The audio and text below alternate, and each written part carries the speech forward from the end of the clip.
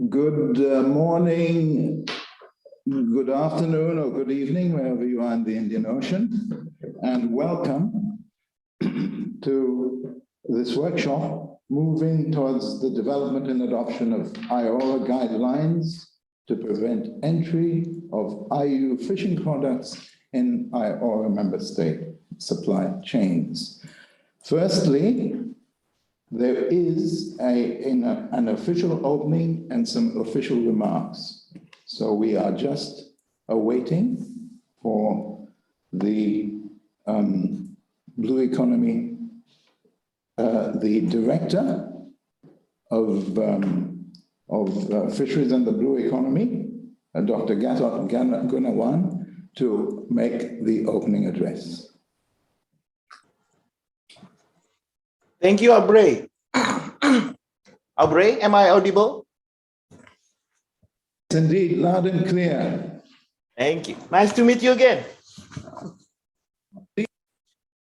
Very enchanted. Okay, dear colleagues, participants, good morning. Greeting from Secretariat. First of all, allow me to convey my deep appreciation and extend a warm welcome to all the distinguished invitees present here today for the virtual workshop entitled Moving Toward the Development and Adoption of IORA Guidelines to Prevent Entry of IUU Fisheries Products within IORA Member States Supply Chains. This workshop is being held at an opportune time as countries are exploring post-COVID recovery strategies and giving more attention to the blue economy, including the fishery sector as an alternative to boosting up countries' economy. Fisheries in the Indian Ocean account for 14.55% of the global marine capture harvest, and it is also one of the main resources of the Indian Ocean that provides food to hundreds of millions of people and greatly contributes to the livelihood of coastal communities. About 39 million people are employed in this sector, which also play an important role in contributing to food security, poverty alleviation, and also represents huge business opportunities. However, assessment by the United Nations Food and Agriculture Organization indicates that 30% of the Indian Ocean assessed stock are not fished within biologically sustainable levels. Illegal, unreported, unregulated fishing is one of the major maritime security threats facing the Indian Ocean, impacting on coastal welfare and economic growth and also on the marine ecosystem of the region, undermining regulated and sustainable fisheries management efforts. The impact of IUU fishing are the first, environmental, driving the depletion of the fish stock, and secondly, social and economic, affecting those working in the fishery sector and communities depending primarily on this sector resources. In addition, unregulated fishing part, which is not factored into the 30% calculation, in increasing in intensity and in its impact to both marine ecosystem and economies is underestimated. This is in turn putting essential sources and revenue for millions of people and wider ecosystem health at risk. Colleagues, with the increasing fish product demands worldwide, ensuring that IUU products do not enter the market is a significant challenge. In IORA, this issue has long been in our agenda and is part of the work plan of the Working Group on the Blue Economy and the Cluster Group on Fisheries Management. It is also being addressed under the IORA Priority Sector on Maritime Safety and Security. I should also recognize the great work that is being carried by France in this regard. Through the French Development Agency, the IORA AFD webinar on the combating illegal, unreported, and unregulated fishing, and especially through PSMA application in the IORA region, which was held on the 16th September 2021, presented recent development, measures, and tools to combat IUU fishing in the IORA region, with particular emphasis on port state measures, enable the exchange of the information on IUU in the region, as well as highlighted the importance of ratifying and complying with the FAO PSMA.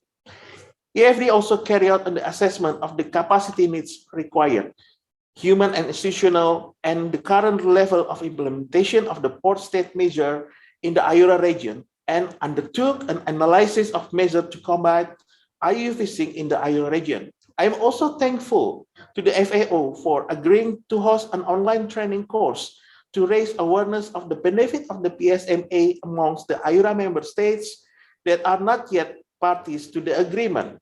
I must admit that these initiatives are really in great importance to our member state, and we look forward to AFD continued support in addressing this issue. The objective of the Sustainable Development Goal 14 is to conserve and sustainably use the oceans, seas, and marine resources. But it is of great concern that the key target associated to SDG 14 to eliminate IUU fishing by 2020 has not been achieved, and combating IUU fishing remains a challenge for IORA member states. We recognize the work that is being done by several regional international organizations and initiatives that support activities to combat IUU fishing in the Indian Ocean. We also wish to contribute to this effort, and we wish to learn from existing and functional mechanisms that have been put forward by other organizations. This is how the idea of having IORA guidelines to prevent and combat IUU fishing come forward, and I must thank France for taking the lead this initiative. The development of IORA guidelines will aim at providing a regional mechanism in preventing an entry of IUU fisheries products within IORA member states supply chains. Colleagues, we all know that taking issue requires cooperation of all our stakeholders. So let's join hands together to ensure the effective implementation of this initiative. I'm confident that today's workshop will allow the participants to learn more about the different initiatives being undertaken on IUU fishing under the IORA AFD cooperation in preventing and combating IUU fishing, as well as we know more about regional experiences and the progresses, innovative initiatives, services, and the tools by some IORA member states in this field. I would also encourage member states to actively engage in the discussion and propose key thematic areas that would be included in the final roadmap and guidelines. Before I conclude, I would like to thank once again France and AFD for their active role in implementing and carrying out projects under the France IORA MOU and for the continued support to IORA. I thank you all, wish you with fruitful deliberation. Thank you. Thank you, Dr. Gunawan, for these opening remarks. And now I shall invite Monsieur Laurent Amar, conseiller diplomatique du préfet de la Réunion, to make some opening remarks. Monsieur Amar. Thank you very much, Mr. Chair. It's a great pleasure for me to be here in Mauritius. And thank you for Dr. Gunawan for hosting me for this opening session. France is, of course, delighted to host this virtual workshop on illegal, unreported, and unregulated fishing in the Indian Ocean region. It is the first event we host since we became a full member of the organization, and this workshop demonstrates our commitment to the IORA. This event is also part of our commitment to the Indo-Pacific Oceans Initiative, IPOI, which was launched by the Indian Prime Minister in 2019. France is committed to making progress through multilateralism on global issues that concerns us all, such as IUU fishing. The blue economy, maritime safety, and the respect of the rule of law are priorities for France. At the intersection of these priorities, the IUU fishing is an important issue for our future. As was clearly mentioned by Dr. Gunawan, illegal, unreported, and unregulated fishing, both foreign and domestic, compromises the sustainable management and exploitation of the world's fisheries resources. The consequences of IUU fishing are multiple: environmental, social, and economic. Indeed, IUU fishing participates in the depletion of fish stocks and threatens people working in the fisheries sector and the communities that depend primarily on fishing resources. As coastal and island states, dear colleagues of the IORA, we are particularly exposed to the detrimental effects of IUU fishing. In order to ensure the sustainable development of our territories in line with the Sustainable Development Goal SDG, especially the SDG 14, we need to fully address the issue of IUU fishing. We cannot wait to take steps in that direction. First, within the IOC, through the Firefish and Ecofish programs, which support the regional fisheries surveillance plan for capacity building in order to prevent, deter, and eliminate the IUU fishing. Then we took steps, France took steps bilaterally with India through the adoption of a bilateral roadmap on blue economy and ocean governance last February. And finally, and most importantly, with all of you within the IORA, indeed, in March 2020, a few months before we joined the IORA, we signed through the Agence Française de Développement a memorandum of understanding with the IORA for strengthening the capacities of the IORA in promoting the blue economy and fisheries management. This agreement provides expertise, training, networking, and material resources to decision makers, officials, and experts working to promote regional cooperation on the blue economy and fisheries management. Whilst these initiatives have enabled progress in the fight against IUU fishing, we must continue to act. Dialogue and experience sharing are more important than ever, but we need also to pursue by proposing concrete solutions. This is why we were so keen to hold our workshop today. This workshop is a continuation of the work undertaken by the IORA and its member states and will allow us, hopefully, to adopt a roadmap for guidelines to prevent the arrival of IUU fishing products on the markets of IORA member states. I hope that our discussions will be rich and will bring about an ambitious roadmap which could be equal to the challenges we have to face up. I wish you a very successful meeting. Thank you. Thank you, Mr. Amar. And now I would like to invite Monsieur Eric Mevelec, directeur de la direction de la mer Sud de l'océan Indien, to open this workshop. Monsieur Mevelec. Thank you, Chair. I hope you well listen me. It's okay? The sound is okay? Can hear you well. Thank you. Okay. Thank you very much. Of course, it's a great honor for me to open this workshop dedicated to illegal, unreported, and unregulated fishing, IUU fishing. Of course, I regret not being able to welcome you in person in our beautiful island of Réunion. I hope this is only postponed. IUU fishing is an important topic among the maritime concerns, as other well-identified issues that threaten security, drug trafficking, piracy, slave trade, etc. In fact, IUU fishing is at the crossroads of several concerns. First, it compromises the sustainable management of fisheries resources. Of course, for people involved in such activities, there is no minimum catch size, no technical measure or restriction on the use of gears, and no protected species. Second, economically and socially, we know that IUU fishing generates unfair competition. There's threatens the economic model of our businesses and therefore of our jobs.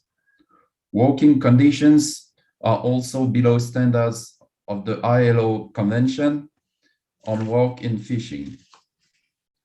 Third, politically, IUU fishing is a threat to our national sovereignty over maritime areas. For these reasons, fighting against IUU fishing is a priority. It has been mentioned several times at the One Ocean Summit held in Brest last month. Fighting IUU fishing requires tackling the causes and to curb opportunities. It's necessary to have the widest range of applicable regulations. I quoted ILO Convention of Work in Fishing. There is also the STCW Fishing Convention, and sooner I hope, the Cape Town Agreement on Safety on Aboard Fishing Vessels. Of course, all this regulation will be in vain without control at sea and in port. And I would like to underline the question, not the question of control itself, which is necessary but not sufficient conditions, but on the follow-up to the control. I have personally been confronted with several forms of IUU fishing, which each call for a particular response. Patagonian hake was the subject of looting action in the 1990s. It asked its friends to make a very big effort to be present on scene. And given the distance and the sea condition, frigates of the Navy were required. It was a very heavy, a very costly effort. But after several diversions and confiscations of fishing vessels, we finally deter IUU vessels to enter our areas in the Australian islands. It was the action of coastal states. In the Pacific, I was in post in New Caledonia. In the Pacific in 2016, 2017, I had to face the intrusion of about 50 blue boats in just 2 years. There were fleets from Vietnamese villages that had been driven out of the traditional fishing grounds, either because there were not enough fish, but because of territorial tensions with neighboring China also. Many diversions and confiscations were not enough to deter these activities, which targeted sea cucumber. In fact, we got away with it thanks to diplomacy and especially the yellow card sent by the European Union to the flag state. By threatening to suspend our imports of seafood products, we have eradicated the IUU activities in our waters. This was the responsibility of the market state. And my last example is an actual and local scene, and it's regarding French overseas territories, especially in Mozambique Channel. We can lead many controls. It's never efficient because of the imbalance between the possible sanction and the sovereignty of the fishermen, and between our strong assets and the weakness of fishing vessels involved. So to fight these activities, we have to work with the flag states.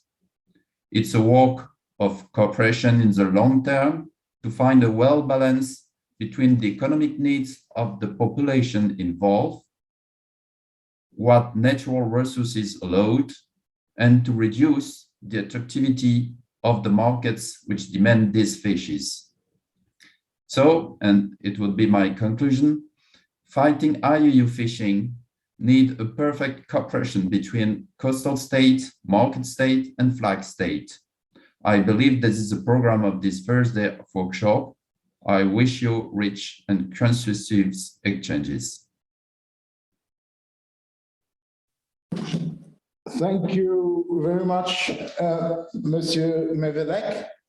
And this concludes our opening. Thank you very much for opening the workshop.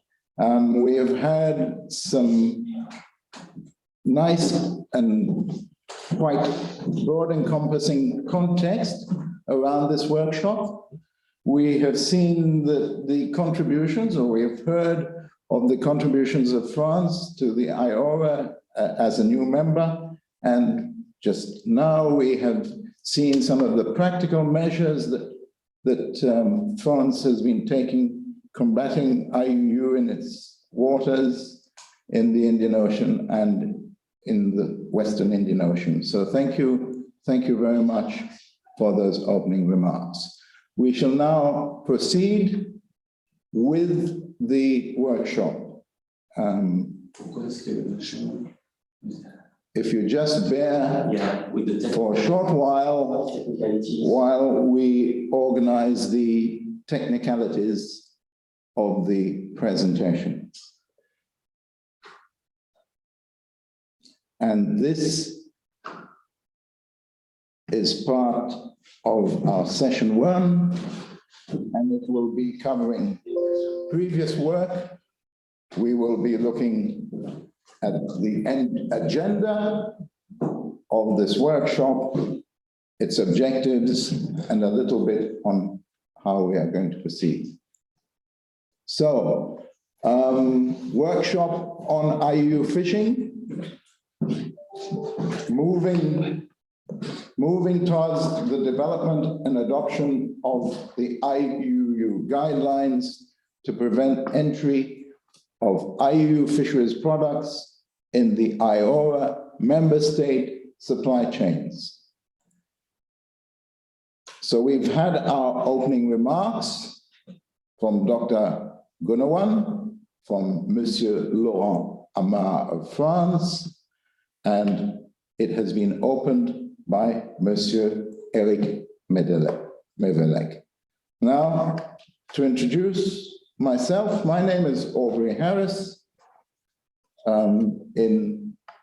Between 2020 and 2021, I was the main resident expert in the technical assistance that you will hear a little bit more of later.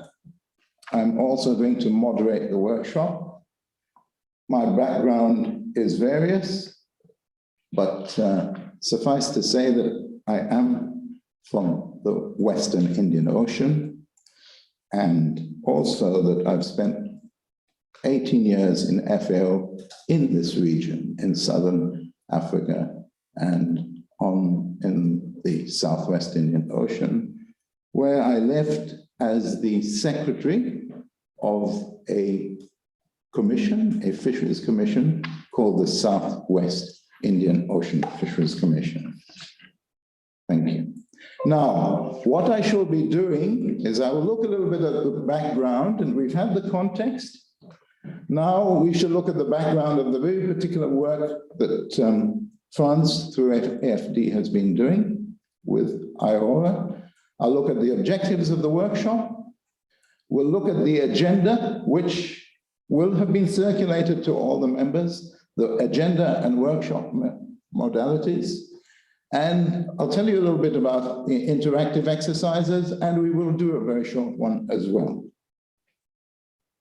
Now, the background, France, or AFD, Agence France pour le Développement, in March 2020, signed an MOU with IORA. And this was to provide support towards the implementation of the IORA action plan. And this is done through, and this has been mentioned by Dr. Gunawan, through the Working Group for the Blue Economy and the Cluster Group for Fisheries Management. This is a 3-year program of technical assistance in support of fisheries, aquaculture, and the marine environment. It's done through Agence France pour le Développement, and it's implemented by COFREPECHE. At the moment, we are just approaching about the 2nd year of this program. Now, a little bit about this program, and the program is geared very specifically to the work plan of the blue economy. The IORA had its work plan set out, and we focused on particular matters of particular requests in order to implement the work plan. And these were in the fields of illegal, unreported, and unregulated fishing, of course, which we are doing now. It's also in the area of sustainable fisheries management, sustainable aquaculture development, open market to fish trade, including aquaculture. We've also, towards the later part of the program, we'll look into blue carbon assessment methods in the Indian Ocean. And for this, we will be working very closely with CSIRO and Australia, the Australian contribution to IORA, and also conserve coastal and marine biodiversity. And lastly, just before the program ends, we'll be looking at needs, capacities, and capabilities in respect of the blue economy. Now, a little bit about the achievements to date. We have provided expertise, training, networking, and material resources to the Secretariat and also to various members. We have provided 8 technical review reports, and these review the situation across the 23 member nations of the IORA in the Indian Ocean, 5 webinars in the fields of fisheries management, I think actually 6 webinars, and this is in the field of fisheries management, stock assessment, combating IUU, promoting small-scale aquaculture, phytosanitary measures, marketing and trade.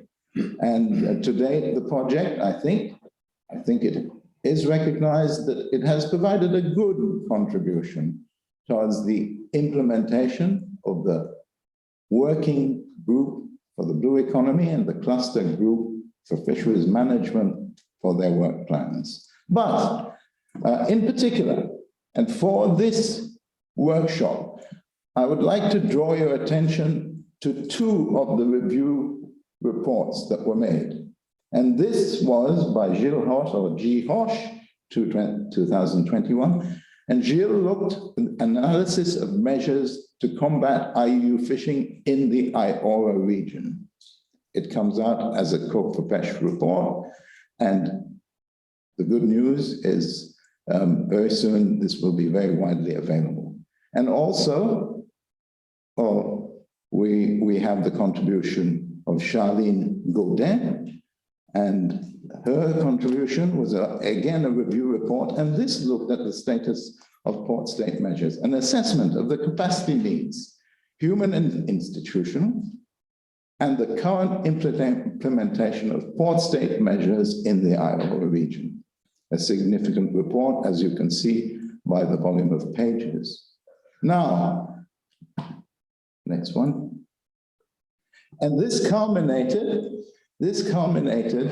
in a webinar, and there we had the privilege and also the good fortune of having contributions from the FAO. We had contributions from CSIRO Australia, and then of course there were Gilles, Charlene, and Florian. And this was held in September last year. And to be honest, it was this webinar, the need or the contribution or the idea of having a workshop was brought in by France, discussed with IORA, etc. But pretty well, it was this webinar that kind of set us on the path of what exactly we'd be doing, because it came as a request. When we did some of the polling at that webinar, we could see a bit of the direction that the participants of the poll wished to move.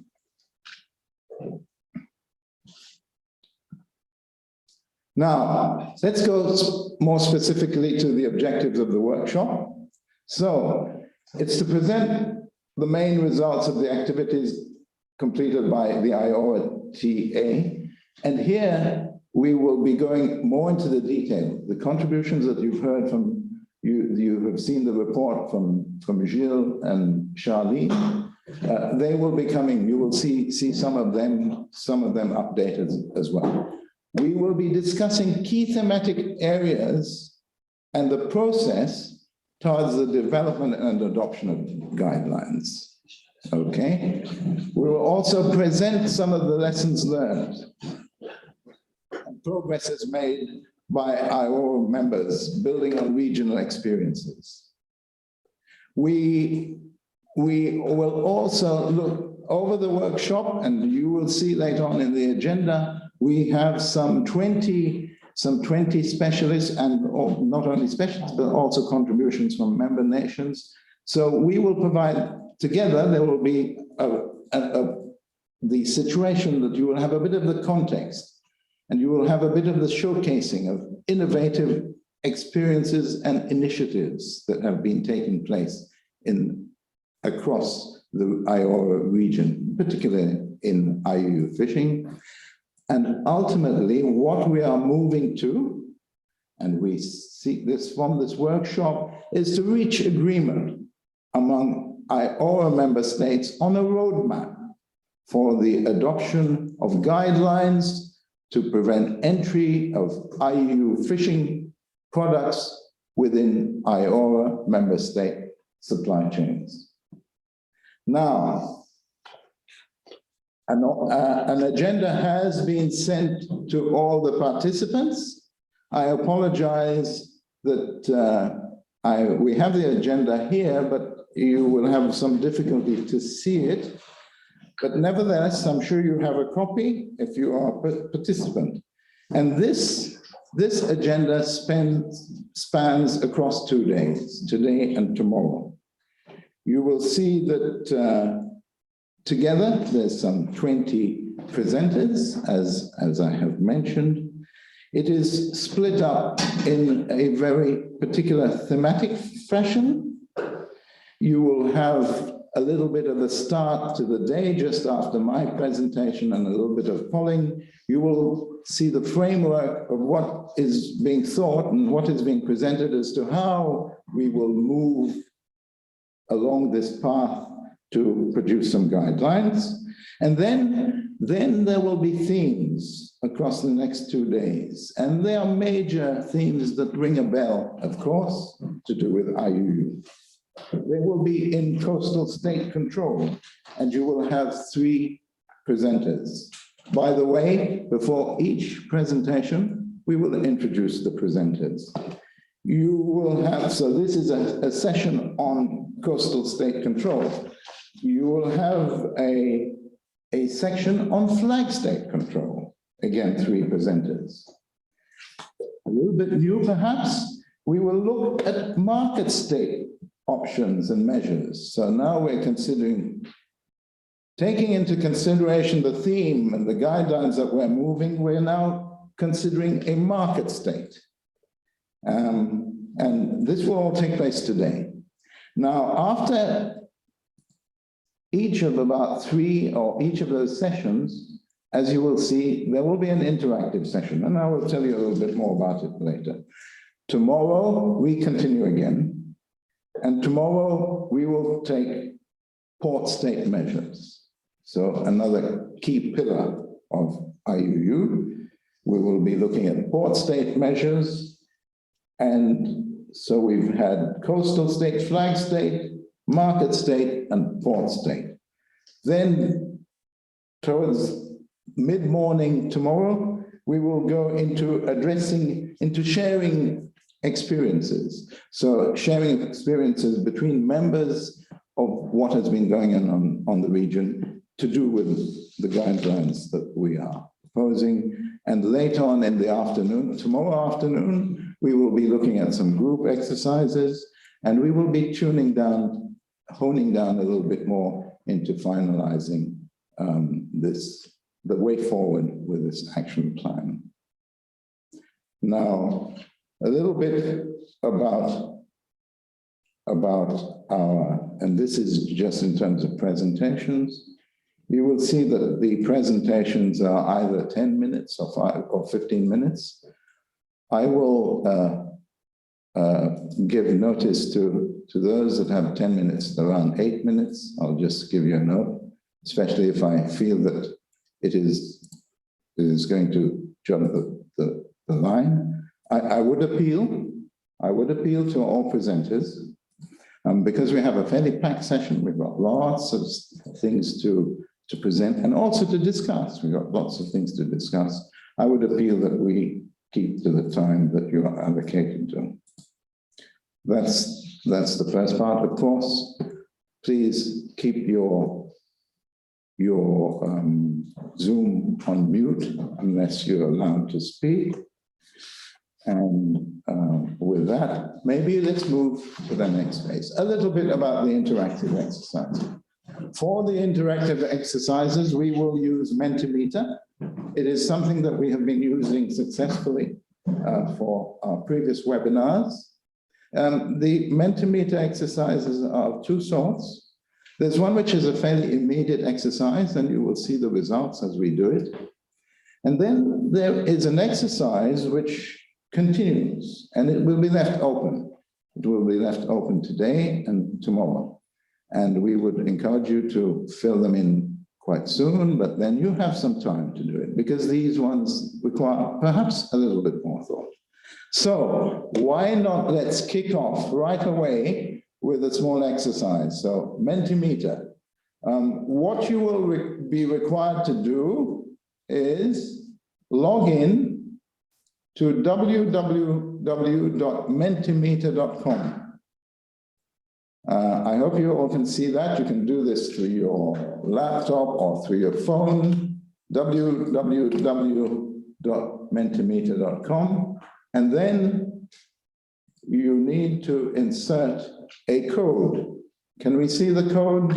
It's in the chat box. The code is in the chat box.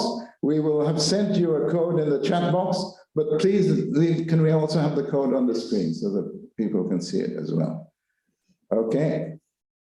And you can do that just immediately. Or there we are. So log into www.mentimeter.com and insert a code 49712235. Gee, I'm becoming dyslexic. 49712235.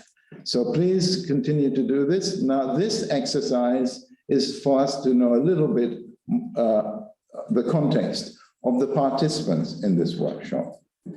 And so this will be so now as you log in and as you score, we will start seeing where participants are coming from in this workshop. So we have quite a range, and as you see, it's an ongoing process. Now, please proceed with this. We will have about 2 minutes for you to enter that. In fact, perhaps a little bit more, because as you get used to this Mentimeter. So I would encourage you, it's very simple. Just log into www.mentimeter.com and slap in 49712235 and where you are joining this workshop from, and it will give us an idea of the participants which are taking place in this workshop. So thank you very much. Please continue. It's quite a painless and interesting exercise, because you can actually see interactively what is going on.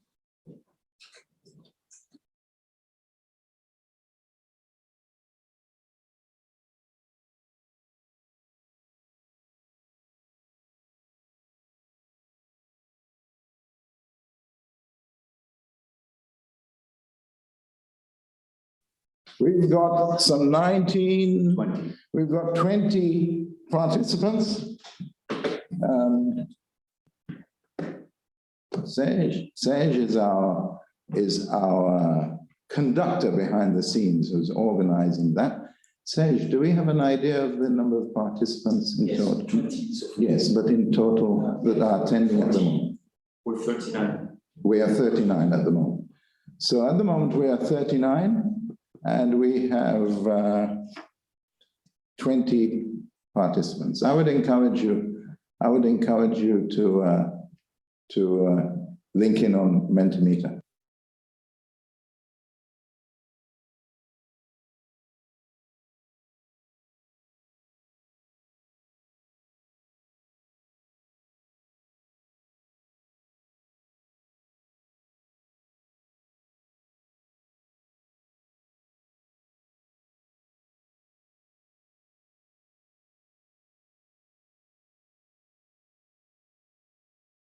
Thank you. How much did we have on the previous one? We had over 20, did we? I think we did. And so the next one, the previous one was where were you logging from? And now it's where are you working? Is that right? Or this is the first one. This is the first one. Okay. This is the first one. It's where are you working? And at the moment, we've got most of the people are working in government institutions. We have interregional, international organizations and agencies, 20%. We have the private sector. That's good to see. Private sector, 12%. Research institutions, 4%, and others, 4%. The large body of participants are from government institutions. It is, of course, not surprising because this workshop, unlike some of our previous workshops, this workshop was by invitation. Yes, 27. Please try it. It's quite easy and simple. And it's fun. And it's fun. Good. How many have we got? 27. 27. Let's see if we can get. What's our running tally of participants at the moment, Sage? 39. We're still on 39.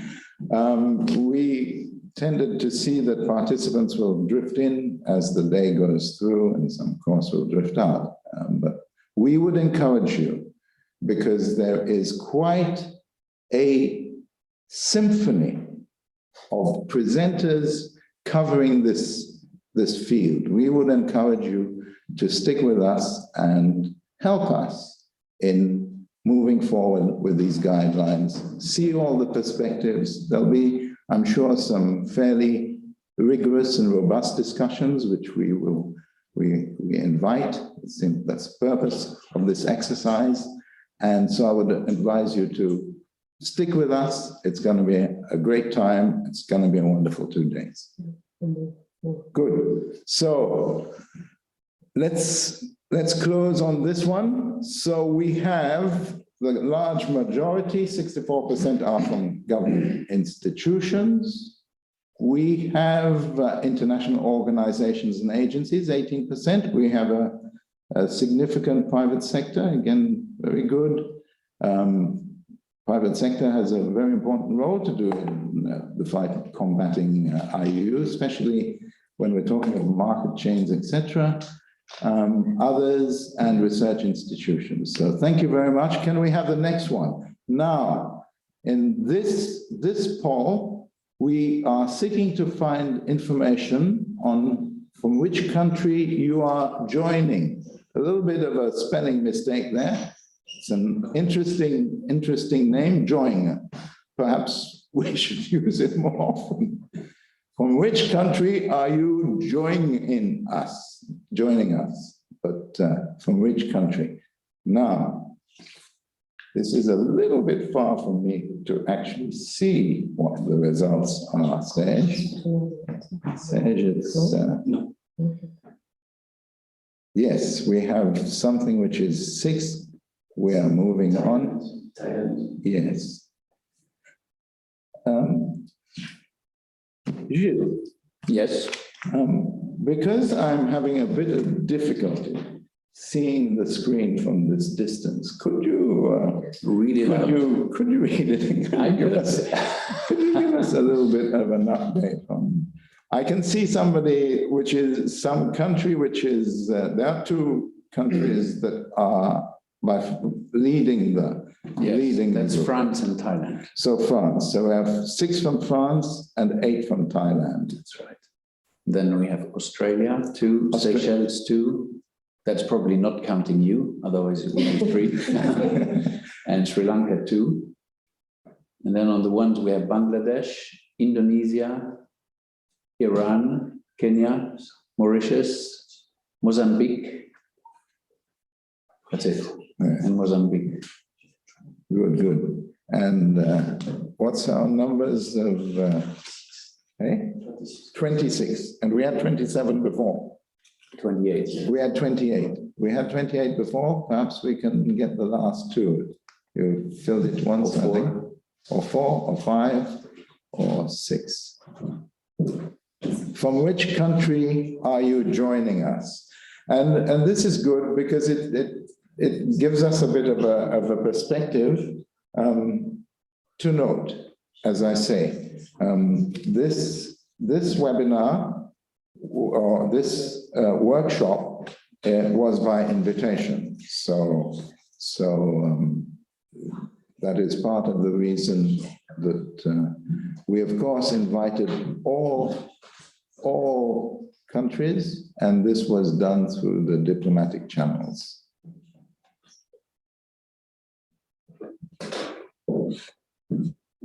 '27. Okay, well, we have that. Maybe we might do it again tomorrow, just in case. Tomorrow morning, an option would be to do this again tomorrow in the morning and see as I say, our experience is people trundle in and out. Good. So let us move on and let us start with the first presentation. Okay, this presentation will be done by Gilles Hosch. Many of you, if you're in the field of IUU, combating IUU, will know Gilles. And Gilles will be, now Gilles, as you will have read on his biography, started his career in 1998 as an officer with the FAO, with postings in Polynesia and Guyana. Then he's continued. I know that he has produced and assisted numerous countries in developing their NPOA. I know that from way back when I was in FAO. And Gilles has recently been working heavily with several NGOs and key international NGOs. And he's also been active in fisheries project monitoring, evaluation of several large fisheries projects, and has a very broad and interesting and accomplished bio in terms of combating IUU. So Gilles, please proceed. Welcome and please proceed. Thank you very much, Aubrey, and good morning to everybody. What I'm going to do now is to talk about the roadmap, which is a document that was recently circulated, and I'm sure some of you will not have had the opportunity to look at it yet, so I will go through with you. It's the document that is guiding this process, and we're going to look at some elements of the guidelines, which are the ultimate goal that we're shooting for, okay? The points that I will cover in my introduction, this, by the way, the picture you see here on the left is the roadmap that was distributed. It's a short, succinct document, maybe the first short document that I have produced in my lifetime. It's only 11 pages long, so it's very accessible. And I would encourage you, if you have it sitting on your computer now, to look at it while we're going through today's proceedings. I'm going to cover the roadmap. I'm going through the process of what the roadmap does. I'm going to cover the guidelines. I'm going to relook at the objectives, but just the objectives with regards to these 2 points and a few recommendations at the very end. So with regards to the roadmap, I will cover the nature of the roadmap and then the different steps that it includes. And then with regards to the guidelines, we'll be looking at how they are currently segmented and some of the substance that they already include. Concerning the roadmap, what is it? The roadmap describes the process which leads to an expected result. That's just the sort of general definition that we have for a roadmap.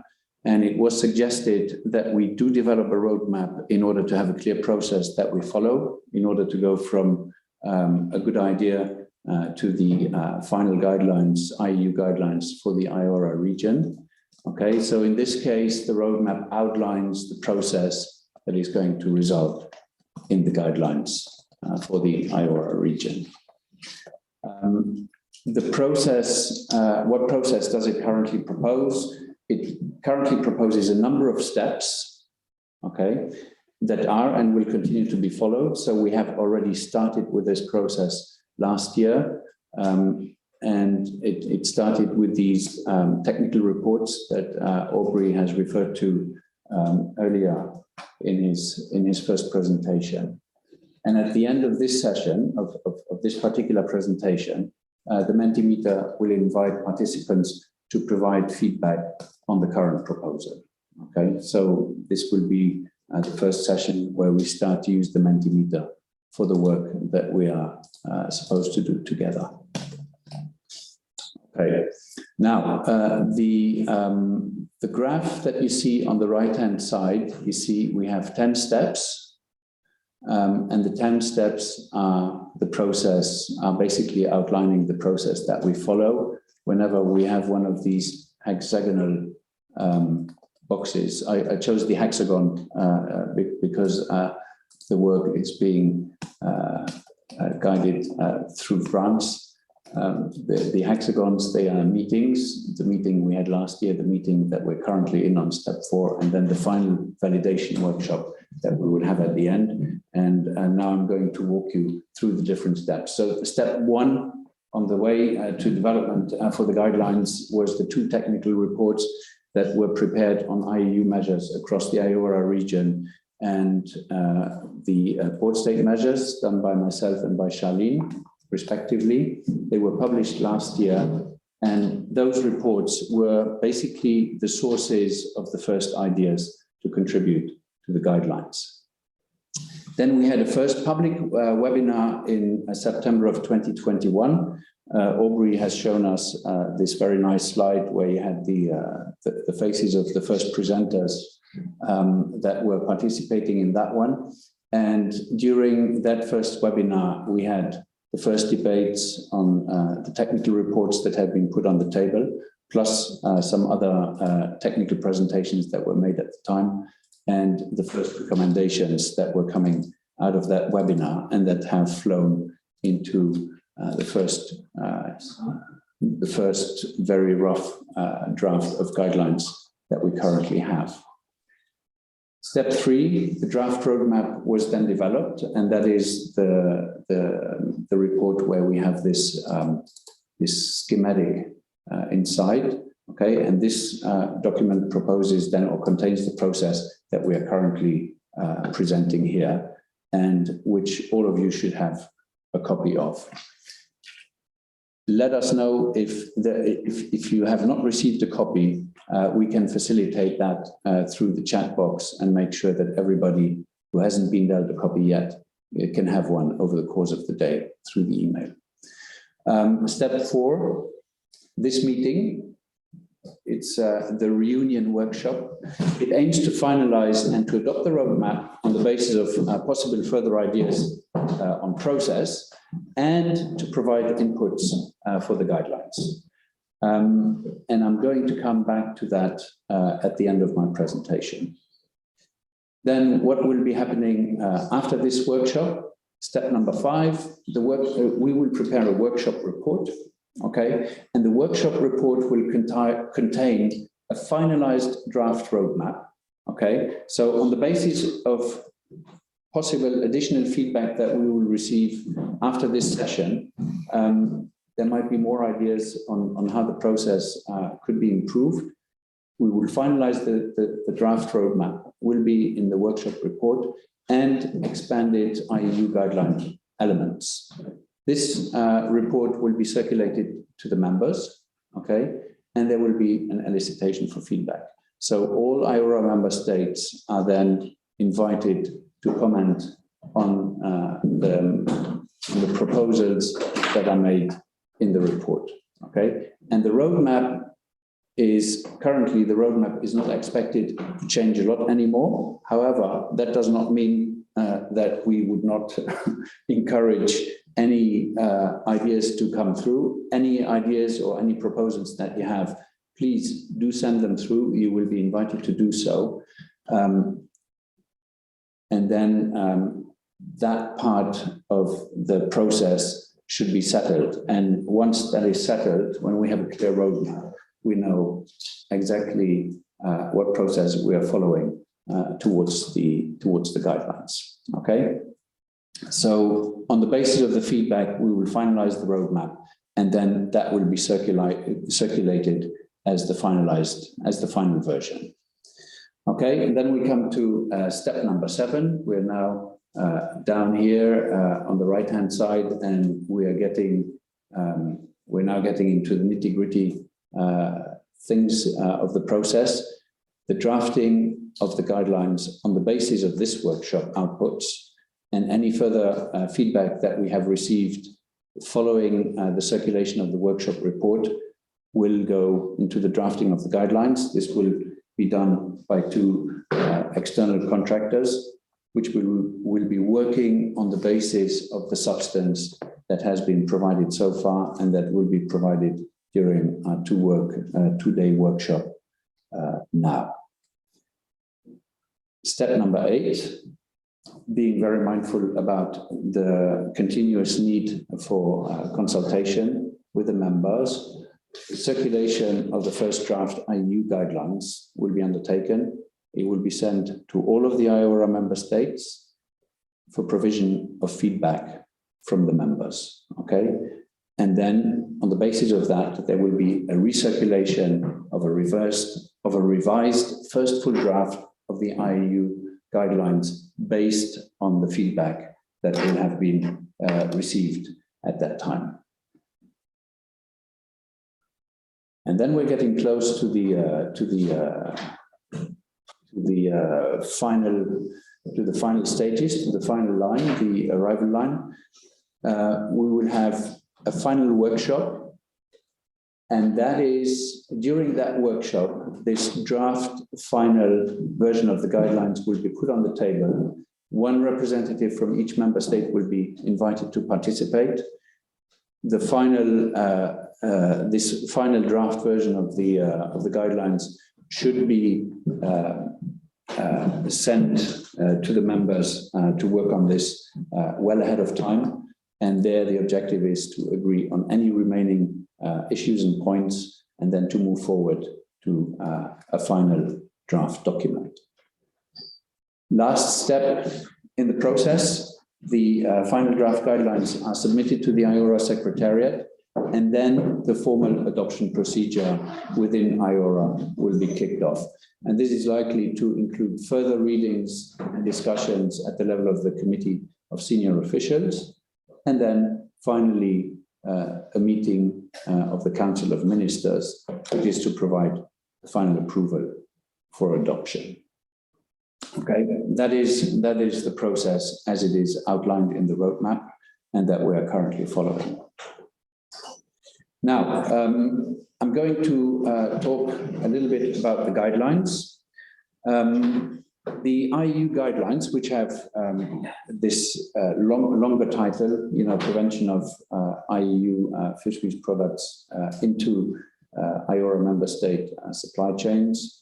IUU guidelines is the short title that we will be using for it throughout the workshop for the sake of simplicity. They shall become, or they are poised to become, a voluntary IORA instrument. And I think it is very important that we are aware of this. We're not in the process of designing a text of law that will be binding upon the members. We are putting together a voluntary instrument which contains good ideas that members are encouraged to consider and to implement should they find them appropriate to their respective contexts. Currently, we do have a draft initial outline, and it is provided in the roadmap. So for those that do have the document, it is on the last page of the document, and at the end of this presentation, I'm going to show a screen grab of that last page. And the guidelines, they are currently segmented. Well, before I go to the third point, I just want to note that the elements, the technical elements that we have in the guidelines currently, I think it's some 10 or 15 points currently. They have been generated during the September webinar. They have been generated from within the two technical studies that we have produced so far. And so they are basically the sort of egg from which we are working. They are currently segmented, the guidelines are currently segmented into 7 specific domains, and those are the scope, the principles, cross-cutting duties and responsibilities, and then we have a further 4 segments, which are these classic coastal state, flag state, port state, and market state duties and responsibilities. And especially with regards to the bottom 5, the cross-cutting, and then the various state responsibilities, this segmentation basically follows the idea of how the IPOA, International Plan of Action to Combat IUU, is structured. It generally enables countries to go straight to those provisions or articles or paragraphs. I think for a voluntary guideline, we talk about paragraphs more than articles. Make it easy for particular types of states to go to those provisions that are of interest to it. I would like to, you know, sometimes people are challenged to understand what we mean by scope or what we mean by principles or about cross-cutting duties and responsibilities. So I would like to give some clarification just with regards to these first 3 sections. Regarding the scope, the scope is to determine precisely what the IUU guidelines are going to cover and what they are going to leave out, okay? And the scope can be specific about both. It can say what we include, but it also can also clearly state what it is not going to include, okay? And so far, no proposal regarding the scope is in the outline of the guidelines that we have. So one of the things that we hope at the end of this first session is to receive feedback from all of the participants regarding the scope of the guidelines and examples of scope. And the examples I am giving are not suggestions. We're not trying to nudge. We're just providing 2 examples to make it clear for everybody what the scope, what a provision under this section would be. The guidelines are to cover small, medium, and large-scale fisheries. So we decide to cover all of the fisheries.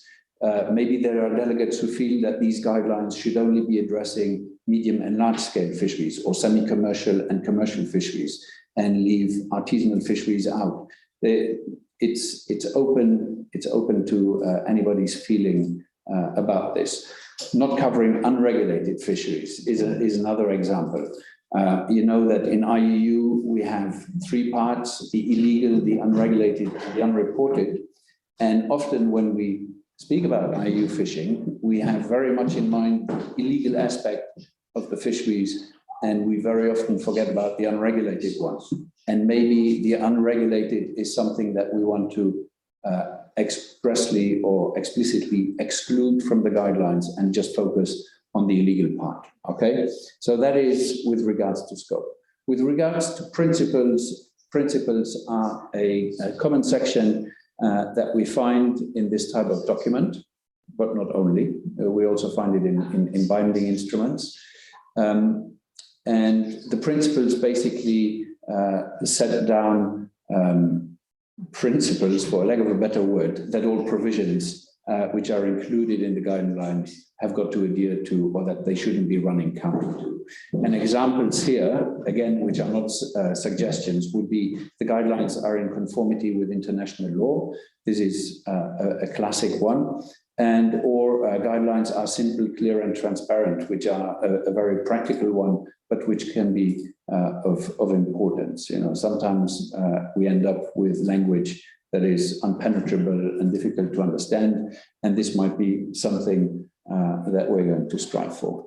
And finally, regarding the cross-cutting duties and responsibilities, under the IPOA IUU Part 4, this is put down as all state responsibilities. So these are duties and responsibilities that pertain as much to the port state as they pertain to the coastal state and the flag state. Okay, one example would be deterrent penalties, for instance. We should have penalties that are determined in nature, and that is something that is cross-cutting and that applies to all of them. So I'm not going to question or repeat the objectives that Aubrey has already alluded to, but I'm just going to revisit the objectives with regards to the roadmap and with regards to the guidelines, which is the meat that we have on the table for the next 2 days. Regarding the roadmaps, participants are invited to agree on the current process or to provide final inputs, okay? So here we are basically at the point where we're hoping to get to the final draft, okay? And with regards to the guidelines, to agree yes, no on the current initial draft provisions, which are these 10 or 15 points that I just referred to, and to provide further inputs for IUU guideline provisions under the different sections. So here we want to understand with whether what we currently have people are happy with, and then we do want to expand substantially, okay? So this is the important part of what we're hoping to get out of the workshop. We're using the Mentimeter. So Mentimeter sessions, after all of these sessions, they will ask yes, no feedback on proposed provisions or proposed substance, and then the Mentimeter will invariably leave an open question regarding further provisions, okay, that will run to the end of the next round of discussions and polling. And here we have the current IUU, the current outline of IUU guidelines. That is on one page, everything we currently have. And what you see is that scope and principles, it says TBD, to be determined. Okay, so this is what we have to work out from scratch. And then on the cross-cutting issues, you see we have 7 points. I'm just going to read the first 2 in order to give you an idea. The first one says the fisheries law should provide for deterrent penalties. Legal provisions should be practical and implementable, okay? And so on and so forth. And what we have done here, remember the principle of being clear, simple and transparent. We have tried to be clear, simple and transparent on this one, just nutshells, ideas in a nutshell.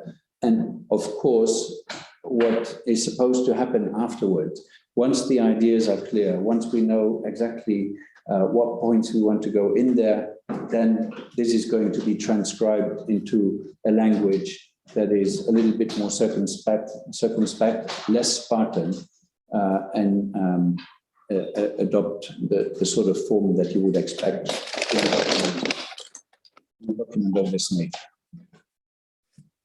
A few ideas, a few recommendations. Note that the Mentimeter feedback is anonymous, so you may feel at ease to express your opinions freely.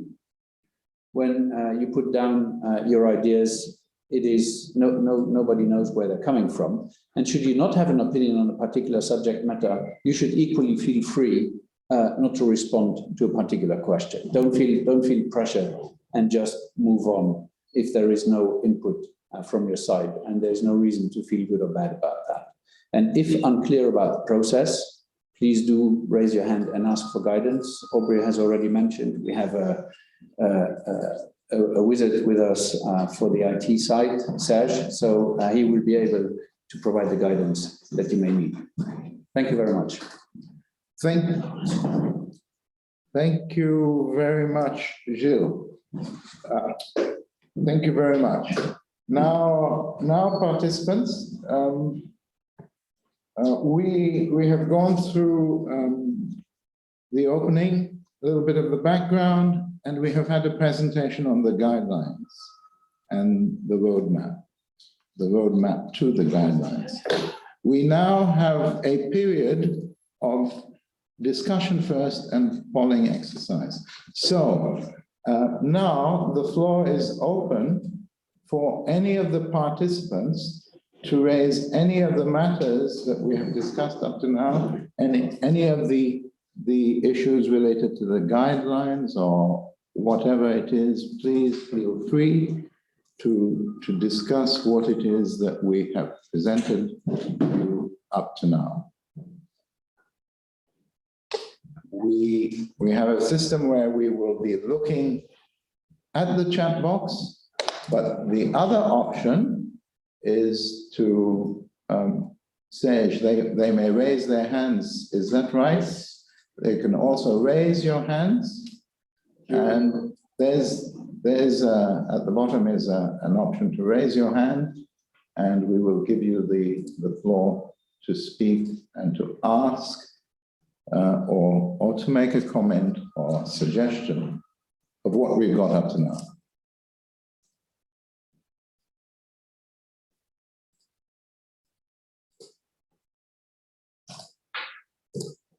Now, anyway, just a little bit while we're waiting,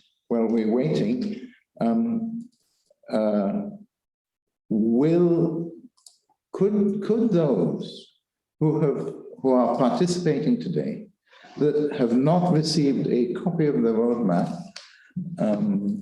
you could kindly send an email sometime today. Send an email to the invitation that you've got, and we will send you a roadmap. Alternatively, if you're really burning about it, you can put a little comment in the chat box. Now, as Gilles was going through the roadmap, recall that there's a number of instances where IORA members will be sent documents and their comments will be sought. Please be advised, and please note, as is the standard procedure, this will always be done through the IORA Secretariat. So all documents that will be sent to you and all your responses, etc., will be done through the IORA Secretariat. So throughout this process, we are operating through the IORA Secretariat. And at the end, as you see, the final endorsement and agreement will come from the Council of Senior Officers and the Council of Ministers, the Committee of Senior Officers and the Council of Ministers. That's the first point. And also note do we have any? No questions yet. This is a voluntary instrument. There is one. And it's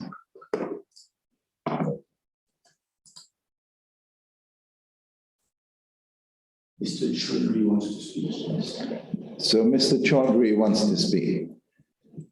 Mr. Chaudhry, you have the floor. Serge, could you? Yeah, you should be able to speak now.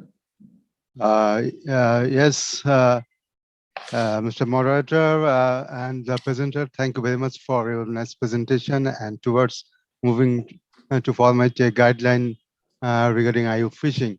But I'm wondering one matter that the unregulated fishing, which will be excluded from this guideline. So could you please make more explanation regarding the unregulated fishing, which are not considered in this guideline, please?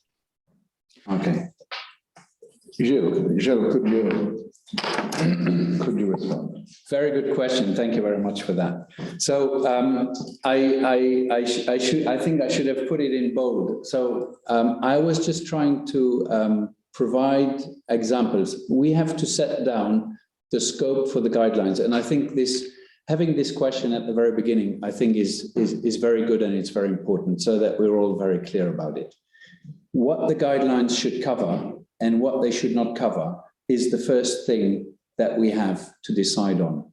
Okay, so we are clear about what those guidelines will be aiming at and what they will not be aiming at. I provided the example of unregulated, I provided this as an example to say, if you have difficulty to imagine what the scope means, the word, what this concept encompasses, imagine we would look just at IUU and we would say, are we going to cover all of the I's and the U's, or are we just going to focus on illegal fishing and on unreported fishing? Unreported is generally a part of the illegal spectrum, let's put it that way. And while unregulated is something that is very specific in its own right. Unregulated fisheries generally owe to a lack of government effort, while illegal fishing is generally something that is perpetrated by individuals in the private in the sector, right? So it's an example, and there is no suggestion at all that we should not be covering unregulated fisheries.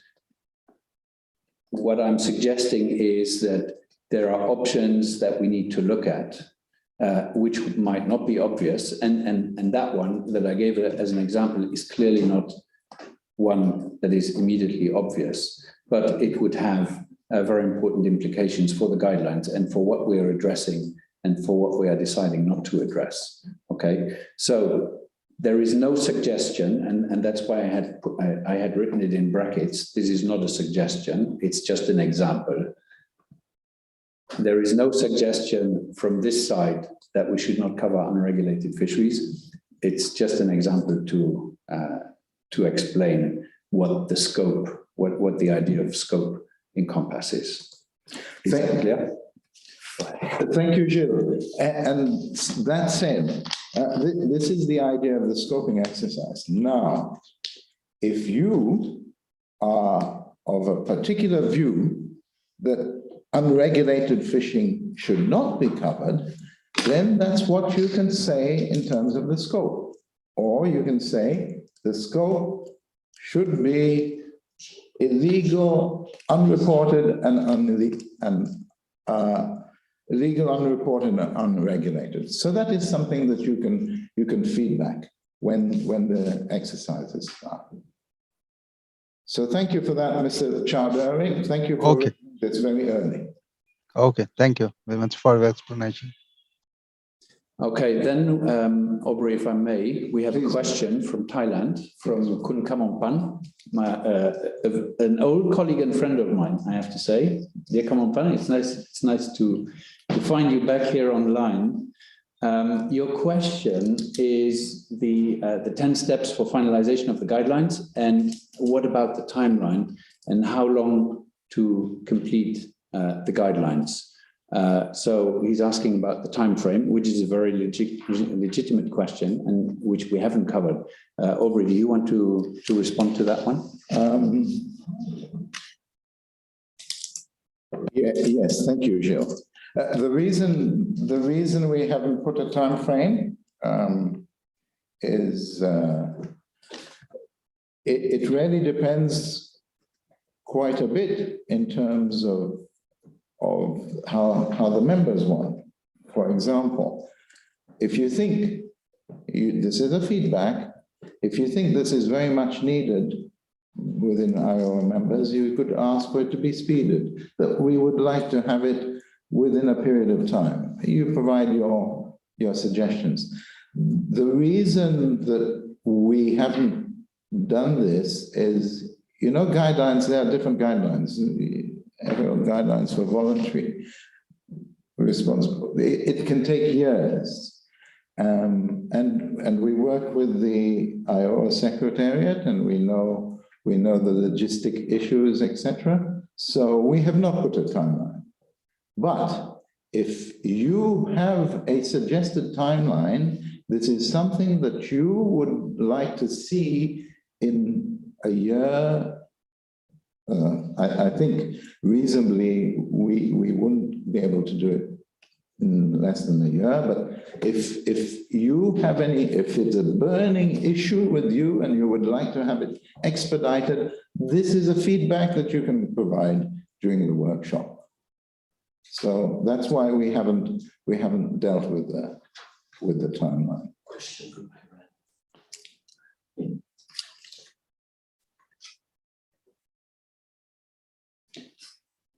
Gilles, could you? Azadi wants to speak. Yeah, let him speak. Yes, please. Okay, so we have a request for. The person needs to activate their microphone. So could it's a participant from Iran, is it? Yes, Ms. Mortiza. Could the participant from Iran please unmute your Zoom speaker? And please, you're welcome to take the floor. Thank you, Mr. Chairman, and hello, everybody. And first of all, I would like to thank IORA for organizing this webinar about the IUU fishing. Regarding the scope of this the roadmap, I think we need to have illegal, unreported, and unregulated fishing, because when we use the phrase IUU fishing, it means that illegal, unreported, and unregulated. It covers all these three elements, and we cannot omit one of them because this is a roadmap for IUU fishing. And we need to cover all the areas from the sea up to the market. From the land to market. We should combating IUU fishing from the sea, because if one IUU fishing happened at sea, it will come to the market. You can maybe you can stop it from the national border, but the IUU fishing will go to the local market and go for consumption. Then we need to cover all the aspects of IUU fishing in this roadmap. Thank you. Thank you very much. That is a very good point to make. And that's exactly what we like to hear to give us a framework for the scope, that it should cover from the sea all the way to landings to the market, and not just from the landing to the market. Thank you very much for that. Any other participants? Thank you. We have a bit of time, so we are now at 10. We are 3 minutes. Well, we can now proceed. If we don't have any other questions, let us proceed. We will now have another set of questions, and this is from the Mentimeter. Sage, could you kindly put the questions up?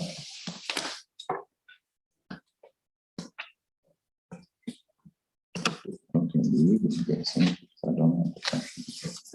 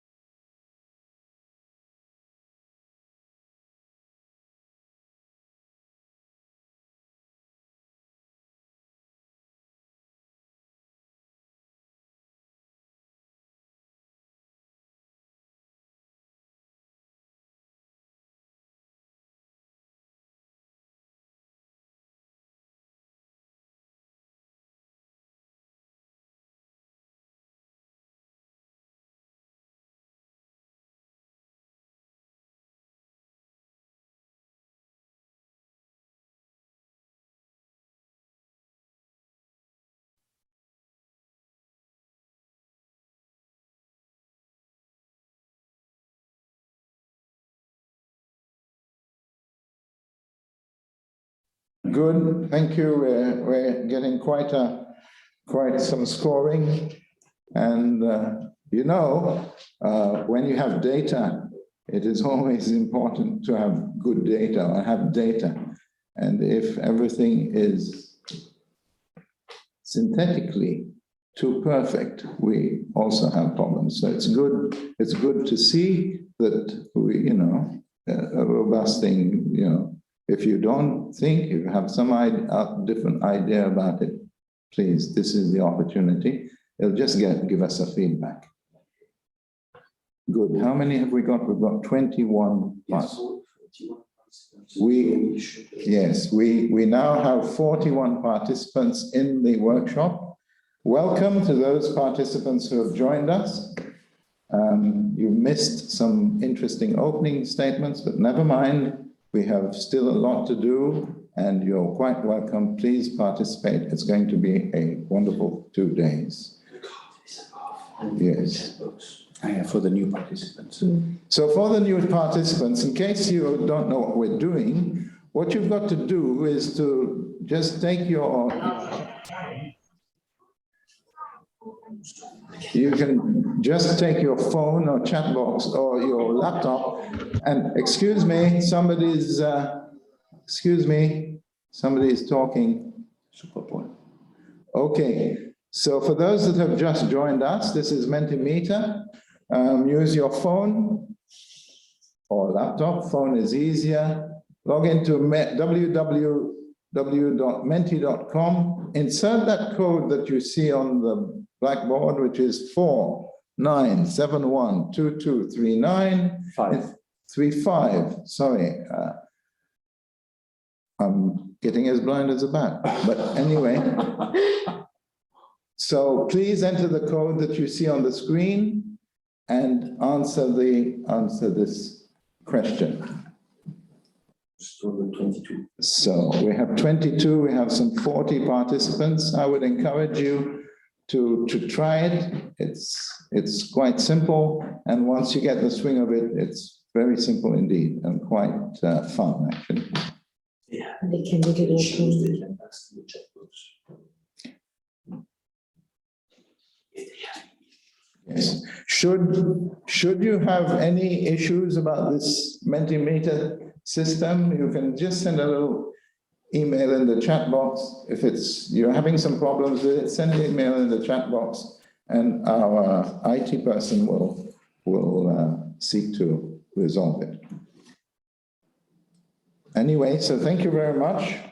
Just so that we move on, we now have 22 participants, and 21 participants say yes, and 1 participant says no. Agree with the general development process, and 1 doesn't agree. Fair enough. Next question. Now, okay, if no, and this is primarily obviously for the person that thought there was a better way or a different way.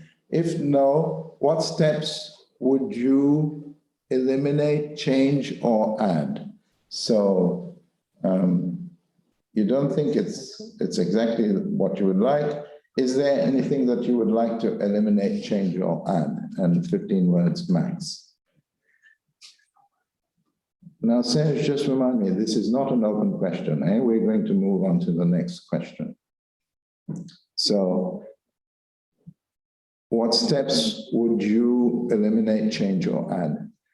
Now, if we don't have any feedback, we have 1 person, but please you're welcome to either engage with us, or send an email if you feel you have some very specific issues. Please, if you wish, we would like to see how we can resolve them. So, do you foresee any challenges with the implementation of the roadmap? So this is another cut of it. Do you foresee any challenges? Do you think this will be a simple process? Or do you think that this will be a very complicated process full of challenges? So I would encourage you again to log in. So do you foresee any challenges with the implementation? Do you think it will be a fairly straightforward process, or will it be full of challenges and hurdles and difficulties? Some give us a measure of what you feel about it. Thank you. We have 5. Please give us a quick buzz and log in, and you've got your code. The code remains the same throughout. So if you have logged in, you will have seen this question come up on your screen.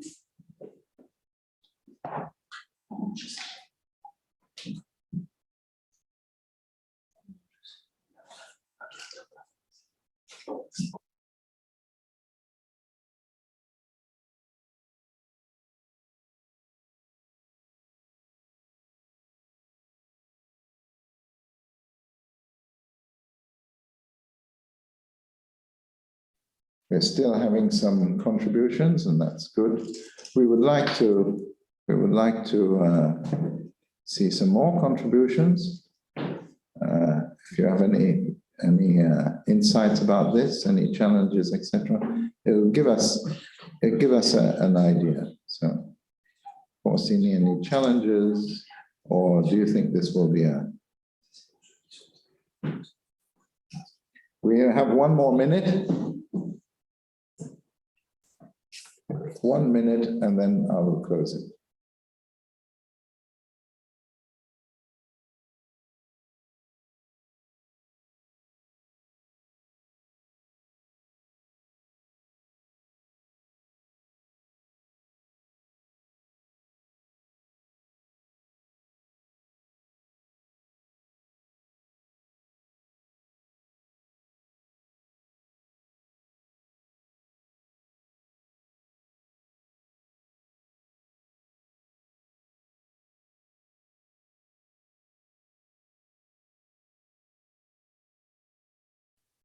Thank you. Let's have a couple more and then we'll get ready. The next question will take more time for you, but it will allow us to go into the break.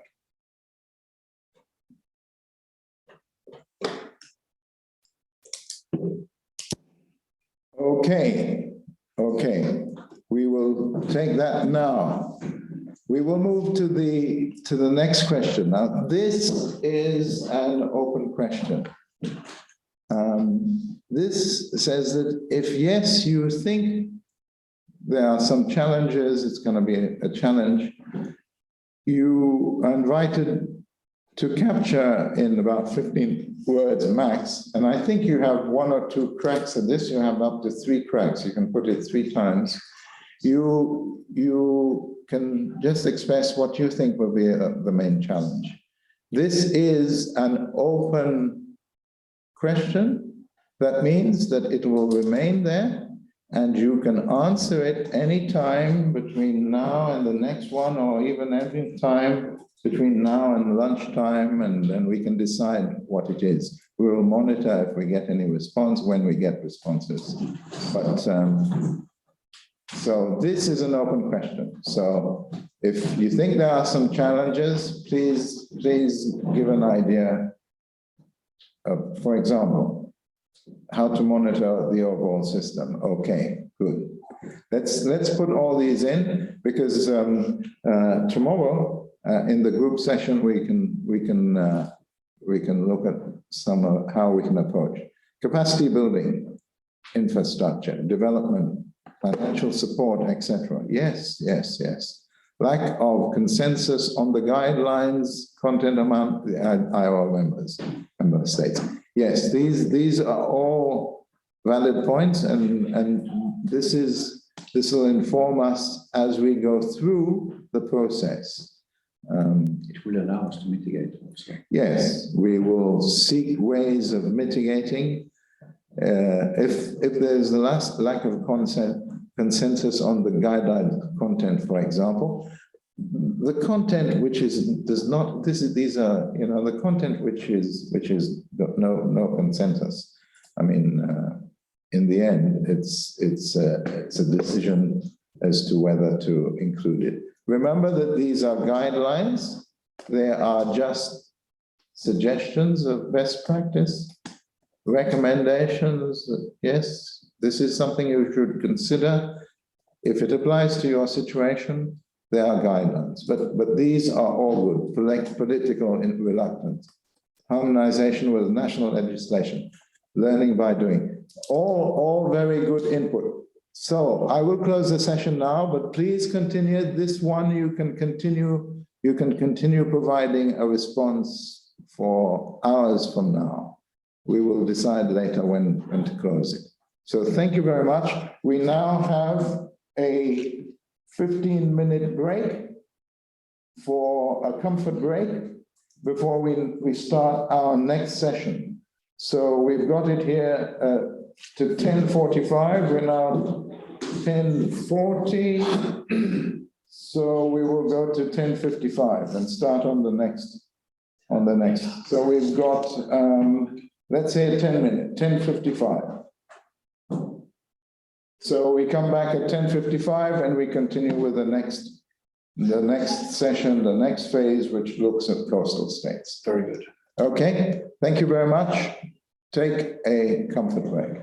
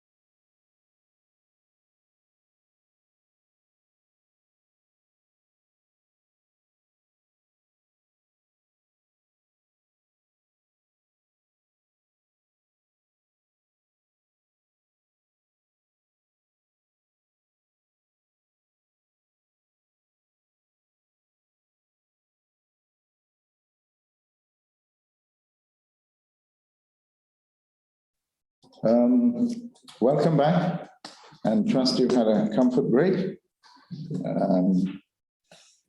and a cup of coffee or something, just to get back in shape. Now, at the end of the last session, there was another open question, which you can see on the screen at the moment. And already some people have obviously noted that, and they have started responding to it. And that is, what are your suggestions regarding scope, principles, and content of the GAME guidelines?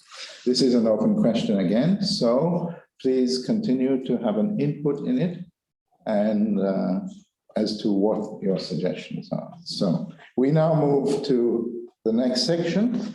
And in this section, we will be looking at coastal state control. Now, if you are having any problems with the Mentimeter, please send a little email on a little note in the chat box, and our IT person will seek to.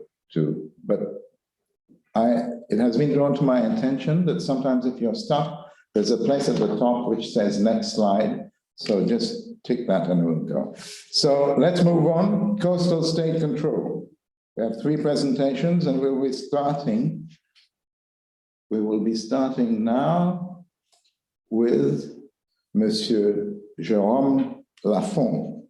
Jérôme is the Deputy Director of the French South Indian Ocean Sea Department.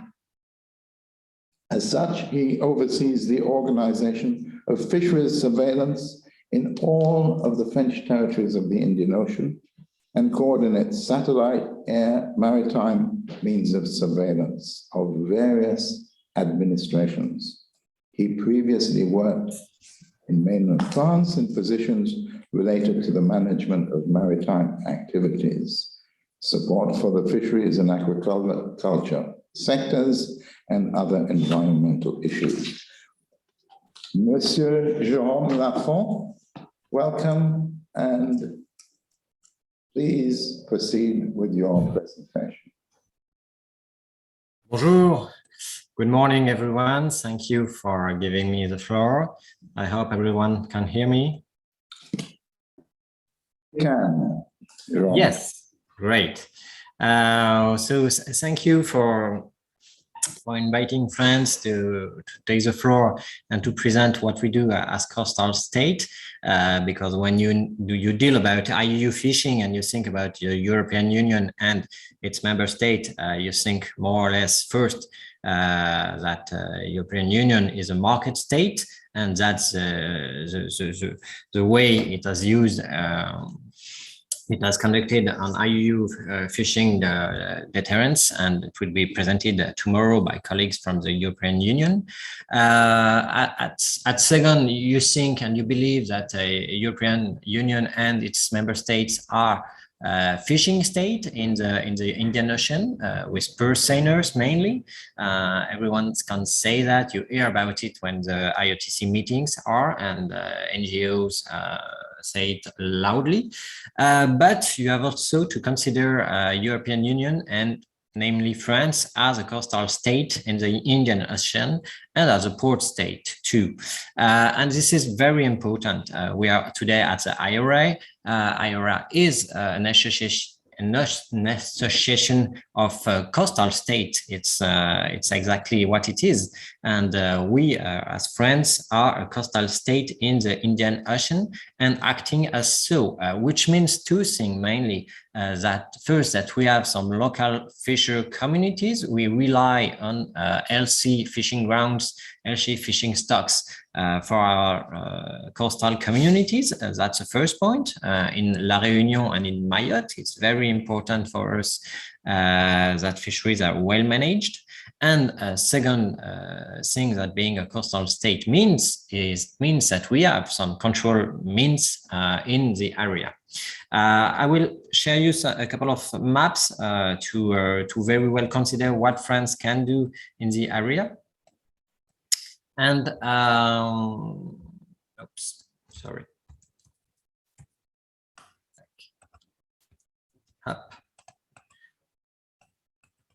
And firstly, with a map of what is French EEZ in the world. You know that French France has quite some huge areas of EEZ worldwide, including in the Indian Ocean. We claim to have 2.7 million square kilometers in the Indian Ocean, which is a quarter of our very huge maritime domain worldwide. And you believe that Indian Ocean for us is very important as a sovereign state, but also as a local and regional power.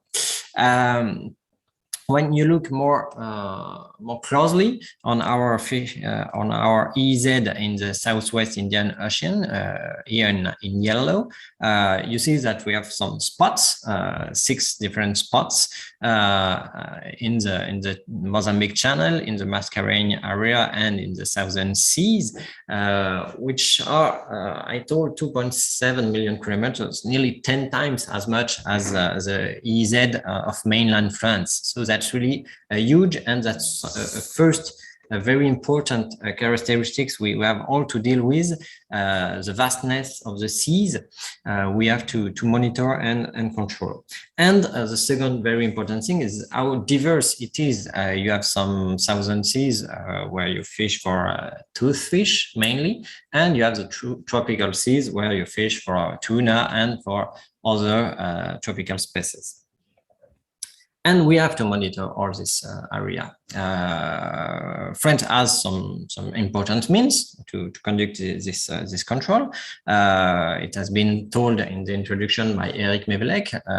We have conducted a real intense struggle against pirate fishing around Crozet and Kerguelen in the 90s, 1990s, and in the 2000s, which is something like 20 years ago, and this phenomena of pirate fishing is over in French EEZ, and I mean, I can tell that, I can affirm that, that it's no longer something that is done in French waters around Crozet and Kerguelen.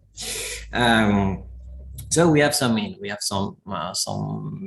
we have 6 vessels from the Navy or from the Maritime Affairs patrolling the ICs in all this area.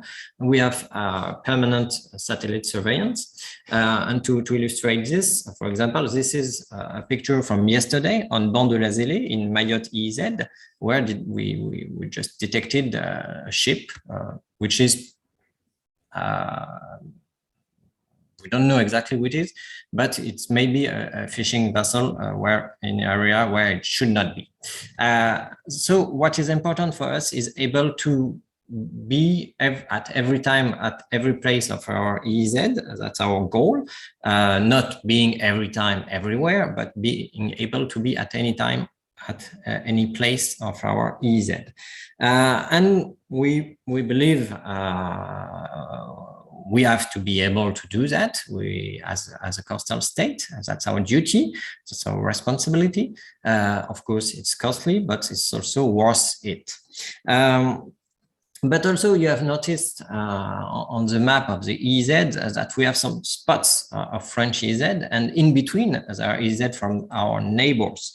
And it's important that different EEZ not become shelters for illegal fishing vessels. And from 15 years now, we have had a strong cooperation on behalf of the IOC, Indian Ocean Commission. It's called the Plan Régional de Surveillance des Pêches. So that's a regional plan for fisheries surveillance on this area with all the countries of the IOC plus 3 countries of the eastern coast of Africa.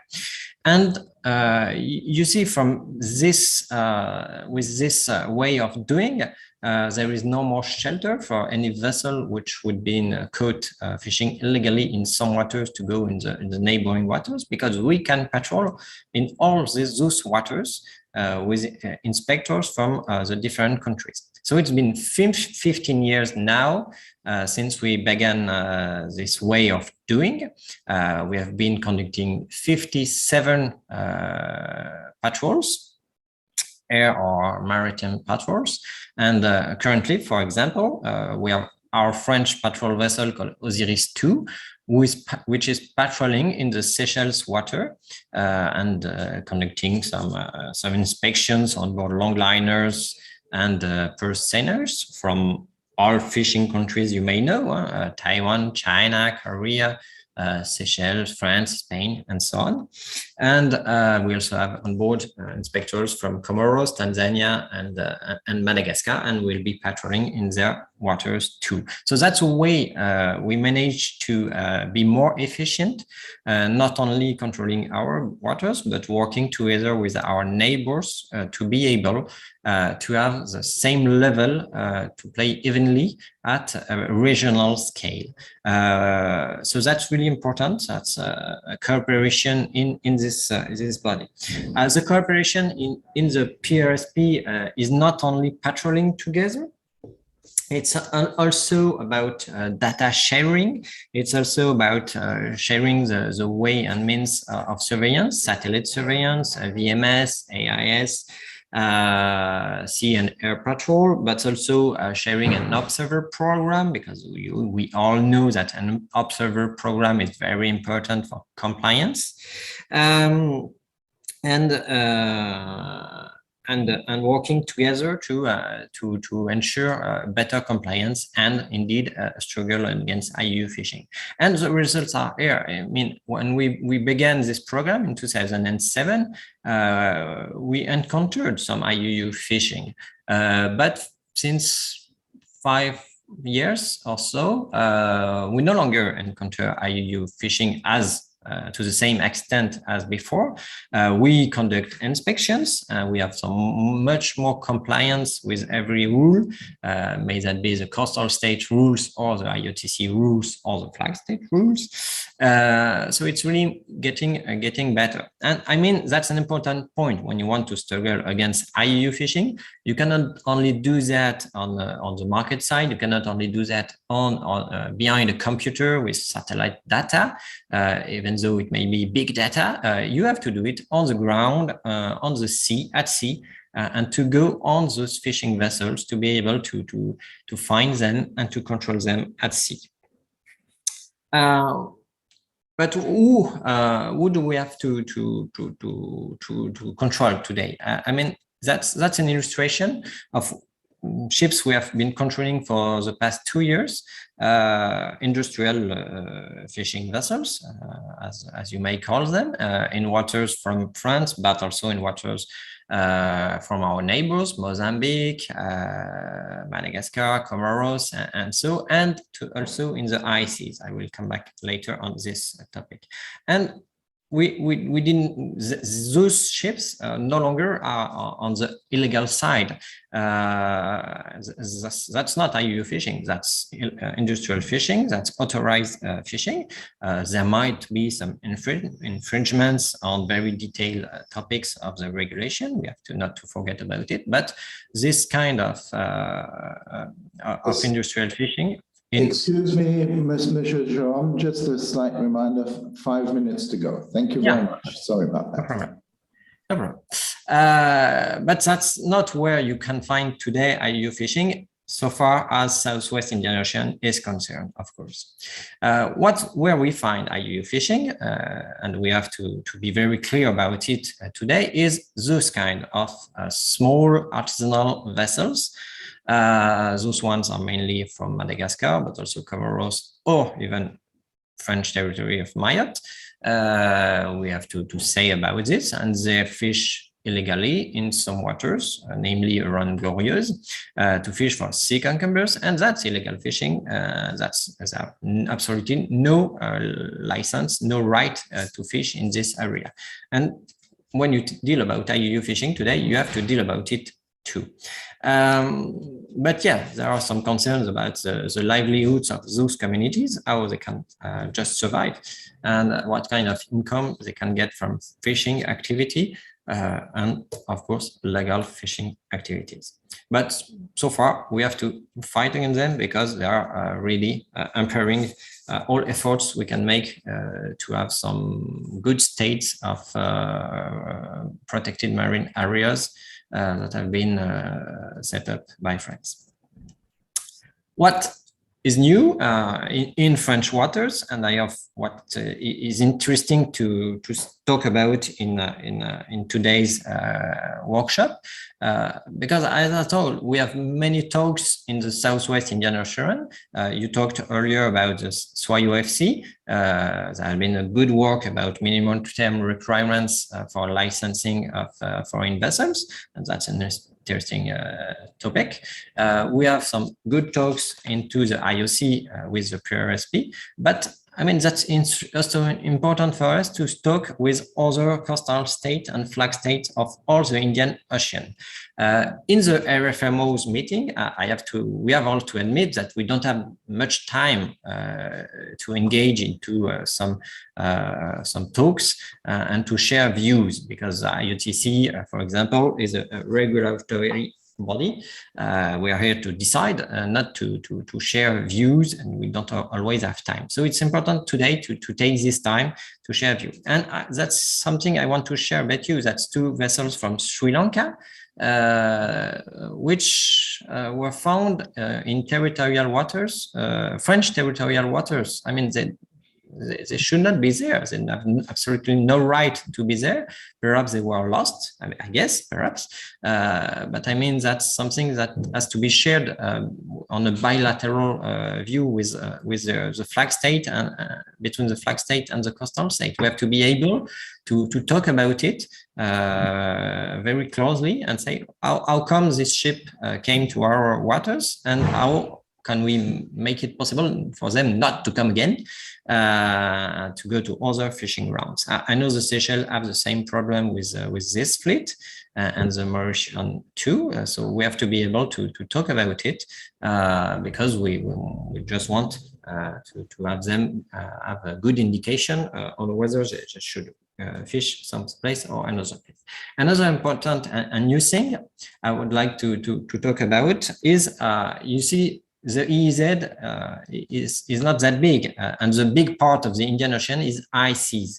And we have to be able, all together as coastal state, to state that we can do how many efforts we want in our waters, but if we are not able to do the same effort in the high seas, it will be not very effective. You know, in the COFA area, there is a new system for high seas boarding and inspection, and we have conducted our first high seas boarding and inspection last year. And European Union and France want to be able to do the same in the IOTC. And it's important, as all coastal states of the Indian Ocean Rim Association go together to say, yes, we need to be able to control in the high seas, so there is no place of rest for illegal fishing. So that's a very important point for us to find in the guidelines, to have the same voice and to advocate for high seas boarding and inspection in world ocean, Indian Ocean, for every fishing vessel. So that was the point for me. A very last point, you told earlier that we should focus or not on I, on you, or you. I just want to say what I told about the industrial fleet. It's no longer a problem of illegal for us. It's no longer a problem of unregulated. It's a problem sometimes of under-regulated, of under-reported. And that's an important point. We really need to have the same ambition, the same view of what is sustainable fishing, and sustainable fishing needs everyone to have the same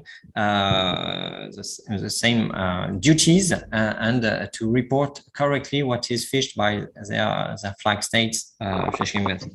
So that's some important points to fight against under-reported or under-regulated, and to be very eager that every coastal state have the same voice with the regulation of the IOTC. Thank you. Thank you, Monsieur. Thank you, Jérôme, Monsieur Lafon. Thank you for bringing those points. We will keep all the questions till after the 3 sessions. Some interesting points have come up. I note making sure that it's not only market important or surveillance at sea. And then you brought up some recent cases that people in this region know about, which is interesting, at least in the Western Indian Ocean region. And also, instead of unreported, we should consider more things like underregulated and underreported. Thank you very much. Now, let us move on. And now I will, could we have the next slide? And now we will have a presentation from Monsieur Nicolas Vuillemin, and he is from the Collecte Localisation de Satellite, CLS, representative in the SWIO area. He'll be looking at which tools for mitigating IUU fishing activities in coastal state waters. A little bit of his bio: is a business engineer, field of electronics and telecommunications, joined CLS in 2008, design works, long-range identification and tracking systems, electronic reporting systems. He is based in Réunion since 2011. He has been appointed as the CLS in the regional Indian Ocean representative and operations manager of the CCAMLR. His work mainly focuses in sustainable management of fisheries and maritime security solutions. Mr. Nicolas Vuillemin, please welcome for your presentation. Thank you very much. Good morning, everyone, dear delegates. Thank you to the IORA, AFD, and COFREPECHE for offering me the opportunity to present today our solution. I hope you can all hear me well.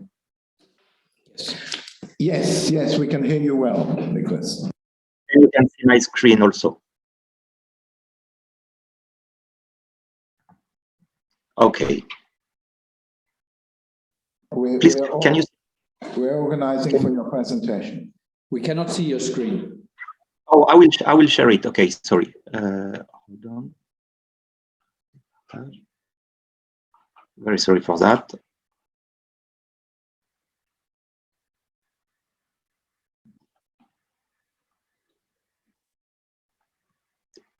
Can you see it now?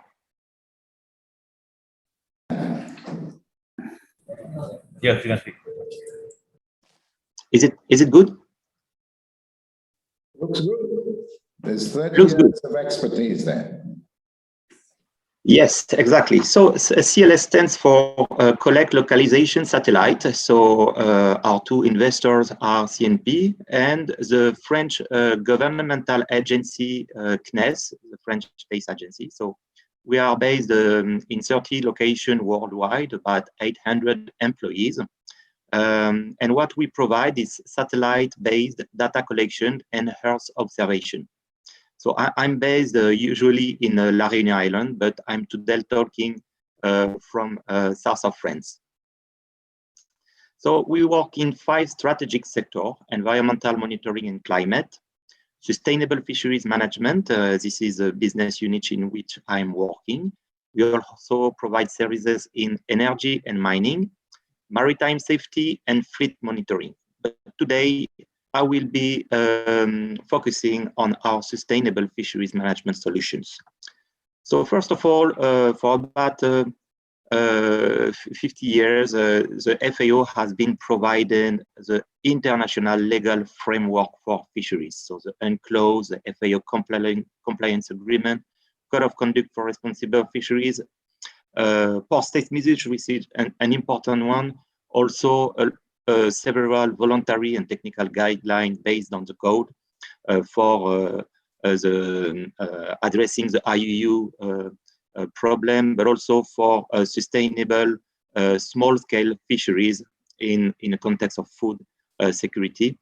And what we are trying to provide are the tools for the coastal state to do that, to comply with this regulation framework. So the key word for a coastal state, the basic component for sustainable fisheries, in a very essence summary, are this one. So avoid overcapacity, reducing the number of fishing vessels, and also apply the management measure to the small-scale fisheries.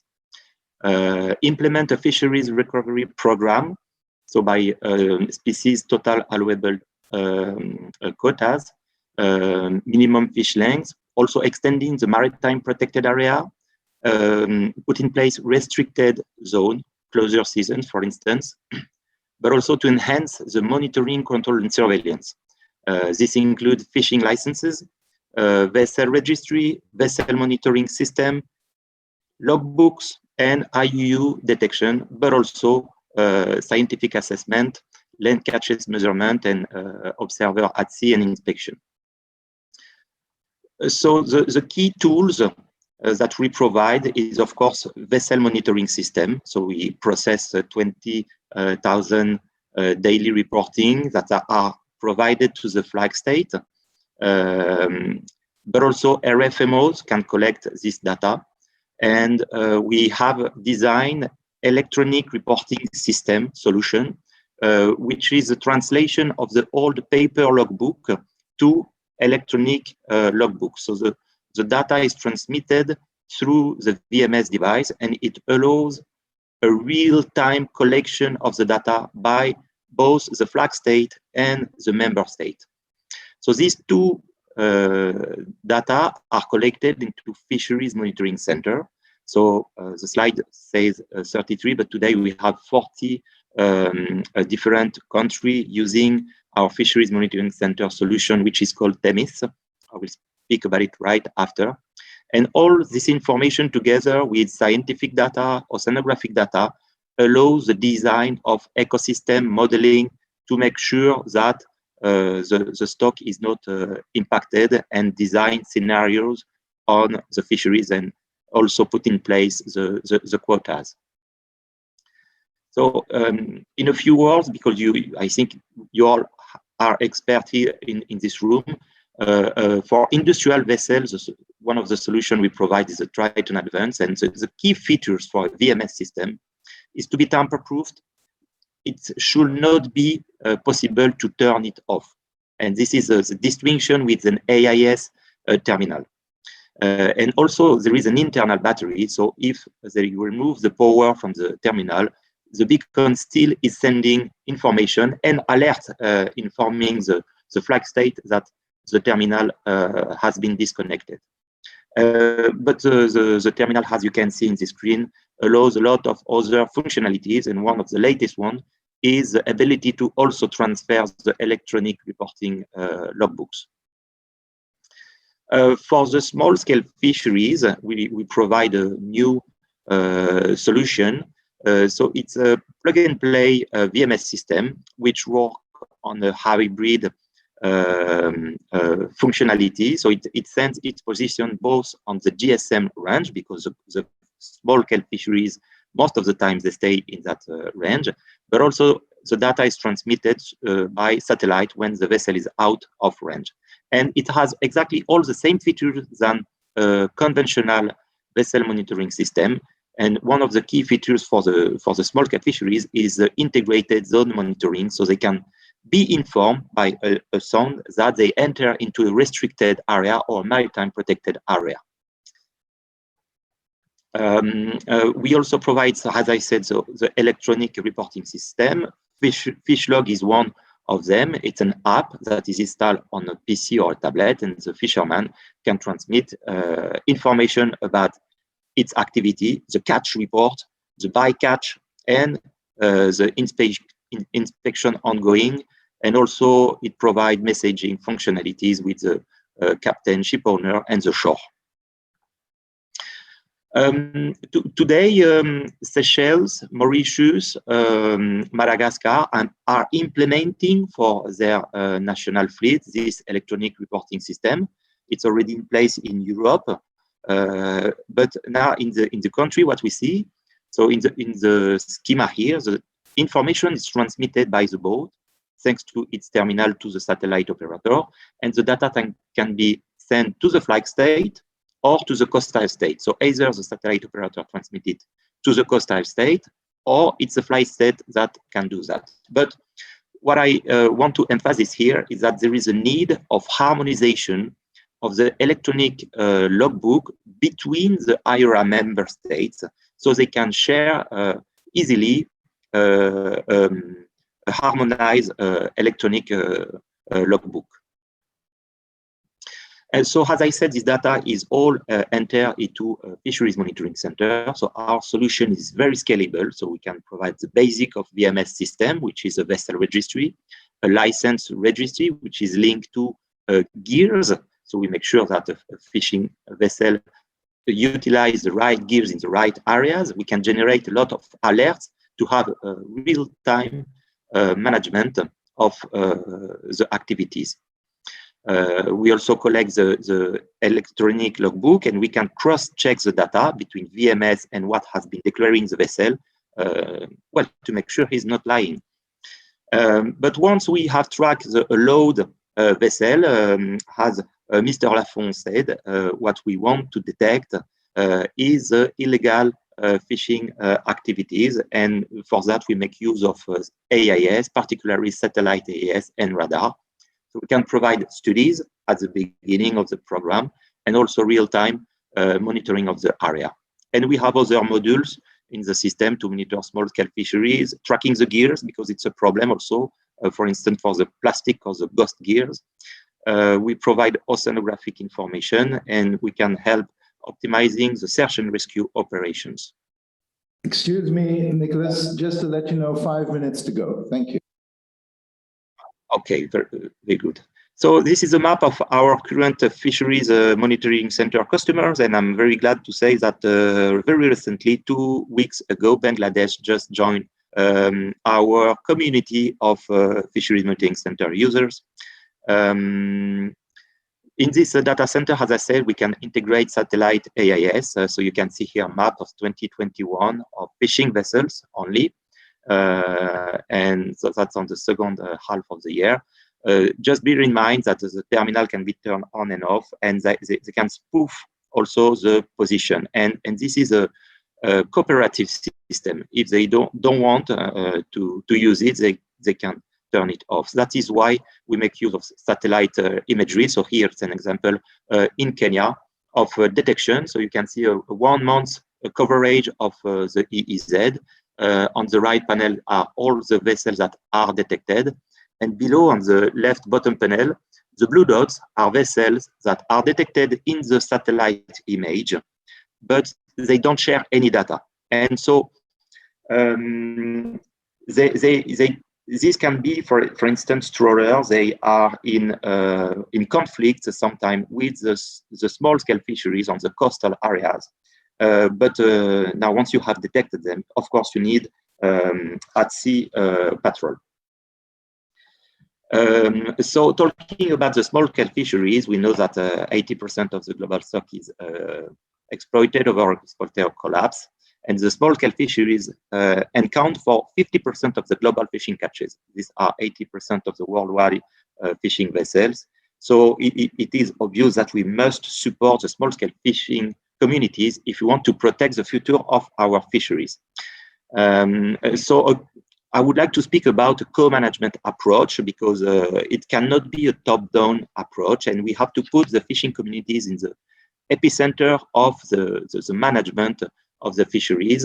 So we are trying to provide tools, so for monitoring and control, of course, VMS and e-logbook, but we have to provide them through the communities, the association, to technology, tools, and statistics, so they understand through the scientific report that the stock is depleting if they are not using the right gears, they are not fishing in the right area and at the right time. So they must be part of the policy making and the fisheries regulatory decision. Another tool that can be provided to them is access to marketplace in order to make sure they are also contributing to traceability and sustainable resource. So one example I would like to emphasize before my conclusion is in Seychelles, the fisherman said that the fishing was depleting. The studies confirmed it. So the government of Seychelles has implemented a co-management of the MARE plateau. And they are providing a tracking system for the fishermen to make sure they are going in the right areas. And here, under a CCAT-funded pilot project, we are providing them with an electronic logbook solution with a partner from South Africa, which is called Abalobi. And we are giving them access to technology, tools, and statistics. So they enter into this policy making and they can contribute to the fisheries regulatory decisions themselves. It's also a tool that provides safety functionalities. So with this co-management and technologies, the fishers can prove that their catch is legal, that is regulated.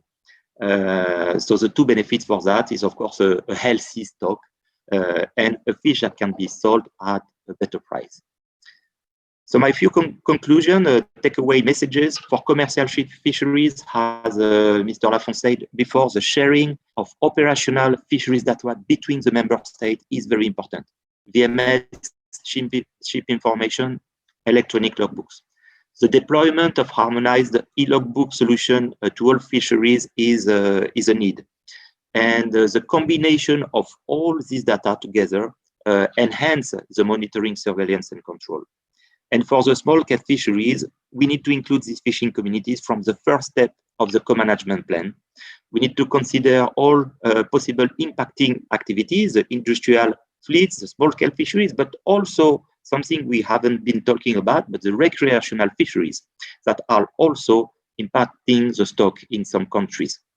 We need to consider the implementation of dedicated coastal and domestic fisheries department to address their specific needs, and consider several periodical workshops before, during the co-management plan with the fishing communities for better adhesion and understanding of each stakeholder needs. Thank you very much. I think this is it for me today. Thank you, Nicolas, and thank you for a fascinating presentation. I noted all the new technologies, Nemo, Fishlog, Themis, Mass, bringing the focus on the small-scale fisheries and co-management is very interesting. I have been involved quite a bit in the Mahe Plateau trap and line co-management fishery, and certainly some of these cutting-edge technologies bringing into it will greatly help management. Thank you very much. Also mentioning the possibility or considering harmonization of logbooks across IORA member states. It's something to think about. So thank you very much. And now we will pass on to our next presentation, and it's from Ms. or Professor Judith Swan. Judith happens to be almost the next door neighbor and drinking partner, but Judith has had a lifetime of work dedicated to fisheries and oceans. She served as law professor, international relations officer in Fisheries and Oceans Canada, legal counsel in the Pacific Islands, FFA, in Oceans Institute of Canada, senior policy officer in FAO. She has worked in over 60 countries and is currently serving as an independent consultant, I can say based in Seychelles, focused on fisheries law, policy, and institutions. She has prepared and advised on the development of national legislation, regional agreements, and international treaties covering substantial areas of ocean worldwide, and led the founding of World Oceans Day. Welcome, Judith. Please proceed with your presentation. Thank you very much, Aubrey. I only regret I can't be there. I think Friday night drinks would be nice in La Réunion. But thank you, everybody, for including me on the program. will do the region immeasurable good in the future. I look forward to the production of the guidelines. I would ask, I believe you are organizing the slides. Is it possible, should I say every time I want the slide changed? Yes, yes, Okay, indeed, Judith. Change, please. Change. So just a minute. Slide IT. We're trying to sort it out. Okay, my problem is that my PowerPoint application crashes every 2 or 3 minutes. So it's not good if I do this. I need a new computer. This happens in Word too for the last few days. I'm overworking my computer. And there, thank you very much. So I think we can go on to the first slide. Yes. Next. Thank Next, you. done. Okay, I have 3 points to make. There is a lot of writing on the slides and I won't be reading every word, so I encourage your speed reading skills. So the 3 points that I want to make are, first of all, to discuss what is a framework for effective MCS legislation. Second, priorities for strengthened MCS operations through legal capacity, interagency cooperation, and other. And finally, penalties. Next slide, please. So the first is the framework for effective legislation. This is the outcome or a preliminary outcome of a study for EcoFish. And EcoFish invites your interest by asking the IOC officer in charge for fisheries for a copy of the final report, which will probably be out in a few months. So the review for 7 countries of this MCS legislation was recently undertaken. And the standard for review was a suite of over 50 model MCS legislative provisions, which will be included in the final report, and they're based on international and regional obligations. It was noted that many countries had adopted fisheries legislation relatively recently, but without many of the model provisions, and only 4 provisions of the model legislation were implemented by all countries, so there were many gaps. Next slide, please. This is just a summary of the IOTC MCS related conservation and management measures that needed to be implemented in the model laws. Next, please. So what is the framework then? There are about 7 main items in the framework, and the first is, and it's a structure of many fisheries acts. So for the preliminary section, we want to explain use of terms, application of the legislation to areas beyond national jurisdiction, etc. The second on MCS related measures, there should be a mechanism in laws for implementing RFMO measures, whether it's by regulation, by publication in the Gazette, or something very clear that the implementation can be kept up to date. Prohibitions for IUU listed vessels and vessels without nationality. Next slide, please. The next element of the framework is general requirements for fishing and other activities. And here you can just read, there's a suite of these activities, including compliance with the Act, which should be straightforward, but it's often not there. Gear stowage, requirements for nationals in areas beyond national jurisdiction. Concerning foreign fishing access, that should be in a separate part, and it should describe fisheries access agreements, terms and conditions, reports while in national waters. The 5th element of the framework, information, is very important, but it's absent in most fisheries legislation. It's critical for ensuring that information is given, that it's true, complete, and correct. And that the destruction of documents and other information is prohibited. Next, please. For licenses and authorizations and other permissions and registrations, all these requirements should be in the law. For conditions for landings and transshipment, for example, pre-licensing inspections, what are the standards for the grant or renewal of licenses, grounds for denial or renewal? These are fundamental. And finally, the 7th element, monitoring, control, and surveillance, has a number of divisions. You can see that the authorized officers, inspectors, and observers need to have very strong legislative framework as a foundation for their powers. You can see all of the various provisions that should apply. A lot of these weren't in much of the legislation reviewed. Next slide, please. Second division, protection and obstruction of authorized persons. You have to protect them from liability or obstruction of, or and require that the crew members, et cetera, do not obstruct or fail to comply with authorized persons, which includes inspectors, observers, et cetera. Inspection procedures should be included for pre-licensing, unloading, and other.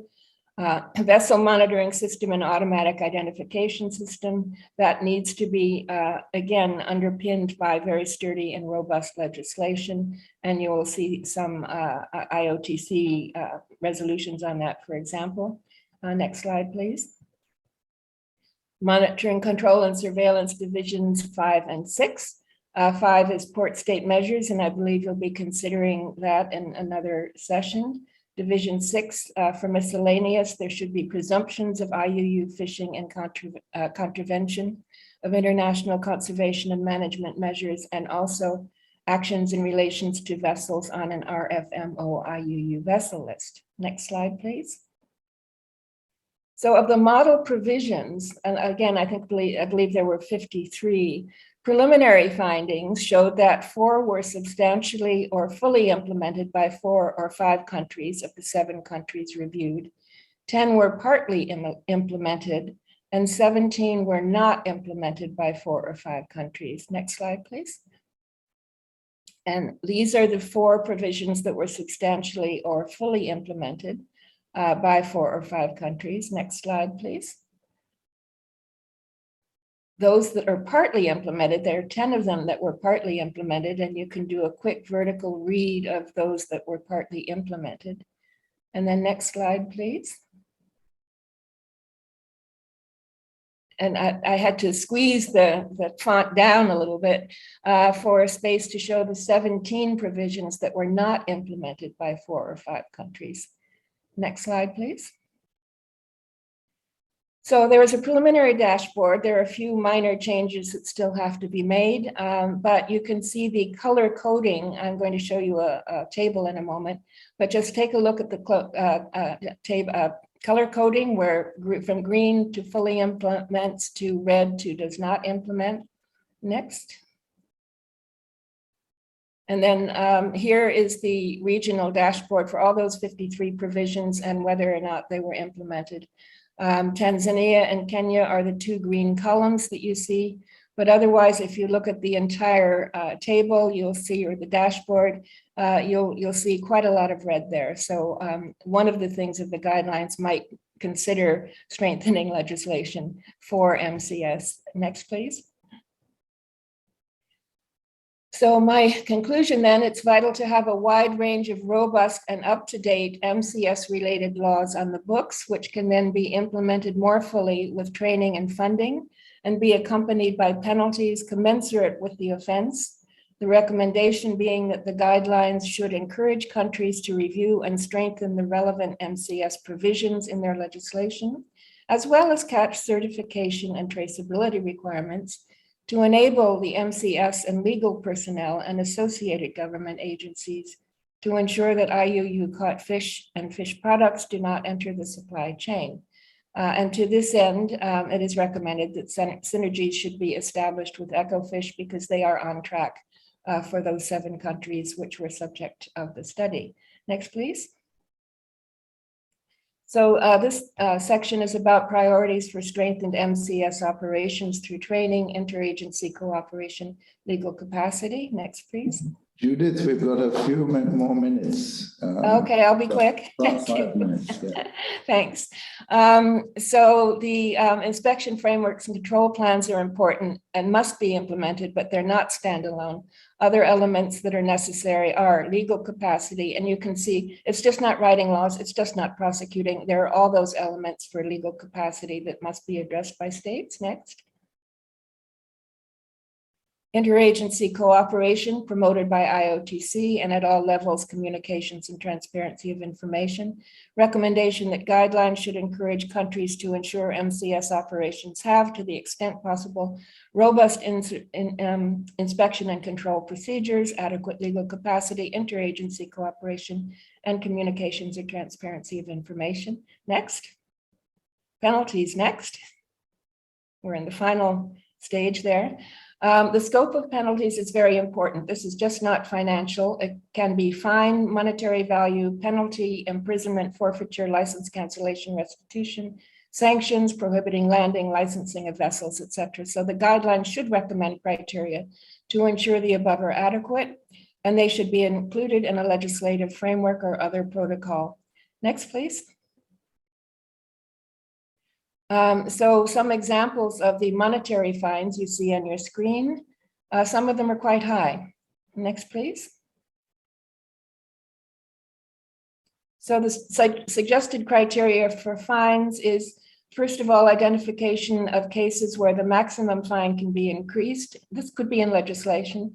To deprive the offender of monetary benefits where the maximum fine is insufficient, and doubled or more in the case of a corporate offender, foreign vessel, etc. Many fisheries acts say, for example, that the deprivation of monetary benefits must be a criterion for setting the fine, and it can be more than stated in the act. Each day of a continuing offense constitutes a separate offense, and there could be guidance to the court or tribunal on higher fines for serious offenses. Next, please.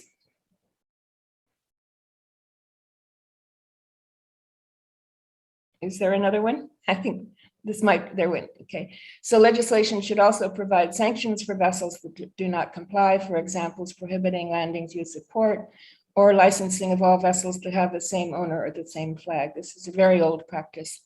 So in developing guidelines relating to criteria and elements for the bundle of penalties, the IORA member states should take into account regional fishing patterns, offenses, and deterrence achieved to date. Next, please. Finally, the recommendations are that the monetary value of the fine should not be considered as the primary indicator as a deterrent.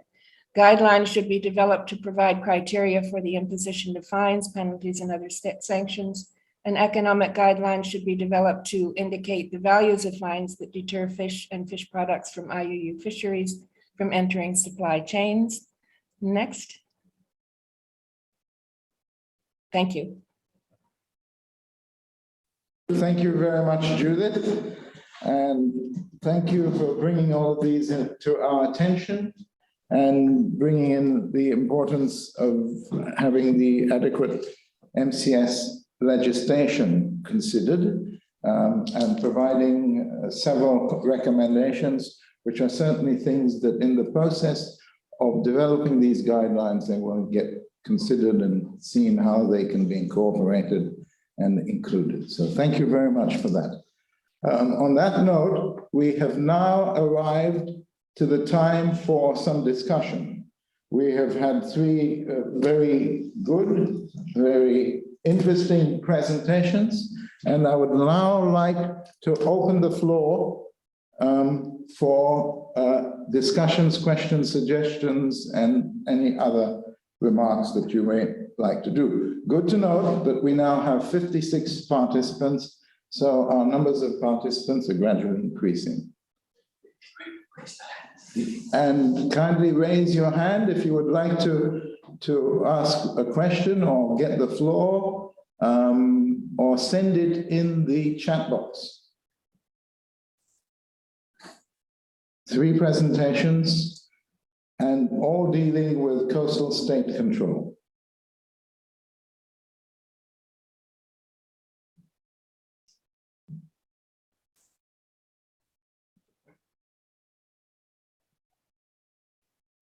You can say that the presentations will be shared after. Yeah.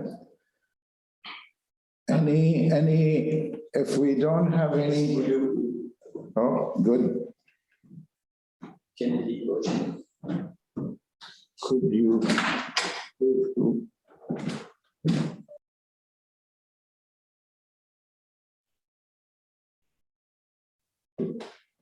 We do have a request for the floor from Mr. Kennedy Ocheng. Mr. Ocheng, please proceed. Thank you, Mr. Chair. Can you get me? We can hear you fine. Thank you so much. I'm Kennedy Ocheng from Kenya. I'm from Fisheries Department, and I would like to comment on a presentation made by Mr. Nicolas on a few of some of the technologies that can be used to deter IUU. I would like to appreciate what he presented, and he had got examples of vessel monitoring in Kenya and around Tanzania. And I think for Kenya, we have the reality that we don't have the actual capacity to actually monitor our EEZ zones. So as IORA moving forward, I think member states have to be well capacitated to police their EEZ zones, and also we should work together to actually empower and improve technologies across some of the coastal developing states to actually be able to monitor, just like our European colleagues. So it was a good point, and I also noted when he presented that from our side, we still need to work hand in hand so that we improve technologies to avoid some of the illegal activities going around our EEZ zones. Thank you so much, Mr. Chair. Thank you, Mr. Ocheng, drawing our attention to this and the possibility of how IORA may seek to capacitate, but importantly, to work together. Very important in relation to IUU. Any other questions, please? We have somebody else.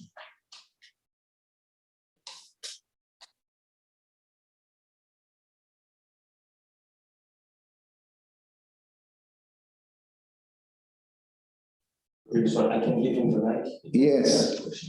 Yes. Hello. Sorry. My name's Nicolas Yates. I'm speaking to you from Australia. I had a question for Judith, which was, in your opinion, what's the most critical obstacle to the uptake of the measures that you kindly gave us a presentation on? I think it's time and will.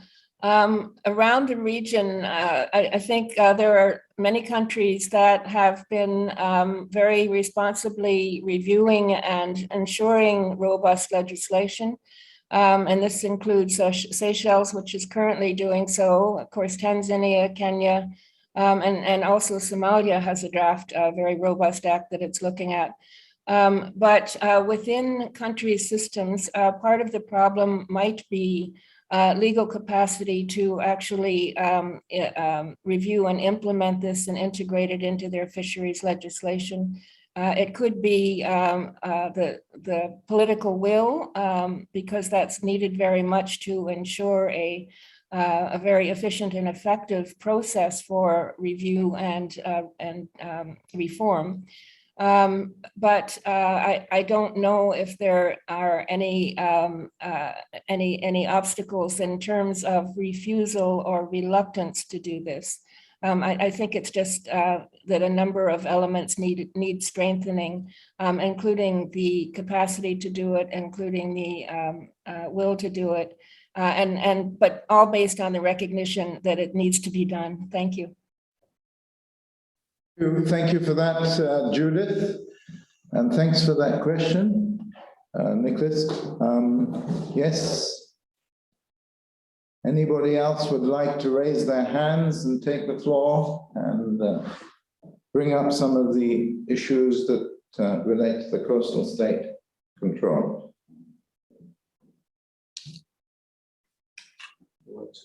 Any further questions? Well, if we don't, we shall proceed. We shall proceed to the Mentimeter questions. We do now have 56 persons. We have new people who have joined us. Our numbers have increased since we started. For the new members, this is a Mentimeter polling, so it'll poll some opinions or some views, etc. It is an easy system. What you have to do is you use your mobile or laptop, mobile, and you go www.menti.com, and it'll bring you into Mentimeter, and then you insert the code 49712235. And when you do that, you can then answer the question, and we will get some polling. Now, if there are any people who are having difficulties with Mentimeter, please send a chat, send a little email in the chat, and our IT person will look at it. So now, this section, we're polling a little bit of your views. Key areas to be covered by the guidelines, and this is coastal state control. And we're just going to bounce a few things off you. Okay. There are only two in this case. Do you agree with the inclusion of coastal state provisions currently suggested below? Commercial fleets should be monitored remotely via an able fisheries monitoring center. The other one is limit foreign licenses in EEZ to fleets that can be effectively monitored. So no licenses to fleets that cannot be monitored. So please log in to www.menti.com, code 49712235, and provide your views on those two suggested coastal state provisions. We now have It's a full yes. Okay. It's a full yes. Yes, we have all the yeses, but how many do we have? 11. We have 11. 12. There'll be a couple more coming up, so please go and give this one a view, and then afterwards we'll move to the next one.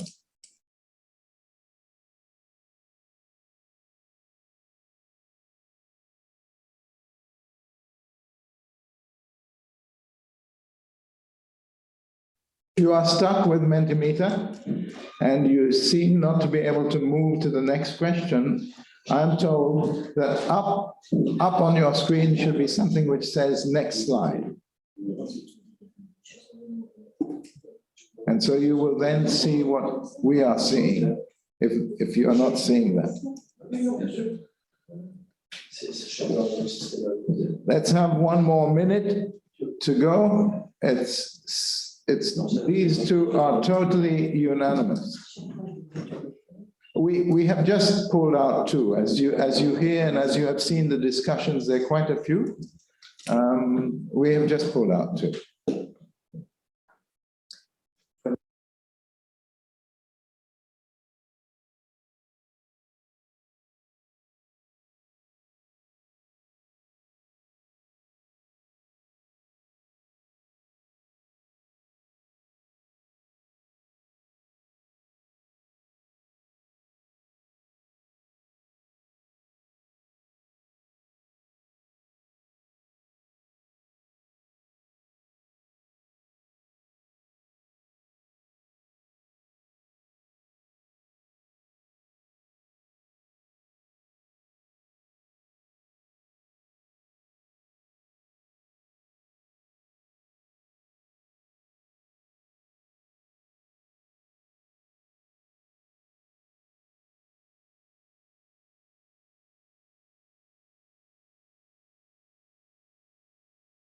Thank you very much. We have got 26, and as mentioned, these are two. We have had quite a few proposals during the session. There are others which will come up. And also you will have the opportunity tomorrow afternoon, as we populate and discuss some of these in discussion groups, you'll have the possibility to increase these or put others in. Let's move to the next question, please.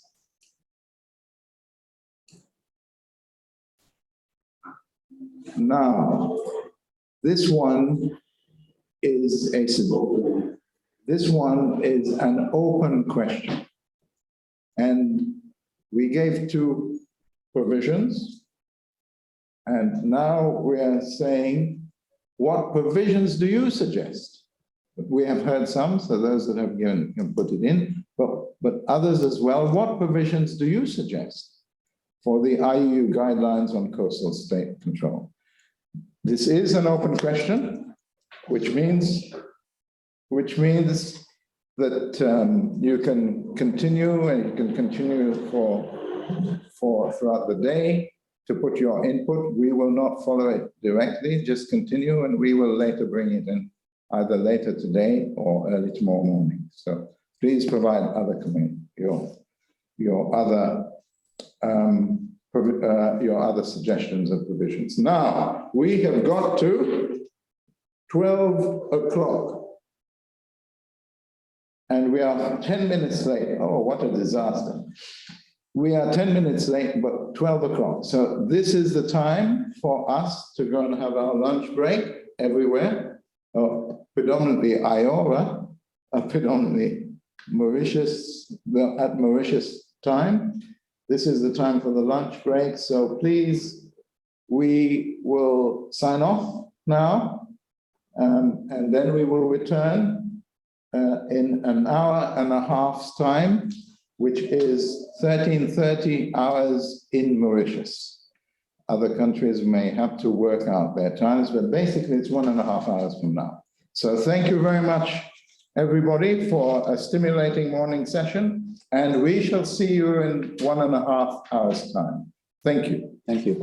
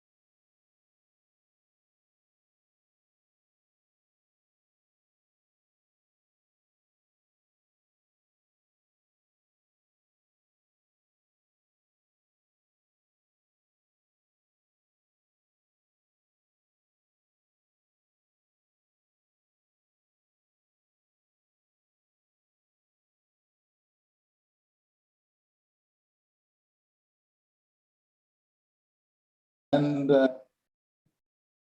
welcome, Duncan, and please proceed with your presentation. Thank you very much, Chair, and good afternoon, everyone. I'm going to share my screen, if that's okay.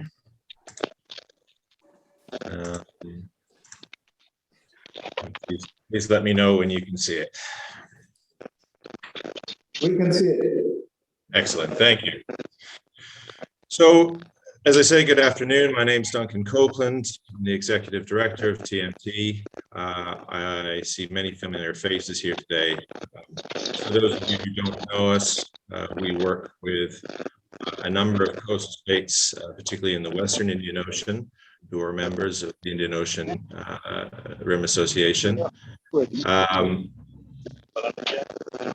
Hello, can you hear me? Somebody in the background has got their mute off. Please mute your telephone, your speakers. Thank you.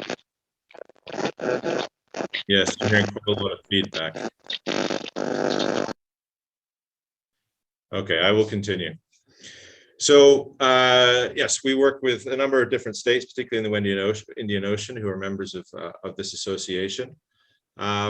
Particularly, we work on illegal fishing, but today I'm going to be speaking about particularly about another aspect of IUU, which of course is the unregulated, and this is particularly pertinent to the high seas area. So I'm going to start with a premise. For some reason, my screen is not switching slides. There we go. So the premise is this, that those countries that are adjacent to and form the boundary of an area beyond national jurisdiction are best placed to and should come together to take responsibility for the sustainable management of that area. Now, I realize that some distant water fishing nations would probably scream at this idea, but I think this is a really useful premise for us to start with when we're discussing about what is happening on the Indian Ocean, particularly in the unregulated fisheries on the high seas, and the considerations that this brings to the development of the guidelines that are being discussed today in this conference. A couple of years ago, we were part of a study that looked at unregulated fishing in the Indian Ocean. And particularly, we looked at two aspects. One was geographical coverage, and the other was species coverage. And this slide really shows the coverage of the different regional fisheries management organizations and so forth that are present in the Indian Ocean. And with the exception of tuna, those red areas show areas that are right now not under any RFMO. So these are gaps in geographical coverage for the majority of species that may be subject to commercial fisheries on the high seas. We also looked, as I said, at species. So when we looked across the species coverage, we found that for the majority of species that may be subject to commercial fisheries or may be of biodiversity interest, there also were large gaps. So again, the tuna and billfish are well covered between IOTC and further south to the CCSBT. But many, many other species, particularly commercial fisheries, were either very poorly covered or were not covered at all. And that includes some very significant fisheries, including squid and small pelagic and so on. So there are right now considerable gaps in the Indian Ocean in terms of regulation on the high seas of commercial fish stocks. And not surprisingly, this has been noticed. And we are seeing now increasing levels of exploitation of unregulated fisheries in the Indian Ocean. So one in particular that we've been looking at now for some years is squid fishing, particularly in the Northwest Indian Ocean. And this is in that high seas pocket, that gap that I showed earlier, right up here in the geographical coverage. So this squid fishery, we first really started monitoring in 2017. And if you look at the graphic here, you can see that there has been exponential growth of this fishery over the past years. When we started with 5 or 6 vessels, and it increased by 2019 up to over 270 vessels. In this graphic here, you can see the increasing coverage that is visible through AIS and the increasing presence of that fleet. And while we show here up to 2021, I would highlight that this fleet is there right now, fishing right now with a similar number of vessels. This fishing fleet, of course, is not operating in isolation. Many of you will have seen over the past 2 or 3 years, there's been a huge amount of media about global squid fisheries in general. And many of these vessels are part of a fleet that moves globally. And some of them even circumnavigate every year, starting in the North Pacific Ocean, moving across to South America, down the coast, around the Horn, into the fishery off Argentina. And then some of them will come around the Cape and into the Northwest Indian Ocean before then heading back into the North Pacific. So this is part of a global fishery and needs to be looked at as such. These are some images. So last year, in cooperation with a couple of partners, we were able for the first time to actually get out on the water and observe this fishery. And as you can see, there are a number of really interesting aspects to this. When we were looking at the fishery in previous years, what we were able to use was primarily satellite sources of data, so AIS, FEARS, and others, which can give you good information about presence of fleet and indications of their activity.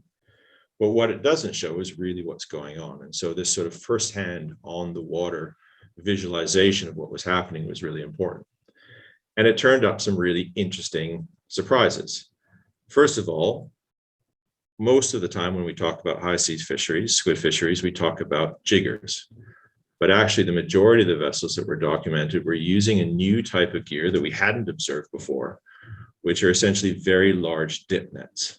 Again, using lights, dropping these nets into the water, using the lights to attract the squid, and then raising these up to bring the catch onto the vessel.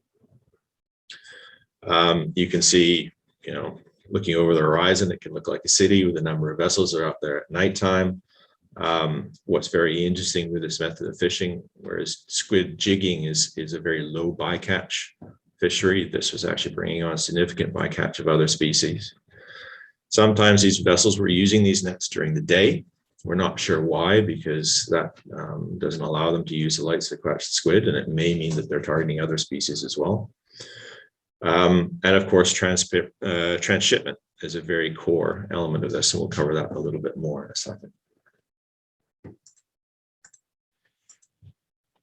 So if we look at some challenges with this fishery, the first aspect is looking at the unregulated aspect. So because squid fishing is not covered by any management measures right now, there are a number of other aspects of it that are also not covered. And the first one of that is about transshipment.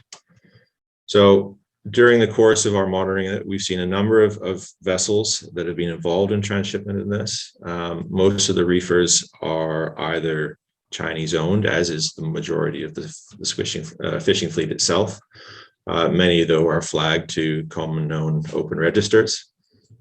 Almost exclusively, these reefers are going back and forth between the fleet in the Northwest Indian Ocean and Chinese ports. So there is good indications that almost 100% of this catch is going straight into China. Now, whether it is then going on to other markets, that's not known right now.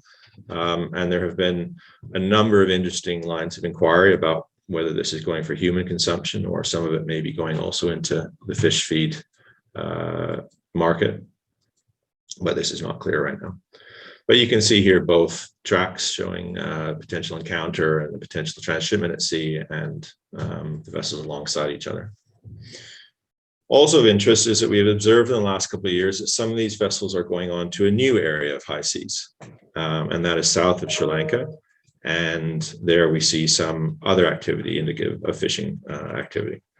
Alongside this, we've seen at least 3 Chinese research vessels in the high seas of the Indian Ocean over the past couple of years, also clearly conducting experimental and exploratory fisheries. There are, however, excuse me, Duncan, you've got 5 more minutes. Thank you. So alongside this also, there are potential illegal aspects of this. So one of them is the potential entry into EEZs, and we can see both using AIS and VEERS that there have been cross-border aspects of these fisheries, particularly into Oman, but also in some areas into Yemen and bordering right onto Somalia, which is again a concern. And also we identified last year that these vessels are taking on board tuna bycatch. And this raises an interesting scenario because the Indian Ocean Tuna Commission has management measures around bycatch in tuna fisheries, but doesn't currently have tuna bycatch in other fisheries management measures. We don't know currently the level of tuna that's being taken by these vessels, but certainly it's being retained on board. Other legal fishing that we've identified at the same time is particularly around the Iranian drift net vessels. There's a large fleet out there using drift nets. Some of them are several miles long. Again, the normal issues around drift net fishing, they're taking tuna, but they're also catching a number of other species as bycatch. So very quickly, what can countries do to ensure that the all-important current and future Indian Ocean high seas fisheries become regulated? And I've laid out a number of points here, both considering the development of the supply chain guidelines that are being discussed here, but also broader considerations. Adoption of harmonized and real-time traceability tools, working with major market states to ensure alignment and transparent supply chain requirements. Working with China is going to be very key, particularly for the squid fishery, but potentially other fisheries on the high seas. Requiring that all fishing vessels operate in the region in both national and area beyond national jurisdiction waters have internationally agreed vessel identifiers, including IMO number. Many of these vessels very much obscure who they are, and we don't know necessarily what their ownership is, where their flag state is, and so on, though there are strong indications. A lot of it is either China or Iran, depending on the fishery. And the other is making vessel authorization information publicly available. It's very hard to know whether those fisheries, for example, that are taking place in Oman are legal or not if the vessel authorizations information is not there. And then broader considerations are around taking leadership in closing the current ABNG gaps in geographic and species management coverage, and harmonization of management measures under the different RFMOs is also important. So thank you very much. I hope that's of interest to these discussions today, and I look forward to more questions after the other presentations. Thank you. Thank you very much, Duncan, and thank you for appraising us of this fishery, which is obviously a new and rapidly developing fishery, and of the gaps that exist, which have existed but now are particularly profound because of what is happening in the area. So thank you very much. Now, can I pass to the next presentation? And this presentation, again on our theme of flag state control, is from Mr. Charles Kilgour. Charles is the Director of Fisheries Analysis at Global Fishing Watch and is heading up the Analysis Cell, which is an international team of fisheries analysts, all using Global Fishing Watch's data to support governments and organizations to better understand the fisheries that they are responsible for managing. Charles brings 18 years of experience in fisheries governance, initially starting as a marine reserve manager in the UK and in the Indian Ocean.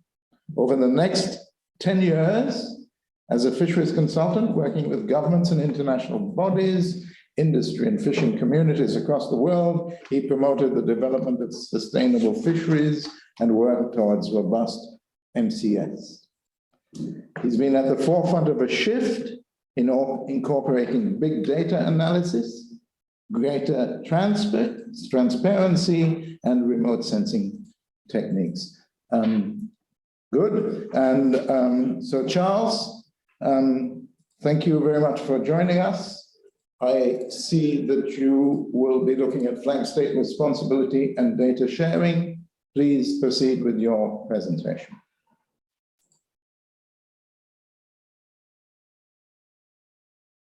Charles. Yeah, I hope, can you see that okay? Yes, we can. Excellent. Yes, I'm going to touch a little bit on about data sharing here. I've got a little bit to go through, so I'm going to try to move through it as quickly but as clearly as possible, and I hope to try and keep in time.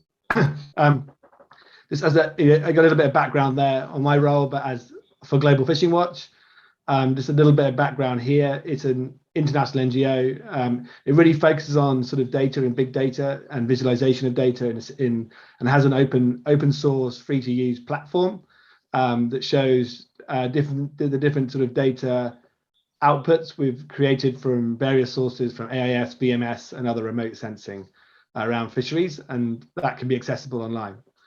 A real focus we have on our program work is around the greater transparency in fisheries, looking for a more novel and scientific research around fisheries activity and sustainable use of our oceans. And we have quite a strong focus on illegal, unreported, and unregulated fishing. The sort of data we incorporate into the system, we have data linked to fishing activity that comes from AIS activity data from vessels, tracking data from vessels, but also VMS tracking from vessels as well when that data is shared with us. We also have a database of all the best vessels that are on AIS and on, so we basically link that tracking data to the information from sort of registries, license lists, and other sources of open vessel data. And we also try and identify different events where, for example, where ports activity, where vessels go into port, the actual voyages they do between port stops, and then things like transshipment, where we see vessels meeting together or behaving like they're having transshipment events. And we also look for using remote sensing to try and identify dark targets that aren't on open tracking systems, so on AIS or open DMS. So some of the sort of ways we do it, you use that tracking data for the main source of information we have. We try to understand during a vessel's voyage and track the behavior of different fishing activity. So we try to identify those periods of time a vessel's actively fishing, and that is what we'd link up on our map. So what you end up with is a map that has various different filters and features to navigate through and look at different types of vessels or different flag states of vessels, and you can see the activity. And the purpose of this is to try and understand more about what's happening on the water, and try and provide the data that's already open and out there in a very accessible and meaningful way to users. So I'm going to sort of move on a little bit from our platform, but I'll touch on the presentation a little bit. So the basis of all monitoring, control, and surveillance really is linked to data sharing and to some degrees the level of transparency. The FAO first recognized transparency as a key part of fisheries management in 2010 in the State of the World Seafood report. They stated that there's a lack of basic transparency could be seen as an underlying facilitator of all the negative aspects of the global fisheries sector. And they went on to sort of really identify that, the theory of change around greater transparency in fisheries, which is around providing, where there is data, there's a spotlight in vessels, their activity, and it makes it much harder for perpetrators to hide behind that sort of like that veil of secrecy, which can be there if data is either hard to access or not, it doesn't exist at all on what vessels are doing, and it makes vessels which are compliant can move through the system, like port controls, very quickly because all the data about them is available, and then vessels that don't have data showing their activities, or that doesn't mean they can cross-check what's being reported to them, then they can be highlighted for inspection, and their processing can take a bit longer. So it really does help build on the application of the different monitoring, control, and surveillance tools. And we have to think about this in the context of a really transformative shift that we've had in the last decade or so, where there is now a lot more data available of fisheries activity, and it was really sort of shifting away from what really was a very data deficient system to what is now becoming a more and more a data rich system. But it's not always there. There are still gaps. And these are not so much technical gaps, which may have been in the past, but it's often the gaps in just either the sort of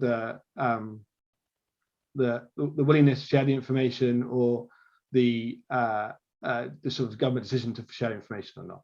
So you've got tools like the VMS, you've got the global record, electronic monitoring, electronic logbooks. You've got the IUU PSM system in the Indian Ocean. There's observers, AIS, there's the PSMA Global Information Exchange, which has just been launched, the public vessel registries, IMO numbers, RFMOs have registries, the FITI process, the Fisheries Transparency Initiative, and also there's remote sensing. So all these data sources are there, but really it comes very often down to the flag state and the flag state's responsibility to put in the information into these tools to make them meaningful and effective. So looking at PSMA, for example, or any port control system, the idea behind it is that all fish products come through ports, and at that point you can have a very effective system to check for IUU activity in entering the supply chain.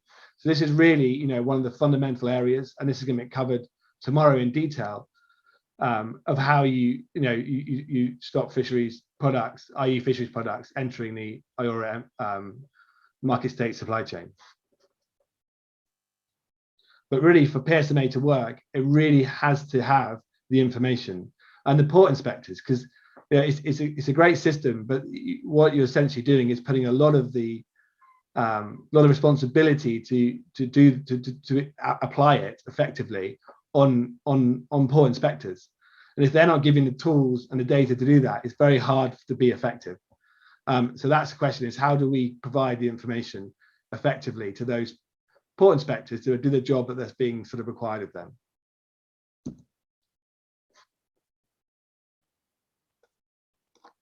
So that is really the fundamental part of it. Transparency on its own doesn't do a lot, but it is a very effective way of sharing, an efficient way of sharing data between states and also even institutions within states. And it can also help empower markets to participate. So they can also provide data to do due diligence in the market state. So it really expands the responsibility from not just the states and one agency to try to stop IU entering the supply chain, but it provides and empowers those other areas of the industry in the sector to be involved as well. But it really, I mean, just making data transparent doesn't necessarily change anything. It's really about the effective use of that data. So it needs to be accessible and usable. And also, if one country is trying to do it on its own, it's not also quite as effective. So it really works because that country already has access to that data. It's making public. So transparency really is an effective tool when done regionally.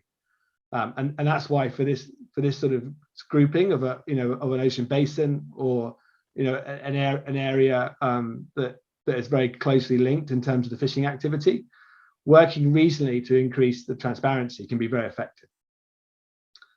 And also it's very important that the coastal states, that they're the ones that have the most to lose for overexploitation and IU activity in the different regions, and they really can set the standard of how data is shared and made public or made accessible by different users. And really the idea of this, to create this more transparency, is to lead to more equitable benefits and really try and decrease overexploitation of fish in the region by having more data available to make better decisions, both around IUU and fisheries management. I'm going to do a quick... Thank you, Charles. You've got 5 minutes. Okay, I'll try and run through this. So a quick example here is in the Eastern Pacific. So there is an area that's called Kilgour. It's a very highly rich ecosystem that's very important for a lot of species of whales, dolphins, sharks, turtles. And 4 countries, Panama, Colombia, Costa Rica, and Ecuador, have come together as a grouping to manage this area, which incorporates their own EEZs and partly the high seas. And a lot of them are sharing more fishing data, including their VMS data. So when you start looking at that area, this is the picture we see just from AIS data. And this, when you try and add in a few other data sources, so this is the VMS data from Panama, this is from Ecuador, this is from Costa Rica. You start building up a much bigger, more complete picture of what's happening in the region. So those countries are doing it. They want to empower the port inspectors, so the port inspectors in that region have the data available to them. And they want to be able to have more comprehensive and joined up and collaborative management of those regions so they can make better decisions, both in terms of the sort of the spatial planning, conservation efforts, and the combating IUU. So this is a nice example of how a region can really use transparency to try to have a much more effective management of both their own waters and the high seas in that region. And you can work, and these countries can work through RFMOs to try and bring in new sort of closure areas or temporal closure areas. So AIS can be quite an effective monitoring tool. A number of countries do already, and regions do already mandate its use. So the EU, the FFA, Canada, other countries like Bahrain, and India and Bangladesh and Sri Lanka also have some rules around AIS use that touch on fishing vessels. I'm not an expert in all those rules, but one of the issues is they're not always consistent in a region. And as with all regulations, it really comes down to those details and also implementing it. So regulations around AIS usage are not always implemented very well. And there are a few, the benefits of AIS is it's open, cost effective, and improves safety at sea. But there are challenges that it's not secure and it can have reception issues. So what we find is it can identify issues, but then you can compare it to VMS data for when you're really thinking about investigations and sanctions. So this is comparing it with, this is the VMS data from a trawler vessel. But when you add AIS to that, you get a much more detailed picture of the activity. And then when you add the AIS from vessels that are not flagged to that and aren't on the VMS system for that country, you can actually see that it meets up with a different vessel. So that's the power of using AIS and VMS together. It really does increase that picture. And you get a lot more information about what's happening. And following on from the example Duncan went through, you have a lot of activity inside the Oman EEZ that we see from the lights of those vessels. But then, as you can see here in red, these are the ones which aren't maps to AIS. So really, if thinking about mandating the use of AIS in the region would give coastal states a lot more information about what's happening both on the high seas and inside their own waters. And it would be a lot easier then to find bad actors that aren't transmitting an AIS through these other techniques of remote sensing. So just to finalize really that the opportunities here really for the coastal states and nation to set the agenda on data sharing and transparency of fisheries information. That's a really important note. That really is the coastal states that really can, really set the precedent for what information is shared and that can be then pushed through RFMOs and through collaboration with other flag states. Managing the use of AIS for industrial and distance water fishing would also provide a cost-effective monitoring tool for coastal states in the region. And just as a note for Global Fishing Watch and the way we work as well, and with a lot of partners and a lot of others are working in this space as well. But there are support out there for making this data accessible and usable for coastal states to help create a real difference in the region and protect those supply chains. So there's a lot of data is out there already and it's not always being used. So that's a big part of it as well, making it accessible and usable. So I'll wrap up there. Thank you very much, Charles. Thank you for that presentation. And thank you for drawing to our attention the wealth of data which increasingly is becoming available and some of the ways of presenting it. Making the point that transparency is good, but even better if it's at a regional level. And your suggestion, push recommendation that AIS should be mandated regionally. Thank you very much for that. And so now remember participants that our questions will come after the next speaker. Now, the next speaker is Gilles. And I introduced Gilles this morning, and people would have him, those who have joined us would have him on our bio, but Gilles has been involved in this team working with IORA through AFD, and he's been involved in some of the seminal review reports that launched this whole process. Gilles, please proceed. Could I have the mouse, please? Yes, thank you. Thank you so much. Okay, good afternoon, everybody. I am going to talk about flag state measures. So we're still on the flag state session, aligning fishing vessel registration and licensing of fishing vessels to go fishing. These are the parts that are going to be covered. I'm going to provide a very short introduction. I will elucidate the problem or the challenge that we're facing, what happens when things go wrong, the current provisions on vessel registration and vessel licensing in international instruments, and then some recommendations towards the end. The presentation is to discuss the importance of coordinating and aligning fishing vessel registration, so the conferring of the national flag and the licensing of fishing vessels, which is conferring of a license to fish or conferring of an authorization to fish. One thing ahead, there are two things. One is a license, which generally applies to the fisheries within the EEZ of a coastal state, and the authorization to fish in general terms is understood as the authorization that we provide to a vessel, allowing it to operate in waters that are beyond national jurisdiction. Okay, we're going to look at why it is important and wherein the challenge lies, how IORA countries are dealing with it, and then we will wrap up with some recommendations.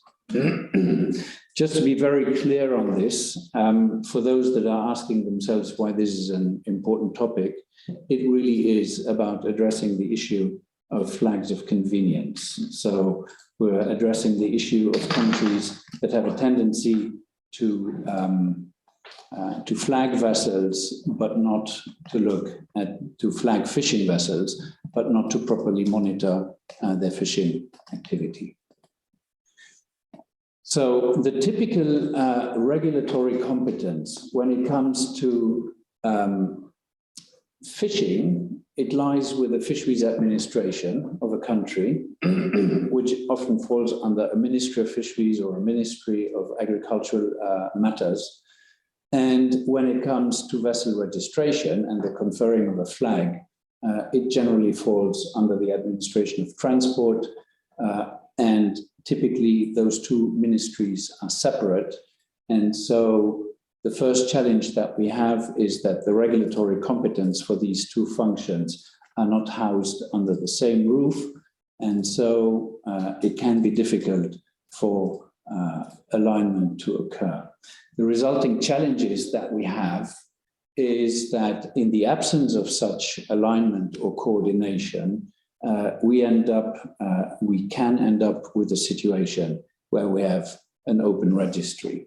And the open registry means that operators can call into a country, go straight to the Ministry of Transport and say, we would like to flag our vessels here, our fishing vessels, and would that be possible? And when there is a lack of alignment, we can then end up with fishing vessels that are flying the flag of the country and that are actually not known to the Fisheries Administration to be flying the national flag. So fishing vessels with shady backgrounds can flag in that way, and shady backgrounds means that they are either operated by companies that have a background of operating illegally in ABNJ waters, or it means that they are fishing vessels that have already been blacklisted or identified for IUU fishing in other fishing areas. The Fisheries Administration is not informed in such cases, and so we find these instances of fisheries directors receiving a phone call in the morning and saying, your vessel is fishing illegally in the waters of Vanuatu. And the fisheries director says, well, excuse me, you know that you're talking to the fisheries director of Sierra Leone. We don't have fishing vessels fishing in Vanuatu. And they go like, well, isn't your flag looking a little bit like this or like that? Oh, yes, it is. And so some fisheries administrations have found out the hard way that vessels are flagged in their country and that they do have a duty to monitor them, but that because of this lack of alignment, this is not happening. So the lack or simply no monitoring and reporting might then be occurring from those fishing vessels. IUU fishing and blacklisting will then occur as a consequence, and the end point of that is reputational damage for the flag state and potential facilitation of fisheries crimes. The state of play across the IORA region. So in the technical reports that we produced in last year, in April of last year, we looked at the MCS measures that were taken at the level of the flag state. And when you look at this list of individual points, there's a whole number of points that we looked at. And here you have the IORA member states across the top. We started with South Africa in the Western Indian Ocean, and then we go clockwise all across the Indian Ocean. So here in Yemen, we start with the Northern Indian Ocean countries, and then with Thailand, we come into the Eastern Indian Ocean, finishing with Australia. And the bottom part of this table was based on a questionnaire. So we have quite a few gaps because not all of the countries responded to it. And the important part that I wanted to look at here is vessel registration and the hard linking with licensing. And what we find, apart from the gaps, is that we have Mauritius as one country that has reported to be very clear on this in its policy and legal framework. And Madagascar provided the same information, but we still found that the link was not as strong, or the conditionality of the link was not as strong as you would like it to be. And this tells us that this particular subject matter is something, just by the data that we have, is something that is of importance to IORA members across the board, from the Western Indian Ocean all the way across to the Eastern Indian Ocean. Okay, what happens when things go wrong? I'm just going to provide two examples. You might remember 8 years ago, there was a video that started to circulate on YouTube where 4 people were shot dead on running camera in the water. And it became a huge case that was later investigated by Ian Urbina. And we still don't exactly know what happened and who was behind it. But what we could find on the footage was one fishing vessel was identified, which was the Chun 1217, and which was likely in on it. And then we found out that that vessel belonged to a family of vessels, and that a number of those vessels had been flagged in the Seychelles. And another one of those vessels, also Seychelles flagged, was the Jin Hong number 106, which then resisted inspection in 2014 with armed resistance. And we have a photograph of this. This was an inspection of the regional inspection program that was mentioned this morning by Mr. Lafon in 2014, and we see a gentleman, a sailor, standing here at the stern of the vessel, boasting an AK-47.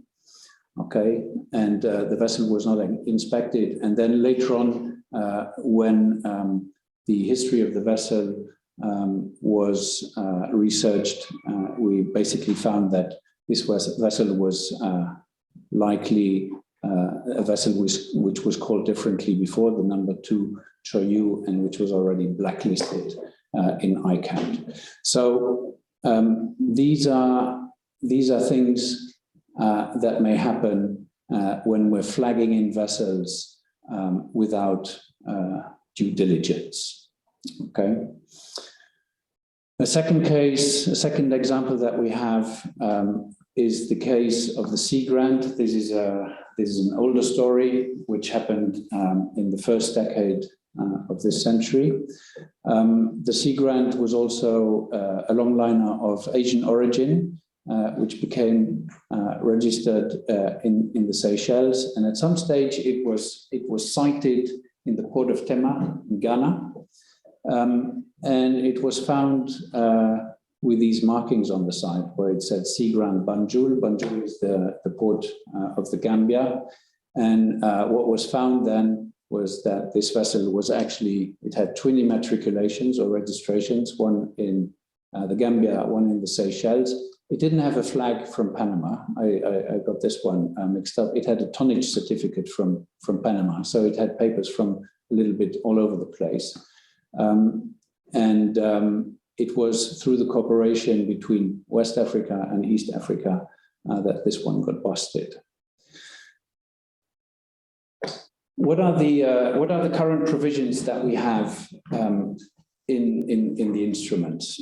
So the first one that talks about this is the IPOA IUU. It says that the functions of registration of a vessel and issuing of an authorization to fish are separate, and that flag states should consider conducting these functions in a manner which ensures that each give appropriate consideration to the other. And that means that the two administrations need to talk to each other. Flag states should ensure appropriate links between the operation of their vessel registers and the record those states keep of their fishing vessels. So the Fisheries Administration must have access, unfettered access to the vessel register and vice versa.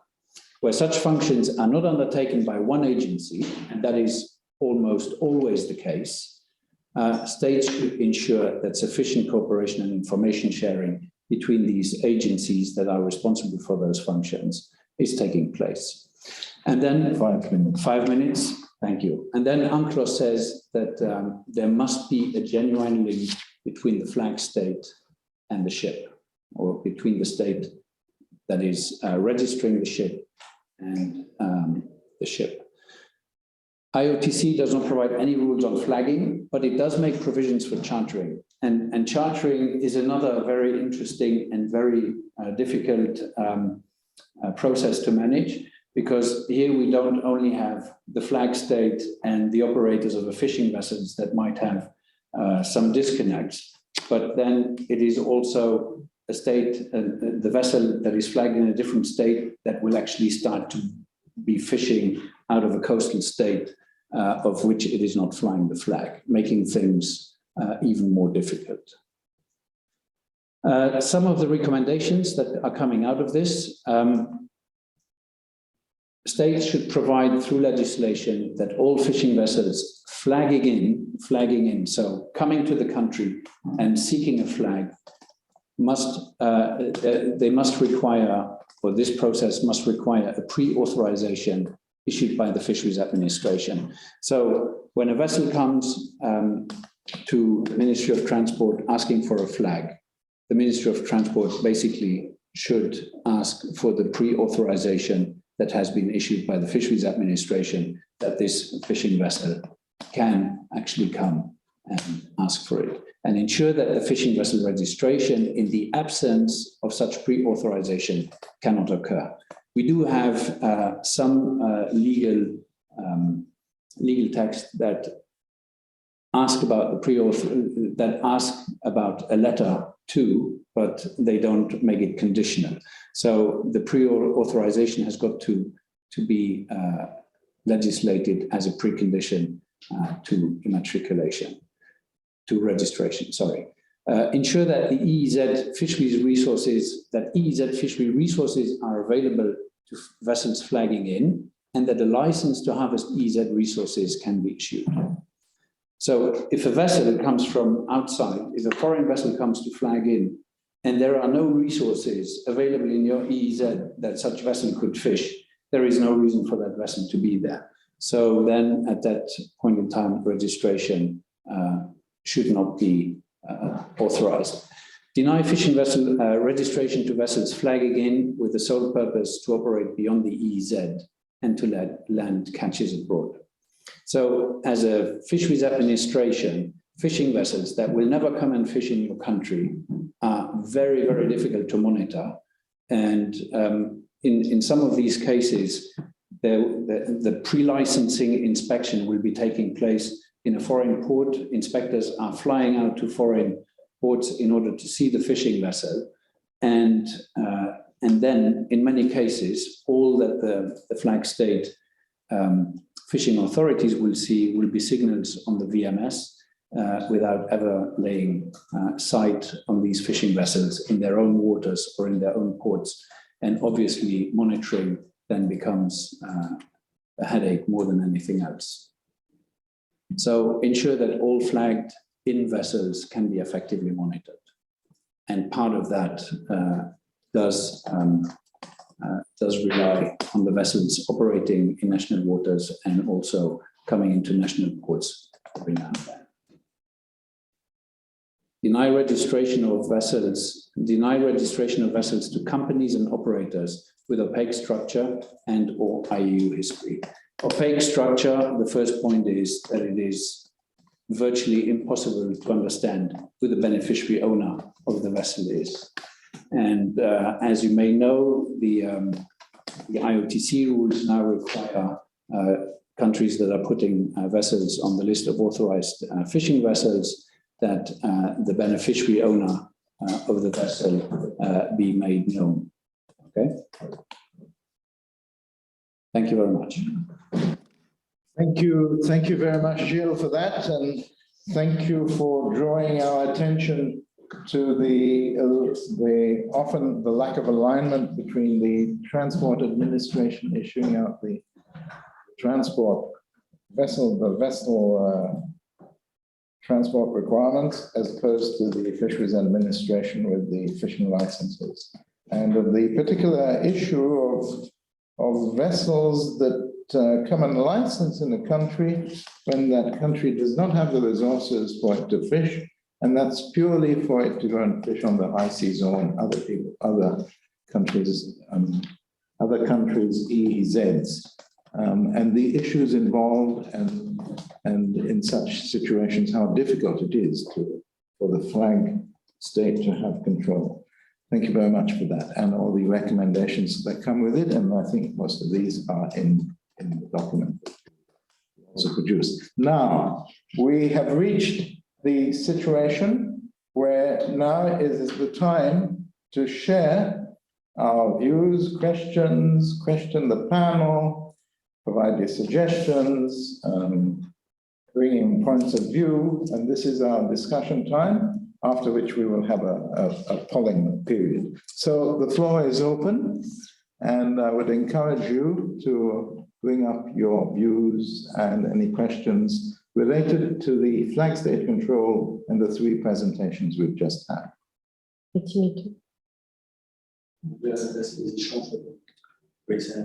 And if you have any questions, please send it in the chat box, or what you could do is just flag the bottom of Zoom and get your hands up, and we will provide you the floor.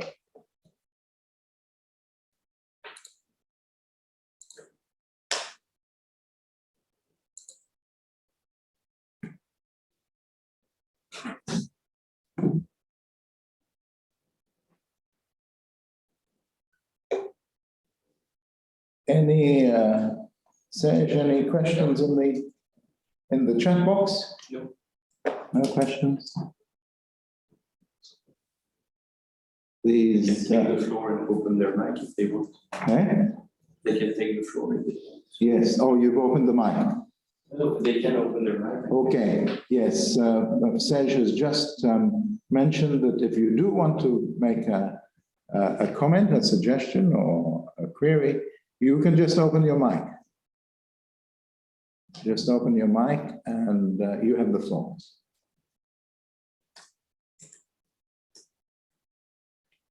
So I'm not so sure what that means. Well, they want to vote.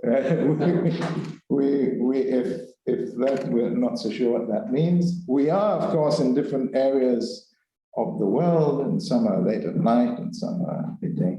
But what we will do then, if you do not have questions in this area or issues or things to suggest or exchange. There is one. Yes. Here. The person can open. Yes, please open. Please unmute your. Nicolas. It's Nicolas Villon. It's Nicolas Villon. Nicolas, please open your. Yes, hello again, everyone. So I was just wondering if there are some discussion about a worldwide unique identifier for the fishing vessels in order to avoid this name change and problems of a vessel flagging somewhere else.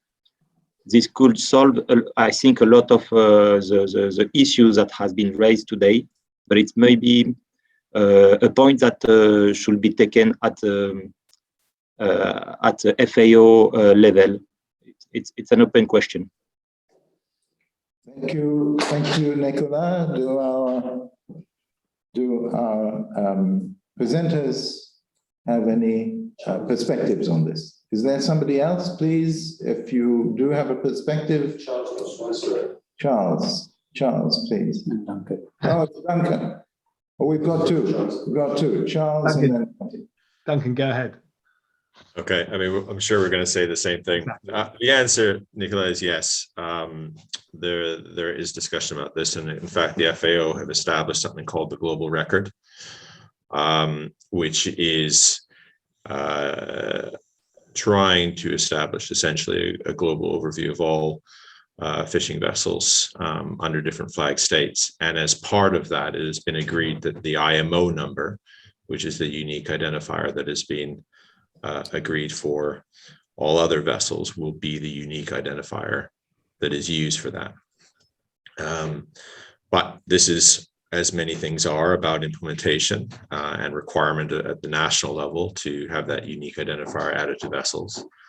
There are some limitations too for some vessels in terms of length and size and so on. Though it should be highlighted that any vessel that goes into a distant water fishery can be covered by an IMO number. So yes, I agree 1000%. Ideally, we get unique identifiers on all vessels. And I didn't have time in my presentation, but one of my slides looked at one of the issues right now in the Indian Ocean, and particularly with IOTC, is that vessels are being registered there without a common structure. So whether that's a name or a call sign or a flag combination, different countries register their vessels with different information. But if we could pull together a unique identifier that's commonly used everywhere, then we will take a large step ahead. Thank you. Thank you, Duncan. Good. Well, oh yes, Charles, please come in. I'll just add one thing to that, which is that for fishing vessels, that there's no cost for an IMO number, and IHS have worked to make it very accessible and a little bit easier than some of the other types of vessels to obtain that IMO number. So there's now less challenges to getting one for vessels. I think vessels down to sort of 15 meters can have IMO numbers now. So it's very accessible and quite easy to do.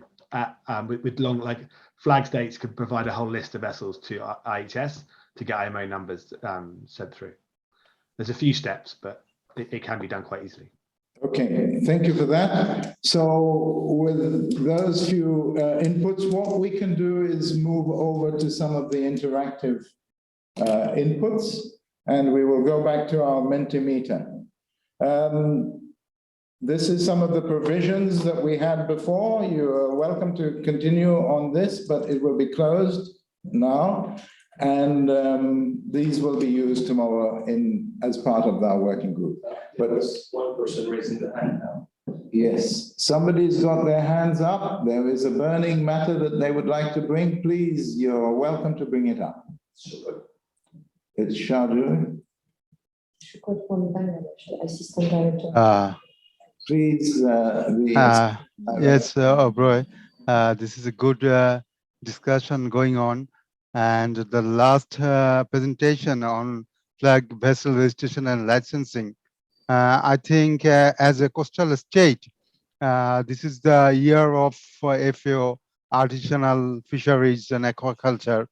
So a big challenge for for the coastal state, for the vessel registration and licensing process for the artisanal vessels, because their number is huge. And the maintaining of the vessel registration and licensing for artisanal vessels, because they contributed a lot in the world seafood market. So in this guideline process, we should think about easy process for the vessel registration and licensing for all additional vessels below 15-meter LOA, and we can think in this forum regarding the vessels, the licensing and registration process for the additional vessels. This is from my side, and it's compliment, not a question. Thank you very much. Thank you very much, Shukran. Thank you very much for that. We see that you will be contributing as well tomorrow, of course. Yes, yes. Thank you very much for that. And it brings the issue of the small-scale fisheries and the massive fleets and the difficulties of registering vessels of 15 meters. Do some of our presenters have any suggestions? Or? I think, well, there's 2 points. First of all, the point on the flag of convenience registries is really something that pertains to industrial scale fisheries.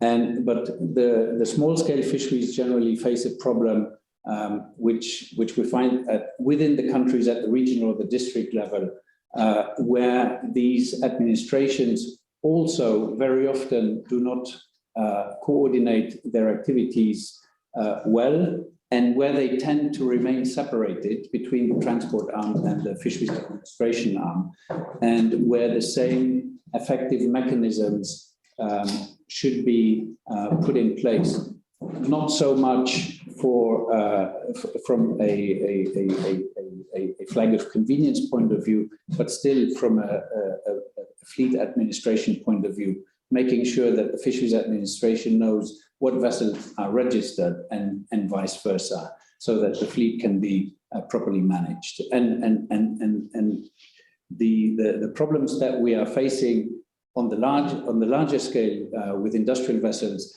in countries with very large artisanal fishing fleets, we find the same problems on the smaller scale as well.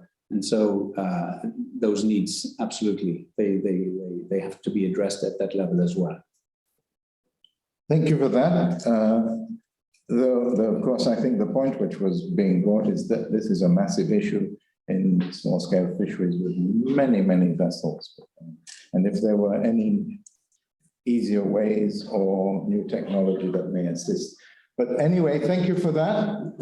If we don't have anything else, what we can do is move to the discussion and polling exercise. Sage, can we have so this is from the previous, This is from the previous, it will be taken into consideration tomorrow. And now, key areas to be covered by the guidelines, flag state control. Mentimeter, for those who are just joining us, go to www.mentimeter.com and on your mobile and just drop in the number 49712235. Here we are. Do you agree with the inclusion of the flag state provisions currently suggested? And you can read it while you're scoring. I will read it for you. Please join the group. Vessel registration and concession of fishing license should be linked. This is the strong point that Gilles has made on how that causes so many problems. Consider not flagging vessels that will not be authorized to fish in the national EEZ. Avoid flagging vessels with an established international IUU history. Consider ratifying the FAO compliance agreement and the United Nations Fish Stock Agreement. IORA has got some 23 member nations. There are some member nations that have not ratified this instrument, and I guess this is an appeal for them to consider ratifying. For those that have not ratified, to consider ratifying it. And the last one is consider providing fleet information to the FAO Global record, which we heard a little bit about and which we noted gives the possibility with the IMO number to have a unique number across the whole world. So an appeal for the guidelines to include wording to reflect what is here as provisions. We have at the moment, how many vessels? 15 have scored, 16, and how many participants do we have at the moment?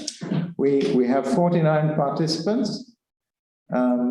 We have less than 20 at the moment. So please just get your mobiles or laptops over to www.menti.com and put in that code and put in what you consider should be included in the flag state provisions.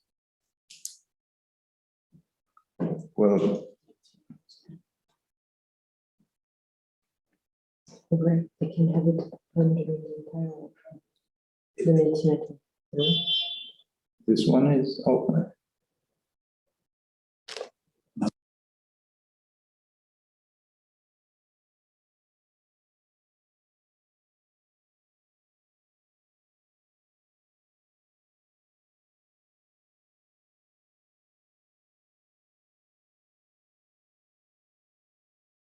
Is how are we doing?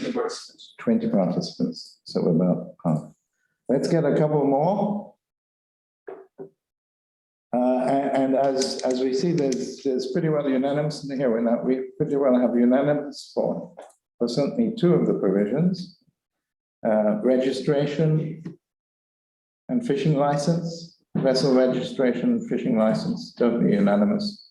Avoid flagging vessels with international IUU history. Of course, you have heard of these in different form, but we just want to make sure that these are things that we will also include in the guidelines that are being prepared.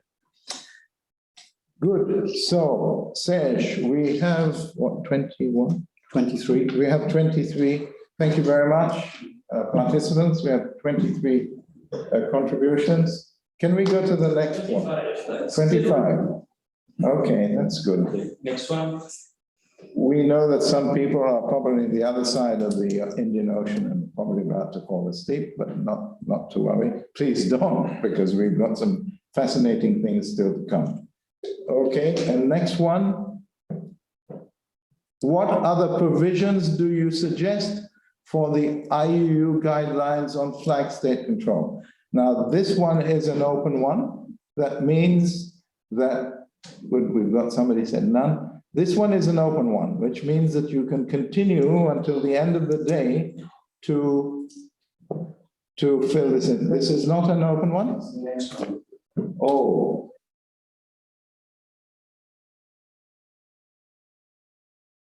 Okay, so, but this is an open one. Yes, they just mention whatever they want, but for a definite time. Yes, okay, so you can continue with this, scoring this until our next one comes up, which is in about an hour and a half's time. We do not have a break, we just go straight to the next section. Okay, so what other provisions do you suggest for the IUU guidelines on flag state control? So please go in and put your views on this. And meanwhile, we shall now move from flag state into market state. So this next 3 presentations are on the market state.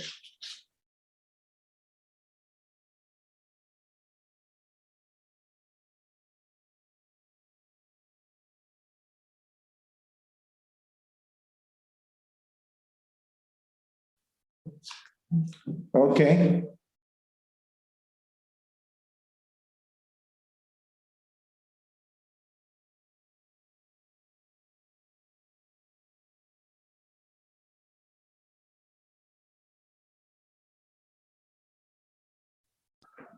Good. Thank you very much. So over this short break, we have had quite a few more. We now got 11 suggestions for other provisions for the flag state control. So thank you very much, participants. So we now move on to the next section, and we will have 3 presentations. And here we are looking at market state options. And we will now have the next presentation. It's not yours. No. We will now have a next presentation. We are just going to quickly go through it, and here we have it. And the presentation is from Madame Aurélie Buthod-Garçon. And she will be looking at market state options and measures, presentation number 1 of this session. And that's the IUU regulation overview. Now, Madame Aurélie Buthod-Garçon is the Policy and Legal Officer in Brussels for the MARE of the European Commission, and she's in the unit in charge of implementation of the IUU fisheries policy. She's been working in fisheries and environmental sectors for the last 10 years, has work experience in Europe, Southeast Asia, United States, Australia, and the Pacific. Madame Buthod-Garçon did her doctorate in public international law from the Australian National University, ANU, and the University of Grenoble in France. And her PhD focused on international fisheries law, the law of the sea, and regional fisheries management organizations. Thank you, Madame Buthod-Garçon. Please proceed with your presentation. Thank you very much. Good morning, colleagues, and good afternoon as well. Okay, so I think I need to be to share my presentation. Do I need to be the host?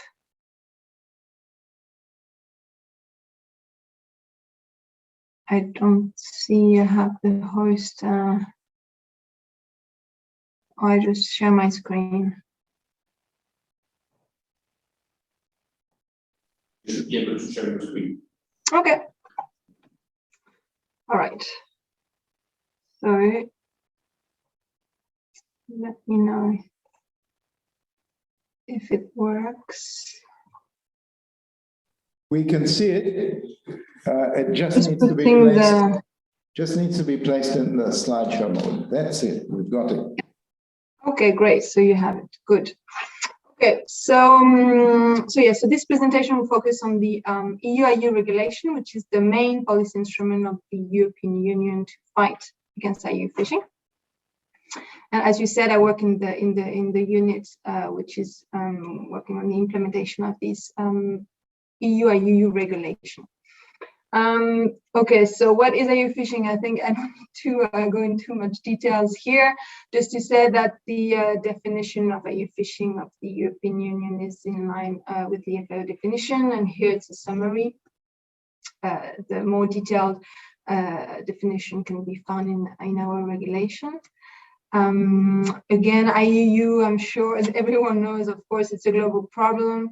It has been estimated to be around 10 billion euros a year, 19% of the worldwide reported catch value. So it's a very, very huge problem. And it has, of course, detrimental effects in various areas.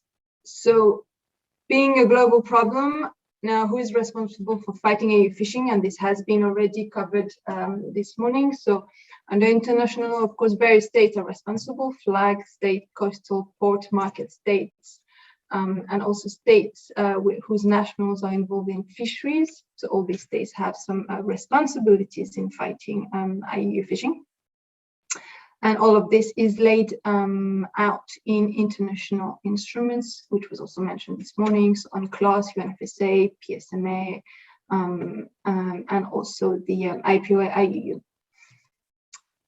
The role of the EU, as you mentioned, so this session is on market states. So Of course, the EU is an important market state. It's one of the largest importer of fisheries products in the world. And also the EU has, the EU member states are important flag states also operating around the world. And this is why for the EU, we consider the fight against IUU fishing as one of our priorities. And under the current mandate of the European Commission, we have a zero tolerance approach towards IUU fishing. The EU has been actively participating in the fight against IUU fishing since several decades, as you know, especially in RFMOs. And since 2010, it has adopted a very important instrument, which is the EU IUU regulations. So this instrument has entered into force on the 1st of January 2010. So now it has been in force for more than 12 years. So what are the main components of the IUU regulation?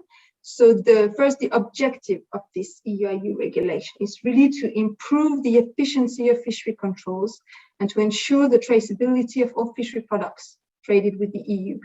And for this, there are several components, but I will just address the main ones. The first one is the catch certification scheme. So this scheme is here to ensure the traceability of fishery products which are reaching the EU market.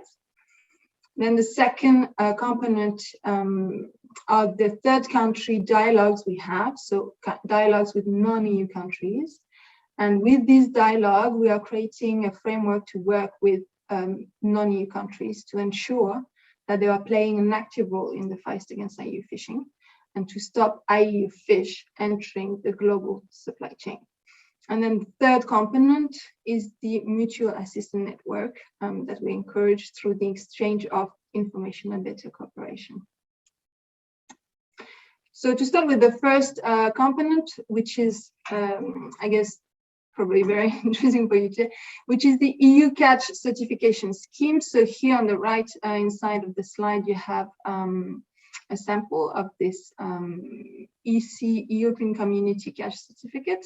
So the European Catch Certification Scheme is really the main operational tool of the regulation. The objective of this scheme is really to ensure that the fishery products arriving in the EU market do not stem from IUU activities, and that all fishery products entering the EU market is legal. It was introduced to improve the traceability and the legality of all marine fishery products which are traded with the EU throughout the production chain, from the fishing net to the plate. So this catch certification scheme applies to all marine fishery products traded with the EU, including processed products. So all the fishery products and marine fishery products entering must be accompanied by catch certificates. And these catch certificates, so the one I showed before, have to be validated by the flag state authority of the fishing vessels that made the catches. So the validation must certify that the catch was made in accordance with applicable laws, regulation, and international conservation and management measures. So again, it has to certify that the fish has been caught in a legal way. And as I said before, this scheme has been in place since 2010, and it has been paper-based since that time, but it is under transformation to an IT system which is named Catch, and it would be so a digital system. And the use of Catch by EU operators and thereby EU member states authorities is still voluntary at the moment, but is expected to become compulsory in the coming years. Then the other main tool we have under this EU IUU regulation is the cooperation with third countries, with non-EU countries, and it's known as the carding system with its yellow, red, and green card. So the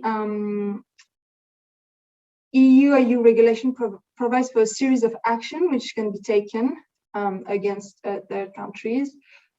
And here there are some little arrows. So first, there can be a pre-identification of non-cooperating countries, where the EU will open a formal dialogue during a minimum of 6 months. But maybe I should say as well that before this pre-identification, we have informal dialogues with countries. So of course, we are cooperating with them and trying to see what they have in place to fight against IUU fishing.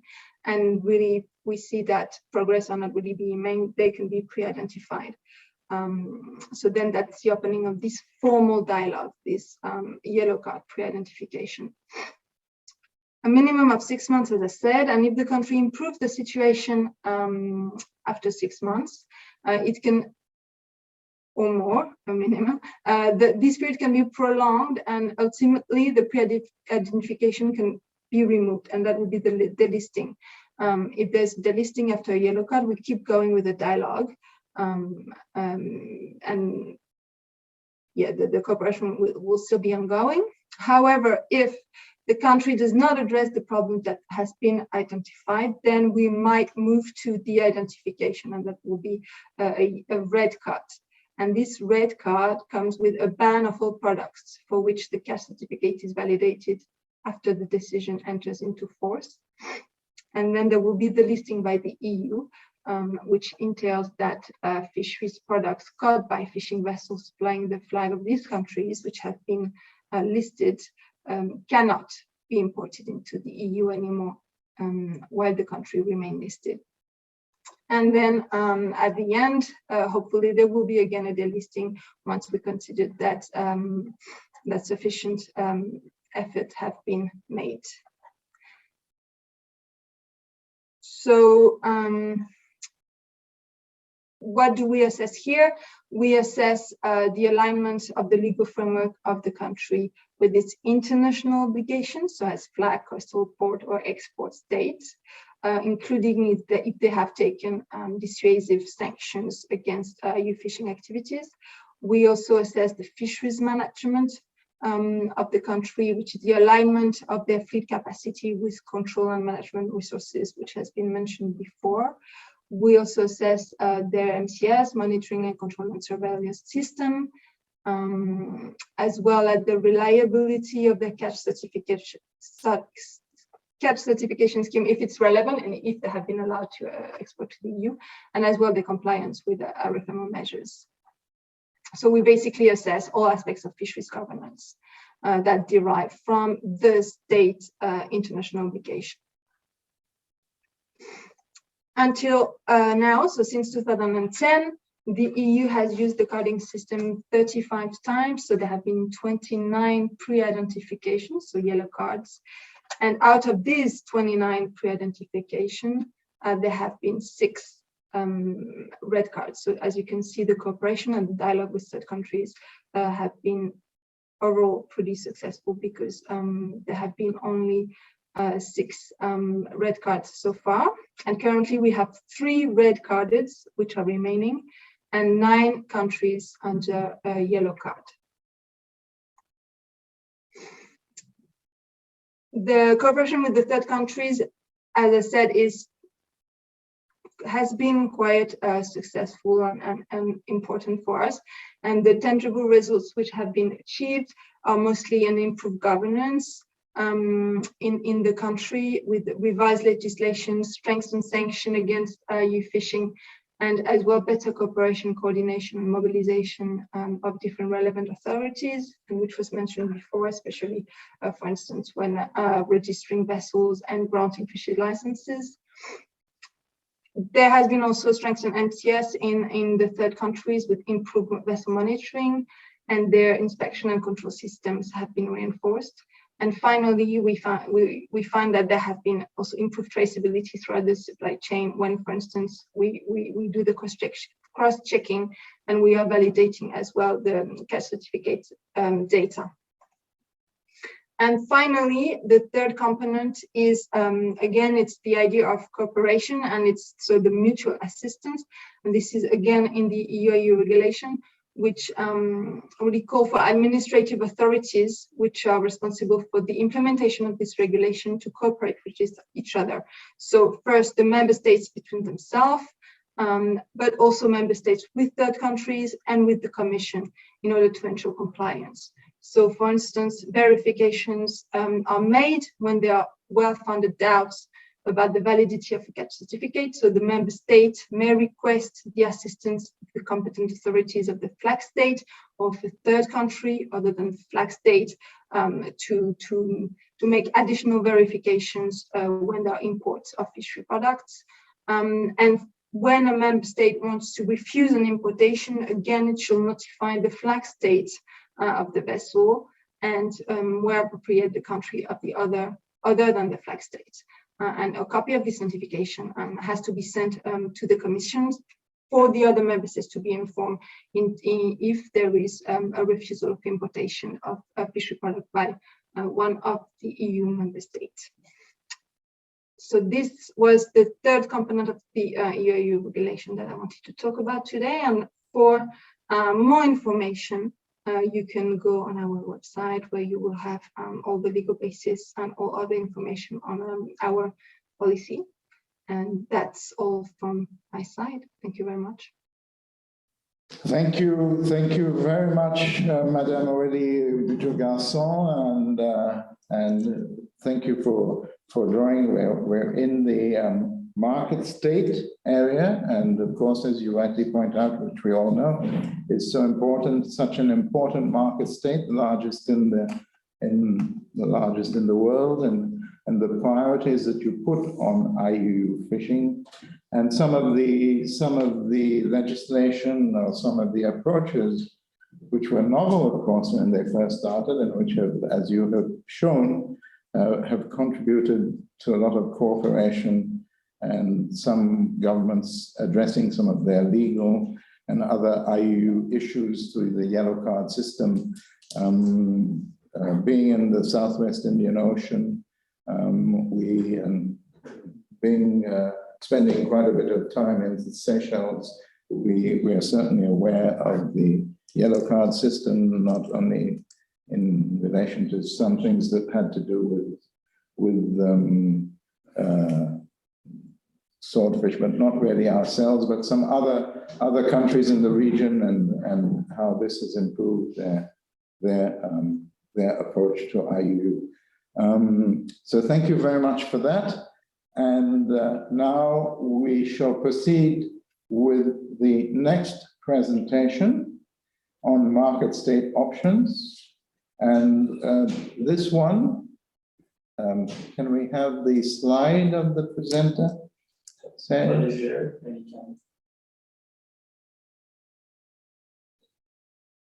Yes, so the next presenter is Mr. Todd Dubois, and he is the Fishery Monitoring and Compliance Manager at the CCAMLR. Todd will be talking about tools to combat IUU fishing and an overview of the CCAMLR catch documentation scheme. Todd currently serves as the Fisheries Monitoring and Compliance Manager at CCAMLR, based in Hobart, Tasmania. Before joining CCAMLR in 2020, was the Assistant Director of Enforcement Operations and International Programs of NOAA. And he was responsible for domestic and international enforcement programs, including participation in regional fishery management organizations, capacity building activities, and providing fisheries enforcement input for domestic legislation and international fisheries instruments fighting IUU. Welcome, Todd, and please proceed with your presentation. Thank you very much. I'll go ahead and share my screen.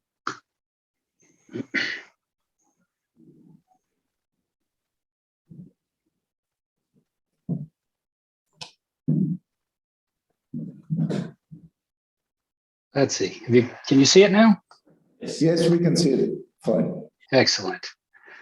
First of all, thank you very much for the organizers of the workshop, for IORA, for including CCAMLR in this workshop. I hope that this presentation provides some insight from the CCAMLR perspective on an effective catch documentation scheme. Hopefully that will help in your deliberations and discussions about preventing IUU product from entering markets. I would also like to acknowledge Eldino Shea from CCAMLR. The CCAMLR compliance officer is also participating in the workshop, and another great wealth of information if you have any questions related to CCAMLR. And so for those of you that are not familiar with CCAMLR, just a quick overview. We're 26 member countries, 10 acceding states, and we also have 3 cooperating non-contracting parties, which I'll touch on more, which could be of more interest to this group as we go forward. Obviously, we're not in the Indian Ocean, but we're your brethren to the south. Down the Southern Ocean, covering the area around Antarctica, is our convention area. One of the main things about CCAMLR that's a little bit different, I know you're all familiar with regional fishery management organizations. CCAMLR's first priority and a responsibility in our convention is conservation. So we like to call ourselves, we're an international conservation organization with many of the attributes of an RFMO. But that conservation aspect makes it even more critical for us to combat IUU fishing in the Southern Ocean and to monitor the trade of potential IUU product wherever it is in the world. Like many organizations, our primary compliance monitoring tools include the vessel monitoring system, which has been discussed some today, as well as inspections both in port and at sea. But what I'd like to focus on today for all of you is our catch documentation scheme, which effectively is designed to make sure that we can track Patagonian or Antarctic toothfish, also known as Chilean sea bass for many of you that may see it in restaurants, in the global supply chain.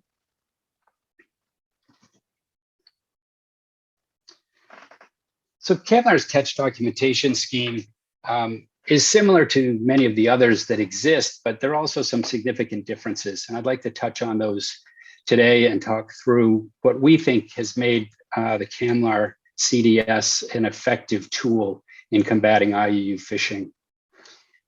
It's designed to track toothfish from the point of landing throughout the trade cycle, so ultimately to the end user.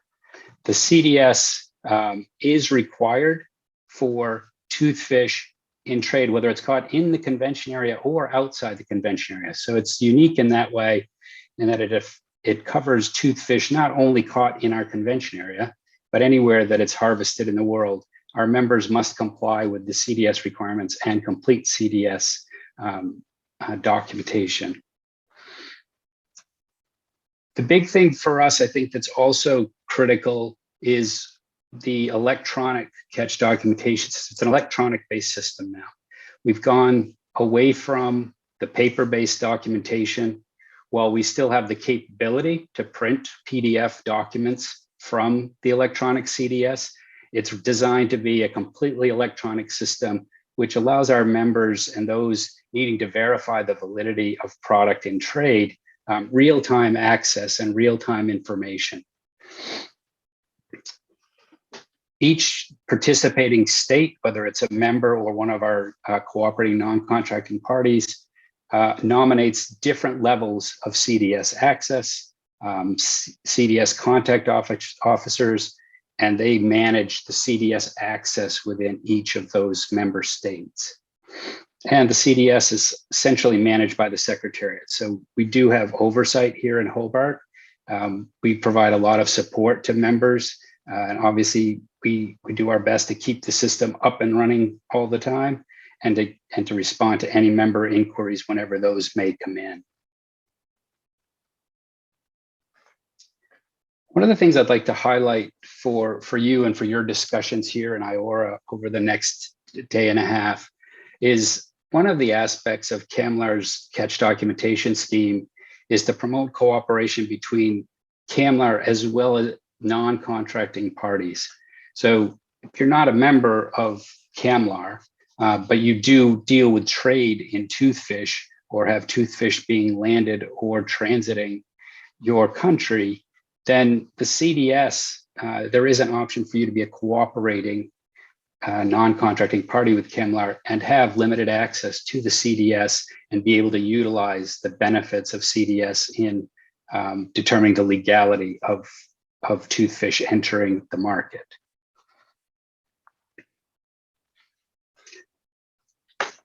So just give you a quick overview of our CDS system. It's completely web-based, so you don't need to have any special software. There's not specific app, so to speak. You basically, anything that can log into a web browser can access the CCAMLR CDS system.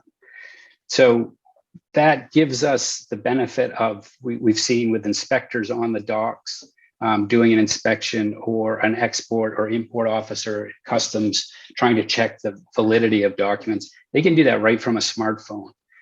So that's one of the aspects that we're very proud of with the eCDS system, and getting away from the paper-based system, which, as many of you know, can be fraught with the potential for fraud, difficulties in reading documents, those types of things. The electronic system eliminates that aspect of it.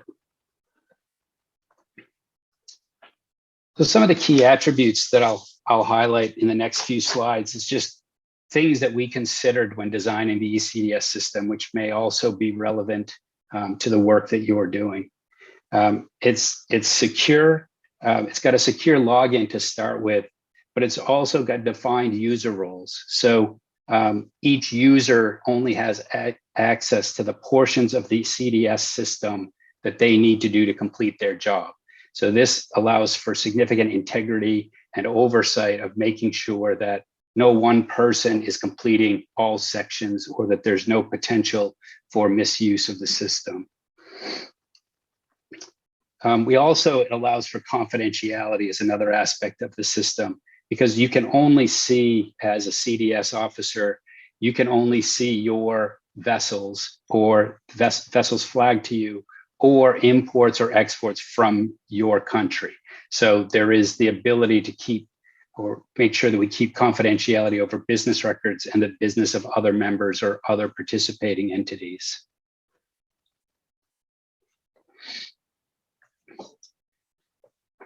Another aspect of it that is obviously fairly important is just it follows a logical progression.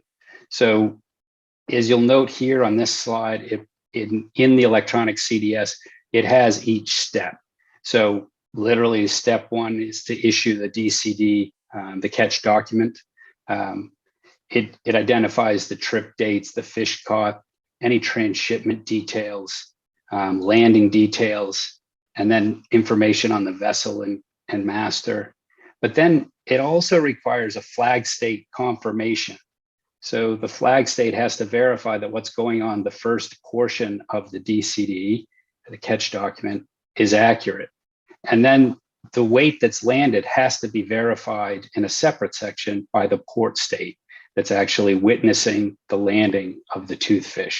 And then it follows the progression. And we'll talk a little bit more about export documents and re-export documents. Another thing that we felt was critical to designing a CDS is it's completely auditable.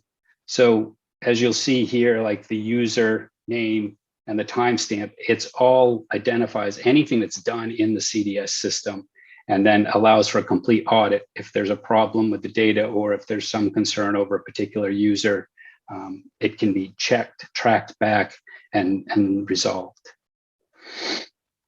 The system is integrated with our VMS system, so that the flag state can verify that the information being said about where the catch was harvested, that the fish being landed was harvested in a certain area. It's integrated with the VMS system so that we can verify that it was in fact taken from those areas. So that integration has been a critical piece for us. It's also integrated into our vessel database with all of our authorized vessels, the information regarding owners, home ports, specifics of the vessel. So again, that's integrated so that an inspector can look at it and say, yes, that vessel was licensed, was approved, and that matches what's in the DCD. The flexibility of the system is we did add a separate section that allows for uploading of separate documents. So whether that's a particular catch document, maybe a health certificate, potentially EU certificate, any of those things can be added into the system as an additional item within the CDS. Just a gentle reminder, we got 5 minutes more, Tom. Thank you. Just to reiterate, the CDS is completely electronic. I think that is the benefit of it, having worked with both paper-based catch documentation schemes and this one. This one is, in my opinion, far superior in that it provides real-time information, and the opportunity for fraud or mislabeling is significantly reduced because of the electronic aspect. So as I get close to wrapping up here, just show you a couple of the documents. We've already discussed them, but this is, for example, the catch document that occurs at landing. It's issued by the flag state of the fishing vessel. The fish is verified through VMS. As I mentioned, it's integrated with the VMS system. The flag state confirms the validity. The fish is then verified by the port state where it's landed. So we can compare that to inspection data to verify what was showing up in the inspection reports, what's showing up in the database. And each one has a unique document number, as well as each has a unique flag state confirmation number, which is randomly generated so that it's not sequential. There's no way for somebody to basically falsify that confirmation number, so we can tell the validity of the document. Similarly, there's an export document for exports once it's been landed, and a re-export document should it be imported into a member and then needs to be exported. So we do provide training to all of our members and those cooperating in the CDS. Here's some of the examples of the online training. We do in-person training, and we're currently now putting out an online training for all participants in the workshop. Actually, that'll be next week for everyone that participates in our CDS system. And that's an ongoing thing. And I know that was a really quick overview. I want to make sure I stay under time, but for those of you that may be interested, particularly those that are not members but may have landings of toothfish, you may be interested in becoming a cooperating non-contracting party, which would give you access and the ability to use our CDS system. So if you're interested, certainly the fisheries monitoring and compliance section as a whole can be reached at fmc@camlr.org. The rest of our contact information is there, and I know you'll get the presentations later.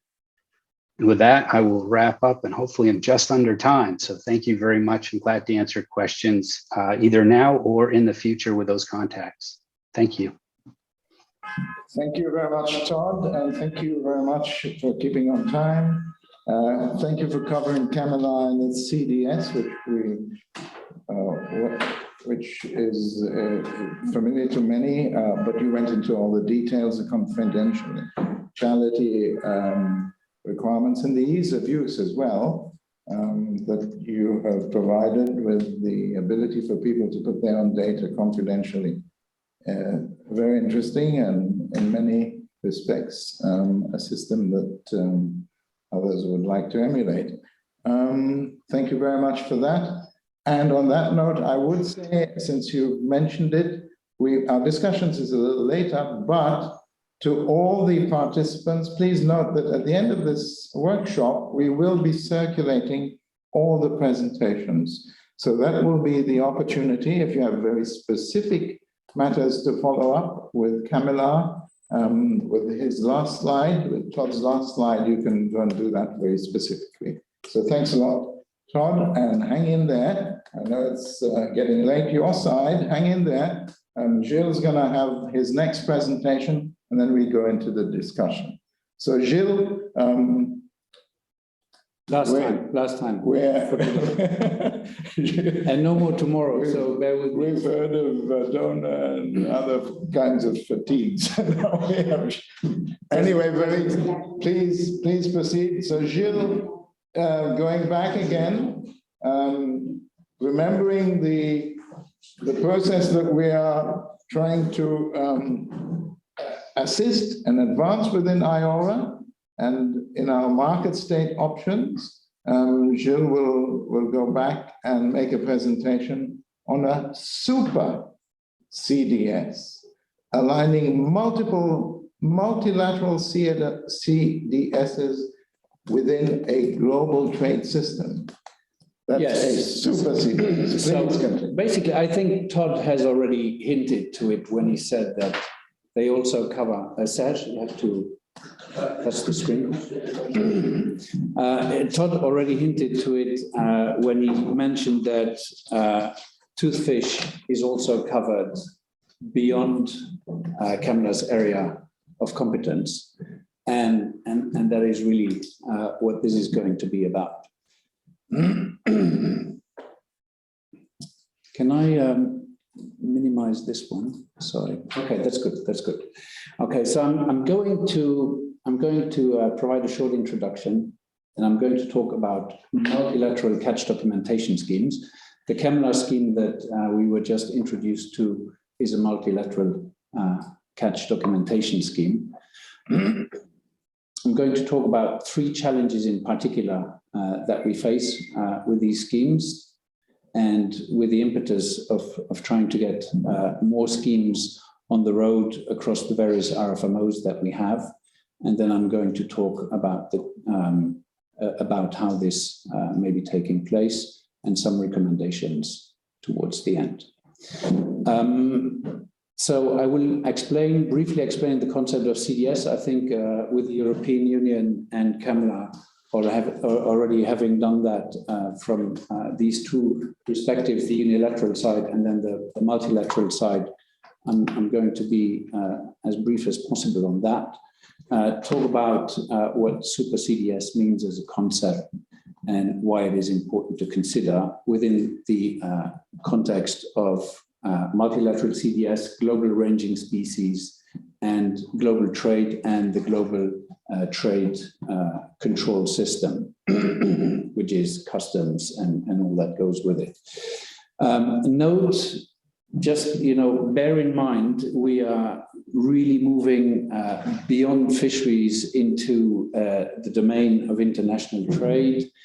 Catch documentation scheme is a trade tool, and its true action really kicks in or comes to bear once fisheries products are entering trade. And so we have to be aware about how our trade tool can integrate into the international trade control system, in order to be aware of how it works and in order to be able to be effective.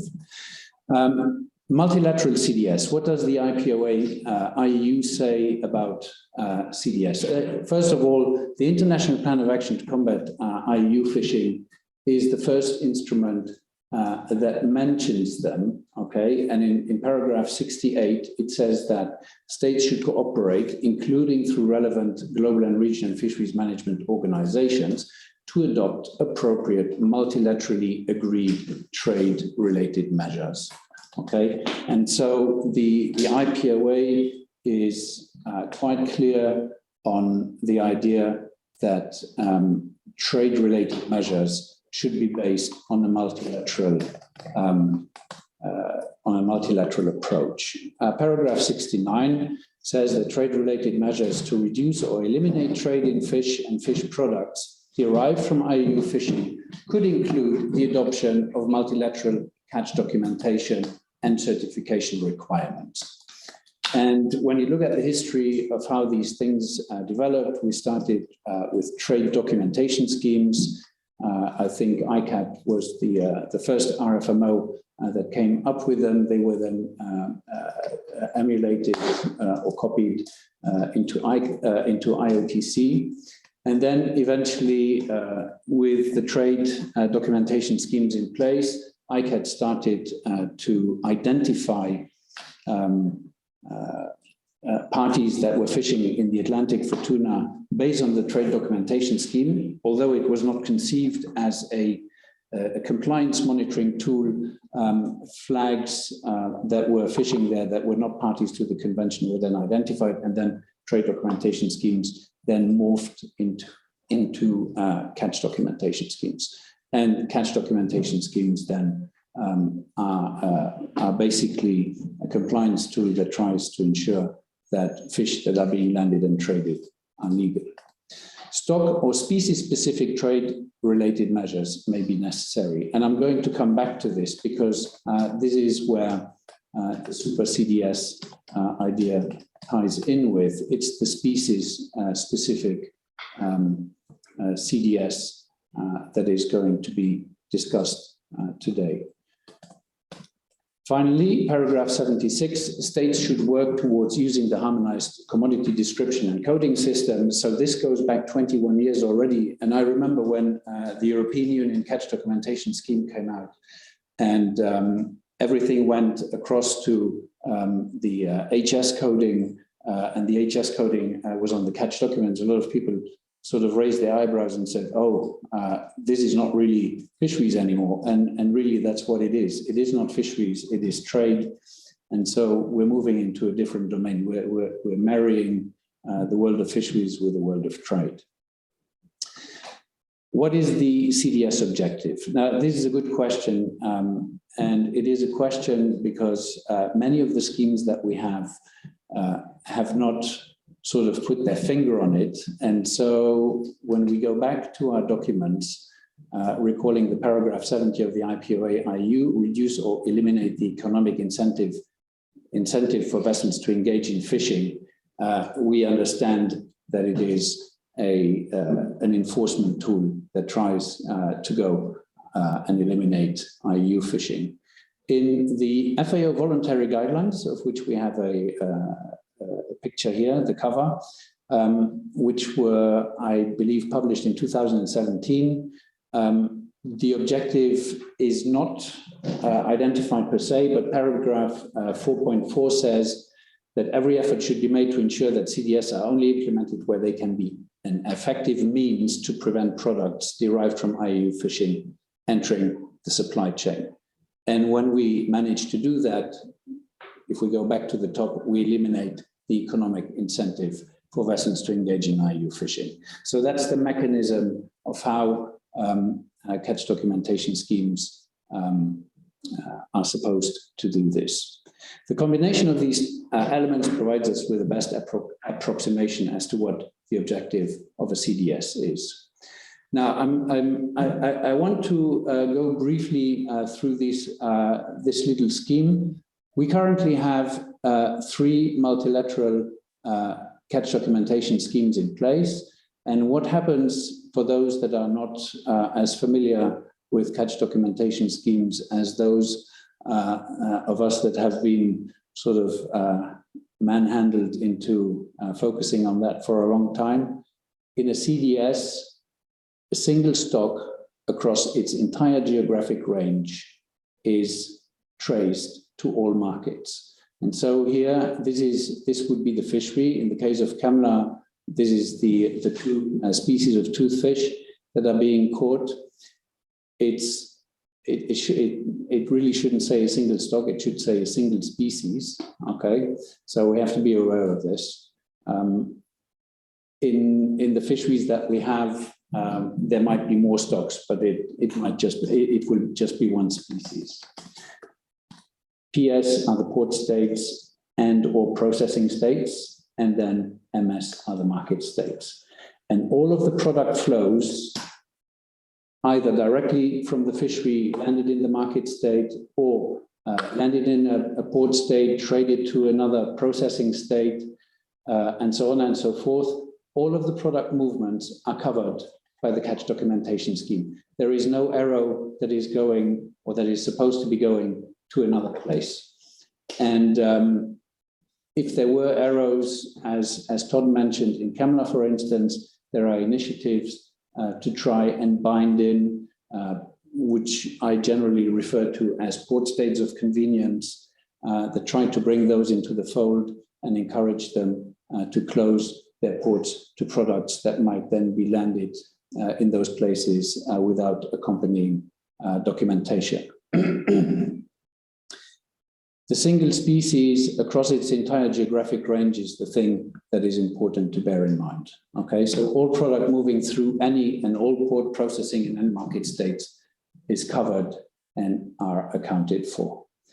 As you may know, so CAMLR, a species of toothfish, ICAT, Atlantic bluefin tuna. We have a western stock, and then we have the eastern stock with the expansion into the Mediterranean. And CCSBT is covering southern bluefin tuna. The challenges: subjecting a global. So the first one of the three challenges: subjecting a global ranging species to an RFMO CDS elsewhere not covered by CDS generates a leaky system at the level of global trade.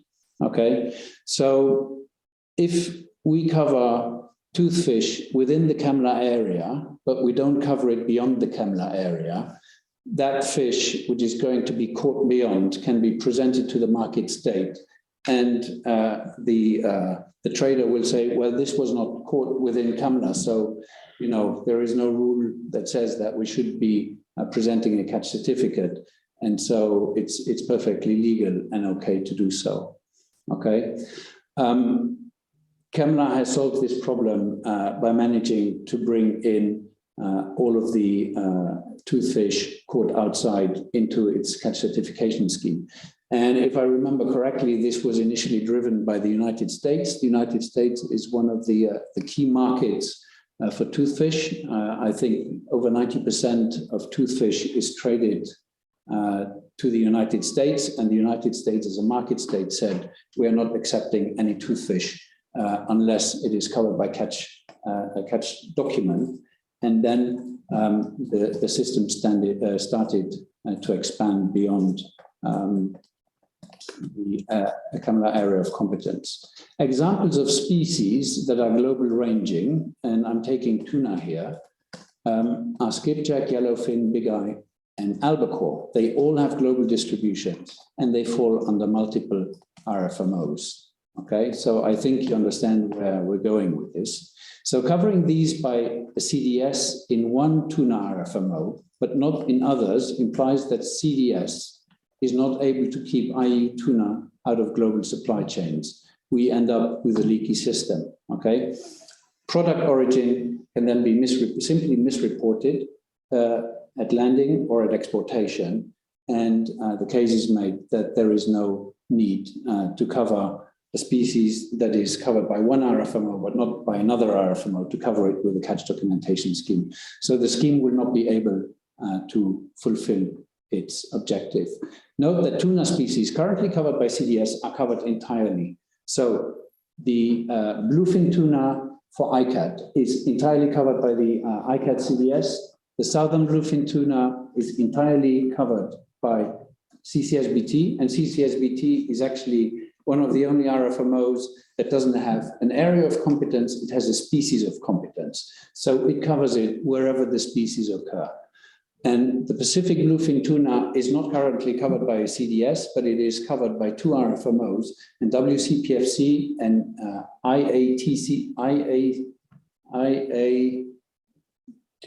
TTC. They are working together in order to develop a catch documentation scheme for it, okay? And the same applies to toothfish. That's the first one. The second one is that multiplying CDS schemes create an enormous, or would be likely, if we have multiple single CDS schemes, to overburden the international trade control system. I just wanted to provide you with a few figures here within, what it means. In a single consignment, when we send a single consignment, we generally have some 30 parties that claim some regulatory stake in the consignment that is moving into a country. And generally a consignment is accompanied by some 40 documents covering some 400 plus pages. And of course, all of this has got to go through a control system. And international trade generates some 8 billion documents per year and some 80 billion pages. and that is the equivalent of 2,537 pages a second, or 253 documents a second. And if we multiply these schemes, what happens is that we will have more documents coming in with the consignments, and we're going to create more necessity for customs officers to start or to understand what they're working with. And these systems, as the ones that we have now, ICAT, CCSVT, and CAMLR, they are not harmonized between amongst each other. So every catch documentation scheme has a different platform, different set of rules, and different things to look after. And multiplying them will weaken all of them. We also have lack of species specific HS codes. And then in many countries, we have a problem with trained customs officers that are able to look out for these things, okay? And then finally, the third challenge, and that was mentioned by Aurélie from the European Union, from the Commission this morning, is national traceability systems that are capable of tracing products from landing or importation through splits and processing to exportation. This is a national capacity issue that we started to find out when CDS were rolled out. If countries are participating in a CDS scheme, they need to have the traceability rules in place that actually allow them to actively participate in these schemes. The road ahead, 2 RFMOs in the Indian Ocean, that's COFA and IOTC. They have not developed CDSs yet. CAMLR and CCSVT, which are located to the south, both cover species that can appear in the Indian Ocean and already operate a catch documentation scheme. IOTC is currently considering the development of a CDS, and a working group on CDS development has convened 6 times, if I'm not mistaken, since 2019. A super CDS, which would be shared with the other tuna RFMOs to cover globally roaming tuna, is being considered. So the idea is that if you want to subject big-eyed tuna or yellowfin tuna or albacore or skipjack to a CDS in IOTC, it does not make any sense unless it is also covered by the same CDS in the other major world oceans, Atlantic and Pacific Ocean. Okay, COFA is not currently developing a CDS agenda, but it could do so in the future. And most covered species, and I just gave Alfonsino as one example, have wide-ranging global distributions, and we would be facing the same challenges there. Recommendations: ensure the development of a capable national supply chain traceability framework and rules. Contribute to the recurrent development of HS customs codes for species of critical national and regional importance. So for those species that do fall under a catch documentation scheme, we do need to have HS customs codes that allow us to go down to the level of the species. Provide support to the development of multilateral catch documentation schemes that are designed to effectively eliminate trade of IUU caught species, including through the consideration of the super CDS approach for species with wider or global distributions. So for the IORA members, that is currently what is taking place at the level of the IOTC and the initiative to develop a catch documentation scheme there. It is important to understand what the implications are of taking it one way or the other way, and what the ultimate objective is that you want to achieve. With this presentation, you will find quite a few further resources. I also would like to mention that in my previous presentations, I forgot the further reading part, which is the upcoming TMT spotlight publication on African registries. Okay, so you will find the reference to that in the other presentation. And here you have references stuff that has been published on the CDS issue. And maybe final thought, which I didn't mention during the presentation, but that I would like to mention. Sometimes, first of all, the current 3 CDSs that we have, CAMLR, CCSBT, and ICAT, they cover 50,000 tons of annual catch, more or less. That is 0.03% of annual fisheries output. Okay. Now, just imagine that amount, that little amount of fish that is already, requiring customs officers to understand and know 3 different catch documentation schemes. That is already a lot. So if we could get to that point where we say, okay, we look, for instance, at CITES. CITES was signed in 1975. It has a permit system that covers 35,000 species through international trade. One single system. There is no reason why we cannot start to think into that direction with catch documentation schemes too. Thank you very much.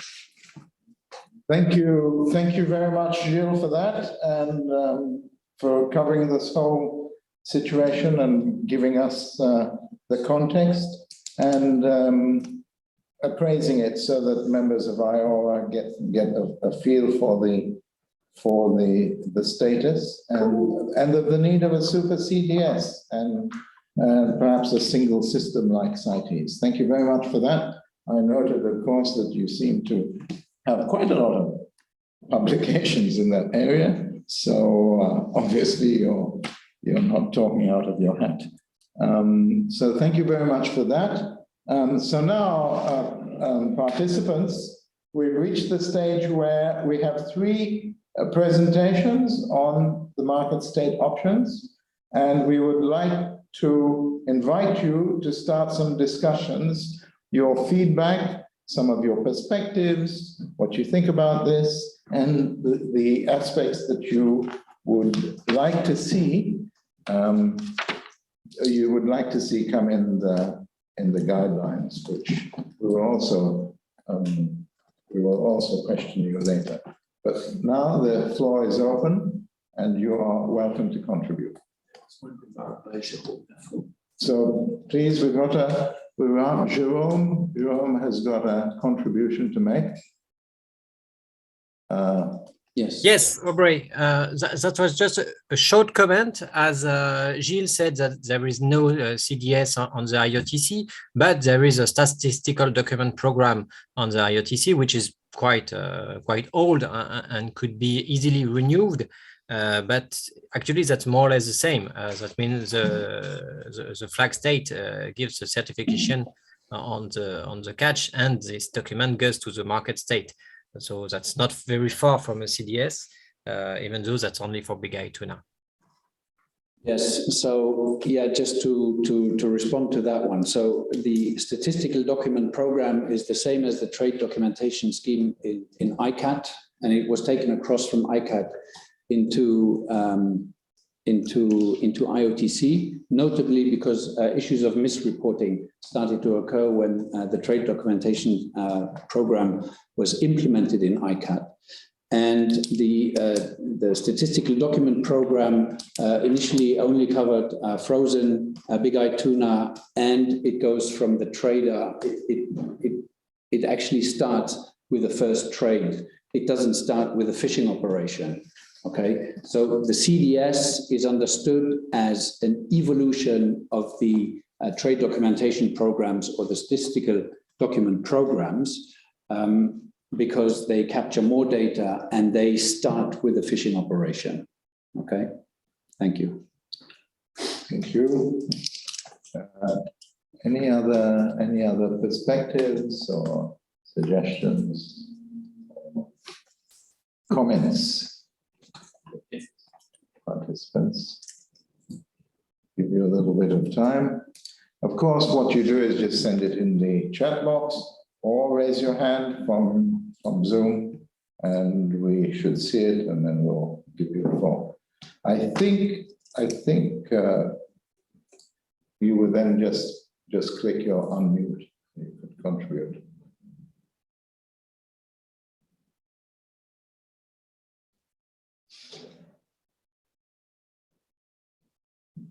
Any comments, discussions, or suggestions? Well, if that's the case, then let us proceed to the interactive session. Let's proceed to the interactive session. It will bring us exactly on time. Sage, could you put us back to menti.com?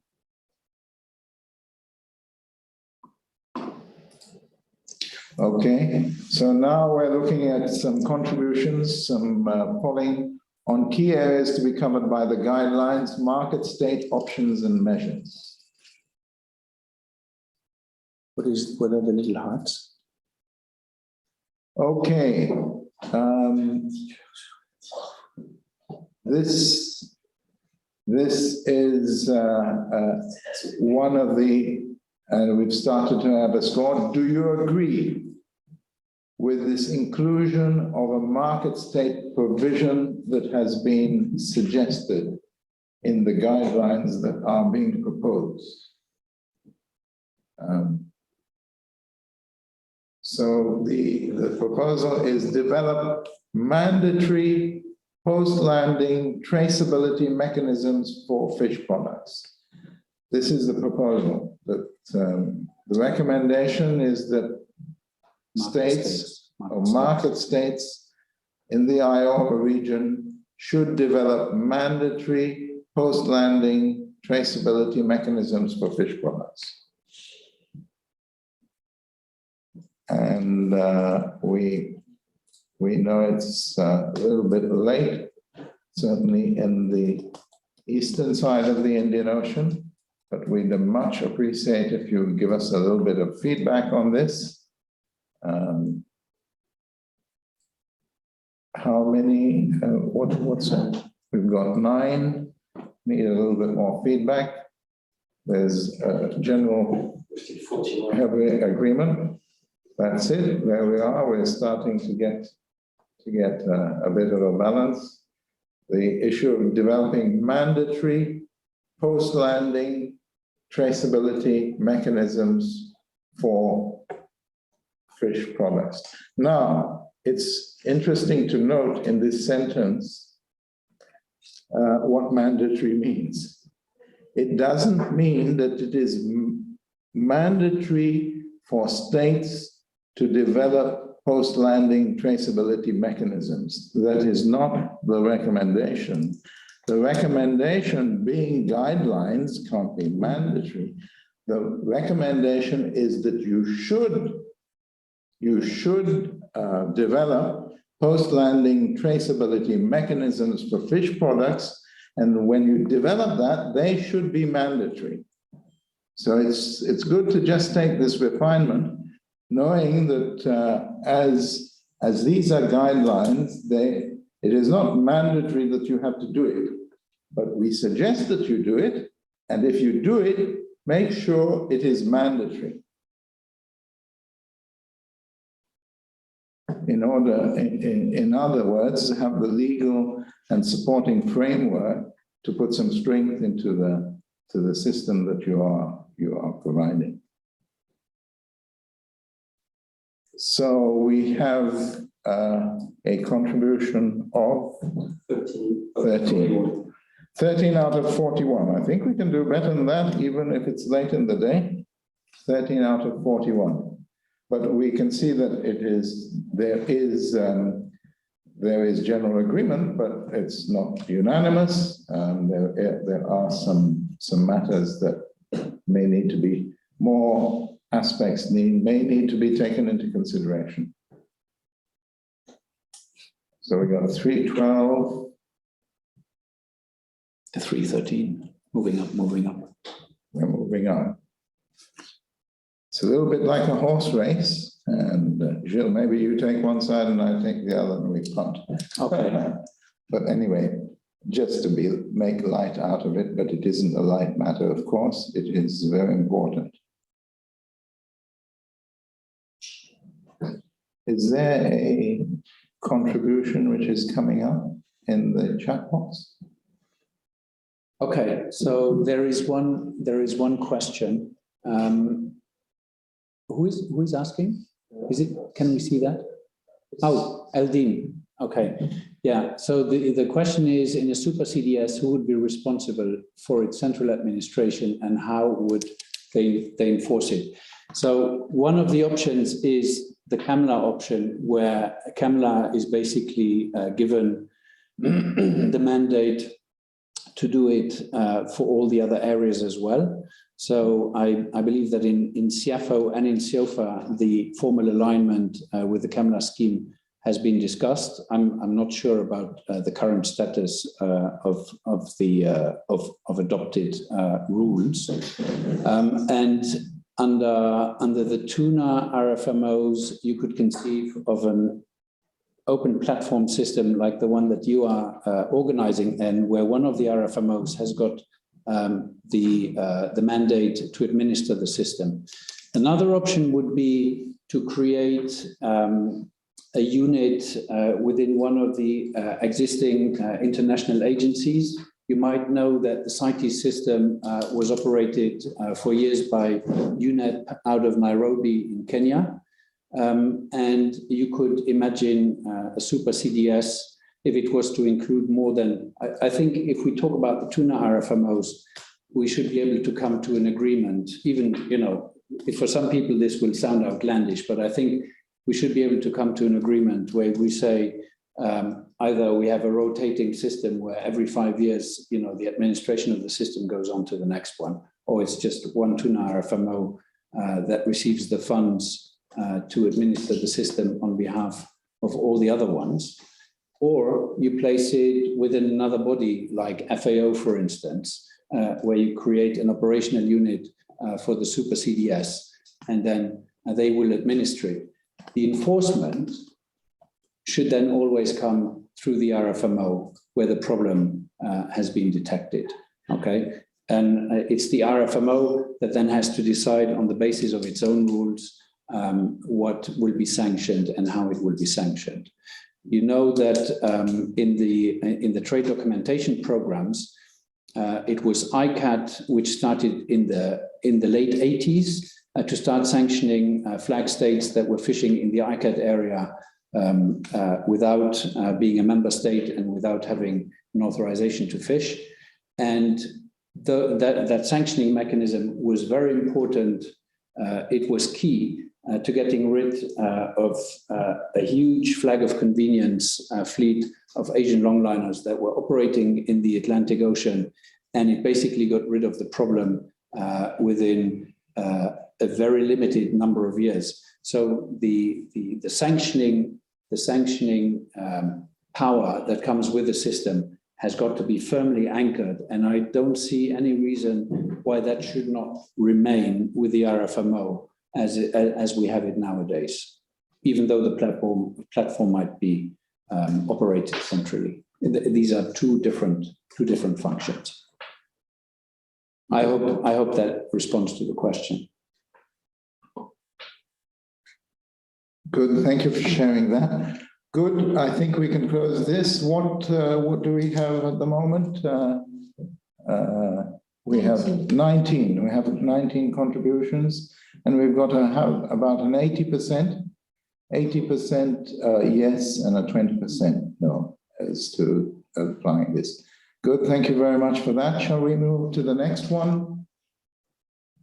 Okay, now since that was a proposal, now what other provisions do you suggest for the IUU guidelines on market state options and measures?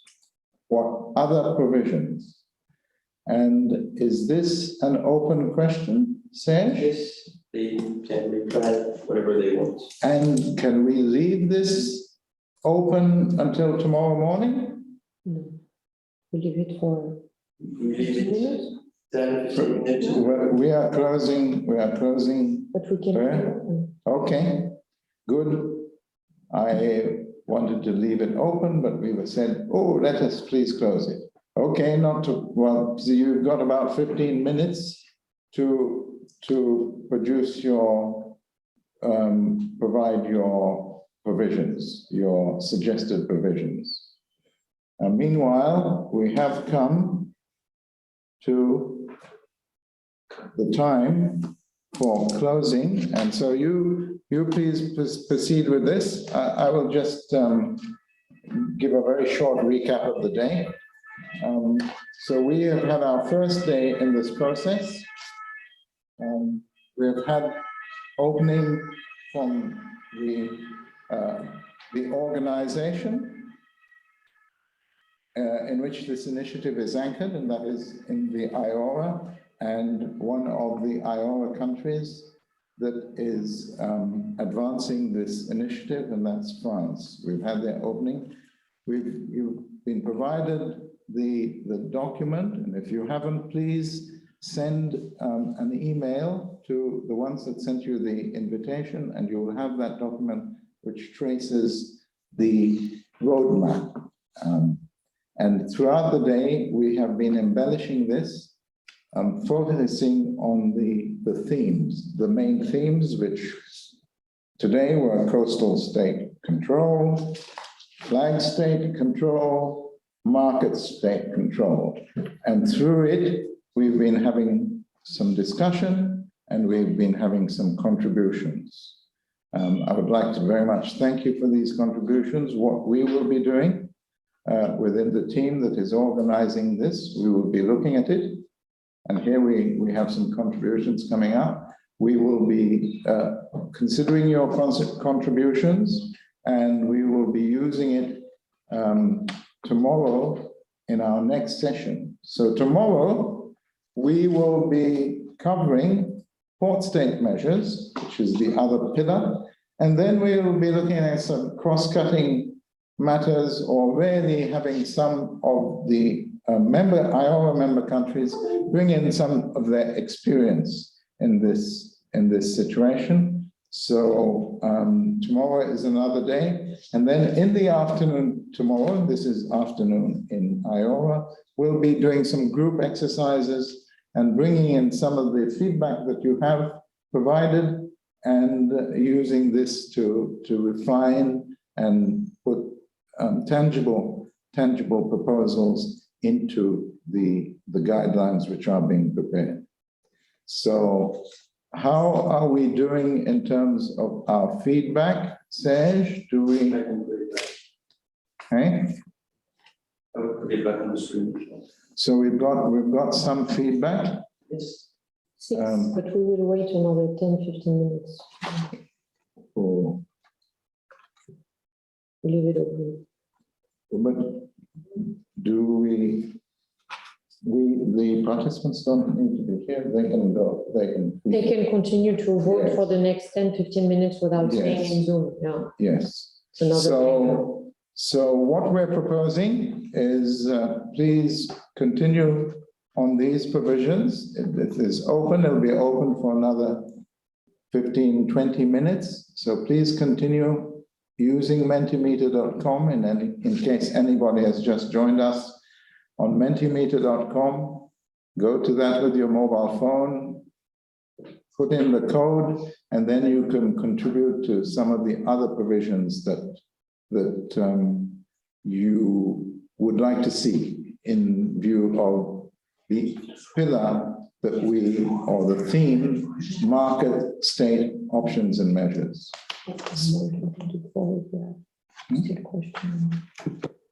Yes, in the event that